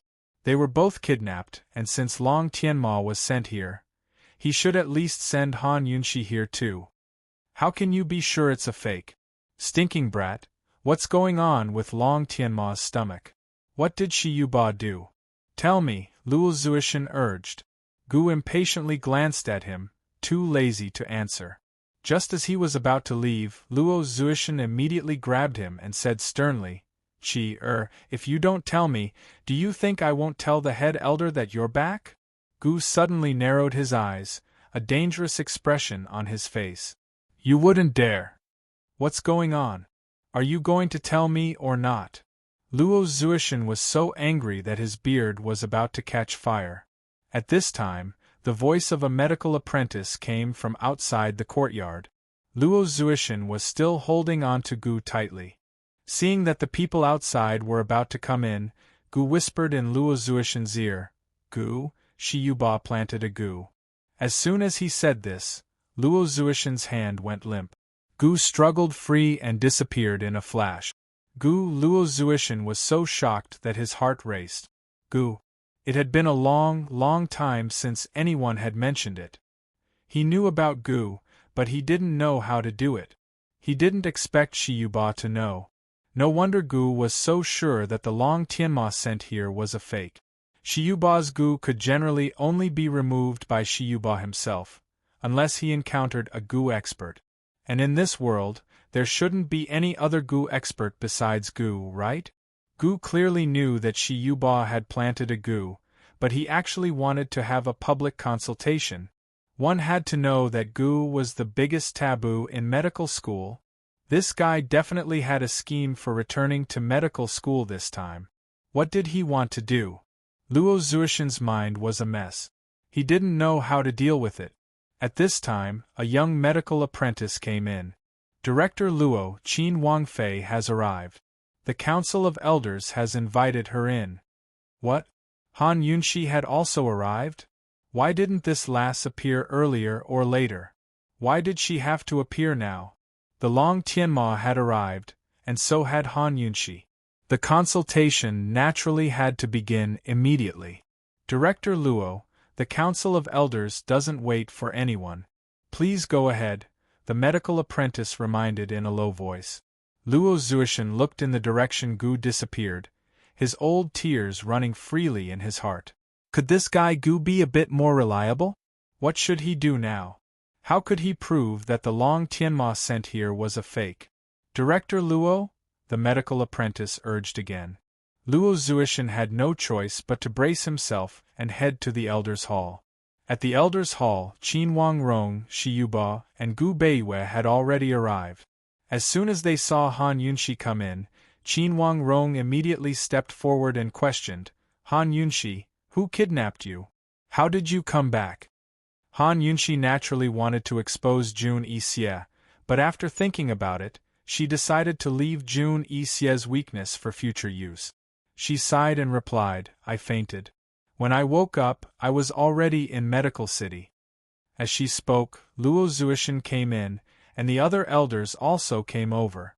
Chapter 235. As soon as he heard that the elders had arrived, Qin Wangrong was the first to rise and greet them. If these elders were to be placed in the empire, they would be first-rank officials. They were one level lower than the king, who was second only to one person and above tens of thousands of people. Han Yunxi smiled coldly in her heart. Long Feiyi was right after all. Emperor Tianhui still didn't have the power to threaten Medical City. Long Tianma's disappearance had left Emperor Tianhui furious, demanding an explanation from Medical City. Now that Long Tianma had been sent back for no reason, the Medical Academy hadn't given them any explanation. Instead, the proud Qin Wangrong had lowered himself first. But after careful consideration, it wasn't that Qin Wangrong lacked backbone. After all, Medical City's power was truly frightening. The three great clans of the Medical Academy and Medicine City controlled all of Cloud Realm Continent's medical industry. They had the power to decide the life and death of any doctor. In other words, these two powers controlled the lives of all the people in the world. A single illness could claim a person's life, whether it was a lofty emperor or a lowly slave. A single plague could destroy a battalion of soldiers, a city, or even a country. If the three great empires of Cloud Realm Continent could win over Medical City and Medicine City, they'd surpass the other empires and become the true overlords of Cloud Realm Continent. From another perspective, the consequences of offending Medical City and Medicine City were easy to imagine. Of the 5 elders of the Medical Academy, only 3 had come this time. In Han Yunxi's impression, elders were usually old men with white hair and ruddy complexions. They had the air of a transcendent being, but of the 3 people who came in, 2 were men and 1 was a woman. Only one of them was an old man, while the other 2 could only be considered middle-aged. The old man had a white beard and a white beard, his features benevolent, like an amiable old immortal. The middle-aged man had a stern expression and didn't smile at all. The middle-aged woman was dressed smartly and had good looks. It was obvious at a glance that she was a formidable woman. Why are there elders even younger than the directors? Han Yunxi asked in a low voice. That old man is 3rd Elder Shen Jueming, one of the 3 sage doctors of the Medical Academy. The other 2 are 4th Elder Li Tianxi, a member of the medical primogeniture like the 2 directors. The other is 5th Elder Lady Lianxin. When Gu Beiyue finished his introduction, he lowered his voice even more. Madame Lianxin is a godly doctor. In the Medical Academy there were 2 major systems. One was the administrative management system, which consisted of directors, council of elders, vice deans, and academy deans. Different ranks held different levels of power in the Medical Academy. The second was the medical skill hierarchy, which was the basis of all of Cloud Realm Continent's medical community.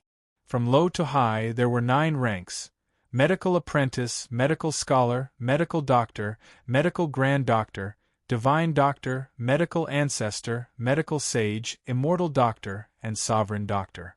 Luo Zuishan and Shi Yuba were both medical ancestor-level figures. They were both directors and belonged to the management. Gu Beiyue's medical skills were at the level of a divine doctor, but he had yet to enter a medical school. Generally speaking, those who were skilled in medicine also had high authority. However, there was actually an elder at the level of a godly doctor in the Elders Guild. It seemed that the Medical Academy was not a place where strength was the only thing that mattered. This Lady Lianxin should be an exception. Looking at Lady Lianxin, Han Yunxi couldn't help but think of Han Kongan. Han Kongan's medical skills were at the level of a godly doctor, but he was also a director. This was the exception that Lady Tianxin had given him. Just what kind of exceptions were allowed in the Medical Academy's administrative system? Why was she able to enter the Council of Elders? Han Yunxi asked hastily. I'm not sure about that. I only know that she's the daughter of Medicine City's Mu clan, Gu Beiyue replied honestly.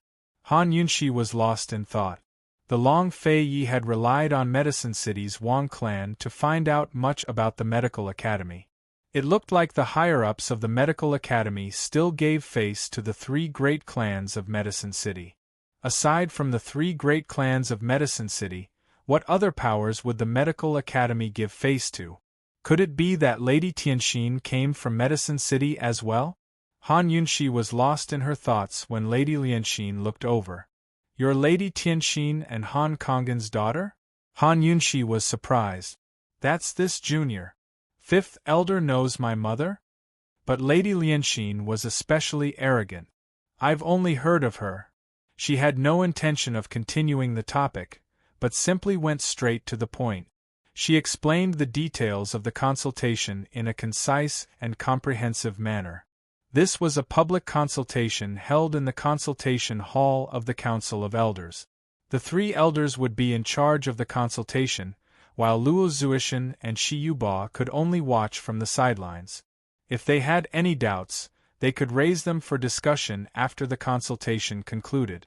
Although Lady Lianxin was the lowest-ranked elder, she seemed to be the one in charge. The other 2 elders hadn't opened their mouths since entering the room. Tianning's crown prince is already in the consultation hall. Everyone, please. Lady Lianxin rose to her feet as soon as she finished speaking. The other 2 elders and Qin Wang Rong rose at the same time, but no one else seemed to have any intention of leaving. Everyone knew that Long Tianma's stomach was gone. Han Yunxi had been discussing the matter with Gu Beiyue for a long time.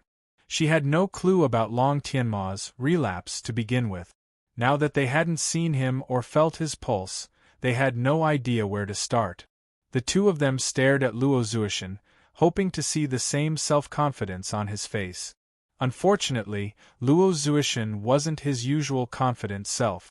Instead, he was knitting his brows with a heavy heart. Shi Yuba, on the other hand, had his head bowed. His entire person seemed to have dimmed considerably. "Director Shi, let's go," Qin Wang Rong urged in a low voice. He could tell that Shi Yuba was uneasy. Last night, he and Shi Yuba had gone to see Long Tianma's stomach. He'd asked him again and again about the state of the illness, whether it was cured or diseased. Shi Yuba hadn't given him a direct answer. Shi Yuba glanced at Qin Wang Rong as if he wanted to say something, but Qin Wang Rong didn't object and held back. The 3 elders and Qin Wang Rong remained standing, while the others remained seated. The room was silent as the atmosphere suddenly turned strange. "What, do the 2 directors have something else to say?" Lady Lianxin asked with a frown. Luo Zuishan was about to speak when Shi Yuba spoke up at the same time. "5th elder," as soon as the other spoke, they all fell silent. "Just what's going on?" Lady Lianxin didn't have much patience, so the other 2 elders sat back down. Shi Yuba looked at Luo Zuishan, and Luo Zuishan looked at Shi Yuba. Both of them had ulterior motives and didn't speak for a long time. "Director Luo, you were the one who proposed the consultation. If you have something to say it first," Lady Lianxin ordered. Luo Zuishan's heart was filled with grievances. He hadn't proposed the consultation, okay? He'd been forced. Gu had said that Long Tianma was fake, so Long Tianma had to be fake. With a fake Long Tianma for a consultation, and a public one at that, only the heavens knew what kind of trouble this matter would cause. No matter what kind of trouble it caused, not to mention the matter of the Gu, even if it was a public consultation, the medical school's reputation might be damaged. As the person who proposed the consultation, he couldn't escape responsibility. Han Yunxi saw Luo Zuishan's hesitant appearance and her heart grew cold. It seemed that Long Tianma's illness was out of Luo Zuishan's control. Shi Yuba was going to win. Luo Zuishan. Lady Lianxin was enraged. She was a full 30 years younger than Luo Zuishan and had inferior medical skills, but her status was still there. Her anger still intimidated Luo Zuishan. "Elders, let's postpone the consultation. I suspect that Tianning's crown prince is a fake," Luo Zuishan finally spoke up. Everyone was stunned by his words, but Qin Wang Rong was the most shocked. He grew anxious. "What's going on? What right do you have to say that?" Han Yunxi looked at Gu Beiyue in disbelief. Gu Beiyue was also looking at her, making the 2 of them even more confused. "Luo Zuishan, what do you mean by those words?" 3rd elder finally spoke up. "His stomach, it's just that judging from the crown prince's condition, it's impossible for his stomach to go down in a few days," Luo Zuishan explained without much confidence.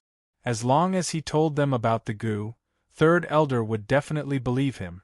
But he couldn't say it. For one thing, the real Long Tianma wasn't here, so he had no proof. For another, he didn't dare say it in public. Although he didn't have much confidence, Luo Zuishan's explanation was still acceptable. A fake. Han Yunshi finally began to think things over. Long Fei Yi had warned her that Jun Yixie would do something to the Long Tianma. Perhaps Jun Yixie hadn't done anything to the real thing, but sent over a fake instead. As old man sees it, whether or not the Crown Prince's stomach can go down in such a short time is a question we should discuss during the consultation, Third Elder said as he glanced at Shiyuba. Logically speaking, Shiyuba should have jumped out to refute Luo Zuishan's words. He had more right to speak about the Long Tianma's stomach. But Shiyuba was very quiet right now.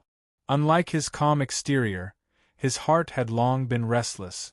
Why was Luo Zuishan so certain that the Long Tianma he'd sent over was a fake?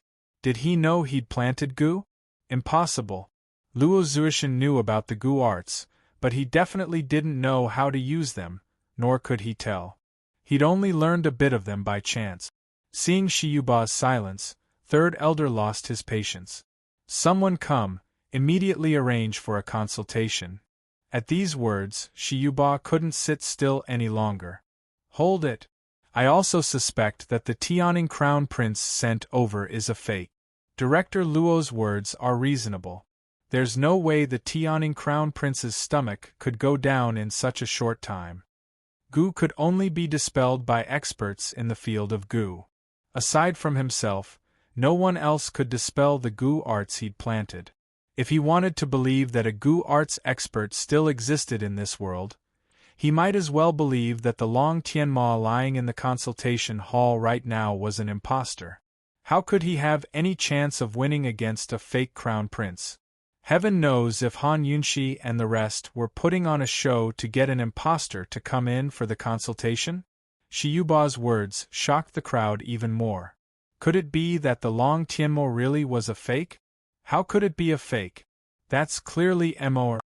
Qin Wang Rong didn't believe it. For the sake of caution, why don't we postpone the consultation? Shiyuba suggested. It was rare for him to be on the same side as Luo Zuishan. How do we test whether it's real or fake? Han Yunshi murmured. Gu Beiyue could only shake his head. Whether it was real or fake, this matter was completely beyond anyone's control. Should they postpone it or not? Was it real or fake? While everyone was exchanging glances in the silent room, a medical apprentice ran in to report, Third Elder, Tianing's Crown Prince has woken up. The unconscious Long Tianma had finally woken up,